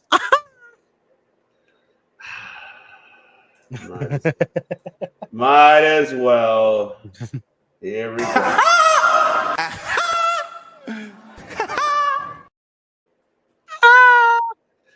God. My boy. Oh, God. And Lucha Libre llega a Las Vegas. That's right. That's their Ring of Honors tonight, but pay attention to Ring of Honor now. They sucks. Right. I feel bad for them. It's sad. It is. It's disappointing. It's so disappointing. And then only one match for Dynamite announced. That's it. There's nothing else. Holy shit. Look who's in the chat. Who's in the chat? Look who's in the chat. Holy shit. Whoa. Well. Look who it is. It is the other half. But hey, he is not late. He is just in time. Because he is a man. Mr. 721 himself, baby. He is Jeremy in. My brother. What is going on? Oh, we're waiting. TikTok. I love this. Tony's thought process is since Kyle Fletcher can be a solo guy, Mark Davis must be able to do it too. I don't think so. Hell no. I don't think so either. Like, you're right, Jeremy. I just don't. He's right. He's He nailed right. that. I just think he nailed it. It's just like Fucking A. There is no way. I mean, not in this condition. Like, if he done it before in Japan in the J Cup. Like, man, he was the highlight of the fucking J Cup. Here, ever since he came back and they haven't done shit, it just died out. I'm sorry. Right? Good God. There's nothing that makes me feel like, and I love Mark Davis because he reminds me of Stan Hansen. Like, he does. Like, he has that momentum of Stan Hansen back in Japan days. He could be. But fuck, man. It's just that there's potential. I don't know. There's potential there, but this is like Tony Khan. You're bullshit. I always say it. Always. Give him the nah and the corny Ricochet shit. Oh, man. You know what? Redeemer's going to show up looking like Andrew Tate Ricochet over here one time. It's going to happen. I need to get the clip of whose house. I need to get that. I think I should get a clip of that. Oh, man. But there you have it, folks. It's been almost 4 hours. Like I said, we do this weekly. We provide you everything what's going on in the world from Sunday, Monday to Tuesday, Wednesday, and even though we don't cover TNA, but we give you the preview for SmackDown. We give you the preview for Steph Curry just hit his 4,000th three-pointer. Mm-hmm. This is why they call him the chef for a reason. He is a chef for that reason. And don't forget, folks, we'll be back here tomorrow for the SmackDown Watch along with Kayla. Cheers, good Philip. Ricochet would be a much better character if they didn't have to put a mic in his hands. Hey, listen, bruh. All right. Ricochet's been killing it with the promo lately. So, Jeremy, I told your brother the same thing in the beginning, but now I'm kind of sold because I'm loving the promos now because all he has to do is pick up a microphone and say, "Bro, fuck you too," and that's it. I'll give it to him. I know, Jeremy. I know. But this is the best you can get out of Ricochet they ever done at all with him, any promotion. So whether we like it or not, we have to give it to them. At least they're doing something. It's like simply just bring Samantha in and have her talk for him. Thank you. It's gonna happen. Don't be surprised, Jeremy. I wish we had the Gable. I wish we had a Chad Gable clip going. Oh, thank you. Thank you. You don't want to get that too. That's great. Oh, we appreciate you, Henry. Shouts. Oh, we appreciate you, Kay. Yes, Kayla. That's right. Tomorrow, be back here, folks, for the SmackDown Watch Along. And even though it's in Europe, but they're not gonna air it here in North America at the same time. At 8 o'clock, catch it. the regular time. Then Saturday we'll be back here for night 2 of Maple Leaf Wrestling Mayhem, who is going to be heading into the finals of the women's first ever Maple Leaf World Women's Championship. We also are going to be having a lot of great matches happening in night 2, and also Collision. We will be doing that too. So we'll combine them how we did the other before. We're going to combine them as well. We were trying to do it for tomorrow, but it's too much. You got 3 shows in one night. You got Sacrifice, you got Night 1 of Mayhem, and you got SmackDown. But we can't last minute SmackDown because Cody's going to be there, and let's see what he has to say. He's going to say, I'm the captain. Is this Captain America? War type of style? I don't know. This seems like that way. Where's Bucky? Bucky, where's Bucky? Is it The Rock? I don't know if it's Rock or Bucky. I have no idea. Oh, man. I love that so much. I cannot wait. I want her here so bad. And Jeremy, I'm pretty sure keeping you up to date, but Stephen Chambers missed out for indubitably donating $20 here to the Super Chat, folks. And we appreciate you all for very, very much for joining us here in this 4-hour show that we do for you guys. Like I said, we do cover here on a weekly basis. We are here, this network, the ESPN of professional wrestling for you guys. Not only just sports, but also professional wrestling covering what we can cover. And soon, the man of 1,000 words and myself will be back for doing Dojo debate because we got the J Cup happening now, but we've been overwhelmed with all this happening right after professional wrestling. So it's just that's gonna have to wait a little bit, but we're gonna do it. We will do it. Don't be surprised about that. Okay, we will be doing it. But man, it's that time. But before we go, don't forget, folks. Before we go, we appreciate you all around the world. And I was looking at the analytics here of people listening to us around the world. Let's see. I'm going to tell you right now. I saw it that caught my eye. Ooh. How do we get Bulgaria, Kenya, Indonesia, and Hungary? How in Morocco, Iceland, Uganda, Singapore, Ethiopia, and Czech Republic, and Palestine, and Mexico. Bro, the true definition Tasmania. of worldwide. Worldwide! I need to get that clip too, but I like the world, Craig. True. Yes, but it is indubitably that time because we got to get ready for SmackDown and for Maple Leaf. So I'm gonna let my host here hit it. Hit it, puppy. It's that time. Pull this up quick and let me do this right here, people. Autobots, transform and roll out. There we go. We appreciate everybody around the world who are listening to us on audio platforms, either on Spotify or on Apple Podcasts or iHeartRadio or Amazon as well, because we're there listening to Amazon. Coming soon, hopefully, XM Radio. Coming. He's got any time.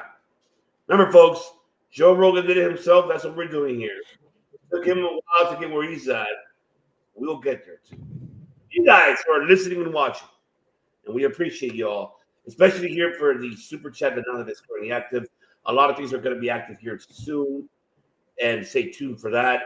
We're on the road to 1,000 because of you guys. You guys remember like how our host right here, Closer and closer every day, y'all. How he says it. You guys are the MVPs, and it is true. You guys are the MVPs for everything. You already know that we do this for you guys, providing you, analyzing everything of what's going on. And then if you're not alone watching professional wrestling, you're here with us. Here on this watch party, watch along, join the chat, we conversate. You see how we conversate with everybody here in the chat. And once again, you're more than welcome to donate. It's optional. It's not here mandatory, or there's none of that membership type of style. No. We're all family here. You're more welcome to donate, but we appreciate you guys. But I'm going to, of course, Redeemer to close it out here for us and tell them where else you can find us. And also, don't forget to go GameBreakerSports.com to get all your sports, entertainment, and bets news as well. And check out any articles there, brought to you by, of course, the man with the IQ of sports and entertainment. That is Mr. Streets himself, TK, and Mr. Dan Ringside Picks, OGK. That bastard. He needed to get rid of that damn European title. But I digress. That's a whole different story. That's the alcohol talking, unfortunately, because I'm. See? At least I can say it. Not like your ass, Bailey. But man, we love you guys very much for everything. We do this for you guys. And we have a great time. And we shout out to Brother Nero and GETCHO podcast for coming here surprisingly. Well, one was a surprise. The other one was another surprise for you guys. But I surprised these two earlier because they didn't expect him to come. But I was like, okay, let's keep it a secret.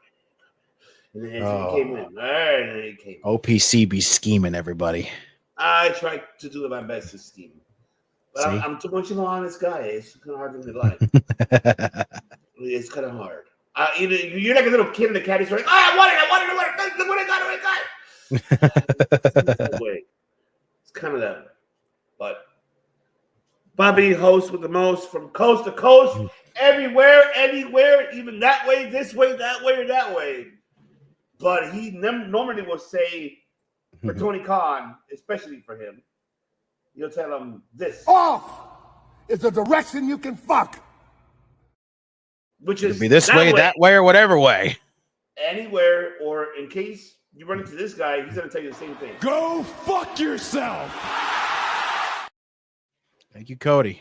He's going to tell you, yeah, you let him go anyways. What a dumbass, too.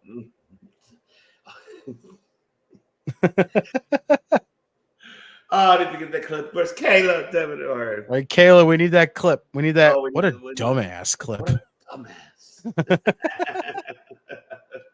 It's directed directly at Tony Khan.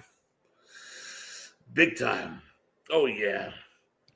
But yes, anything else you want to add on here, Bobby? Take us home. Oh, ladies and gentlemen, we appreciate you all. As always, you guys, as OPC said it, y'all are the MVPs. You see it on the screen right there. Make sure you like, comment, subscribe. You hit that notification bell, turn on all notifications so you do not miss any future content from this family right here. COD worldwide, baby. We don't stop. The grind keeps going. As you see, road to 1,000. We are going and going and going, and we appreciate y'all for coming on the ride with us as always. But of course, you want to find Circle of Debate, all social media platforms that you could think of right now, Instagram, Facebook, X. Just find Circle of Debate and keep updated with everything that happens here on this channel. We got yous. You know, again, we do this for you, and we love yous so much. This has been an absolute blast of a show tonight. OPC, I love you, OPC. I love you, host Redeemer. Thanks. And of course, everybody, you know how it goes. When you're here with Circle of Debate, we do so many things, whether it's talking wrestling, talking sports, talking music, doing karaoke. We do it all over here, but we do one thing the most and one thing the best, and it is 3 absolutely splendiferous words. And that is that we make history. Buenas noches. Let's go, y'all. Must bid you adieu, a goodbye, mwah, and good night. Oh my God, it's so great. Bang! Yes! Will over and over. Make over and over. history!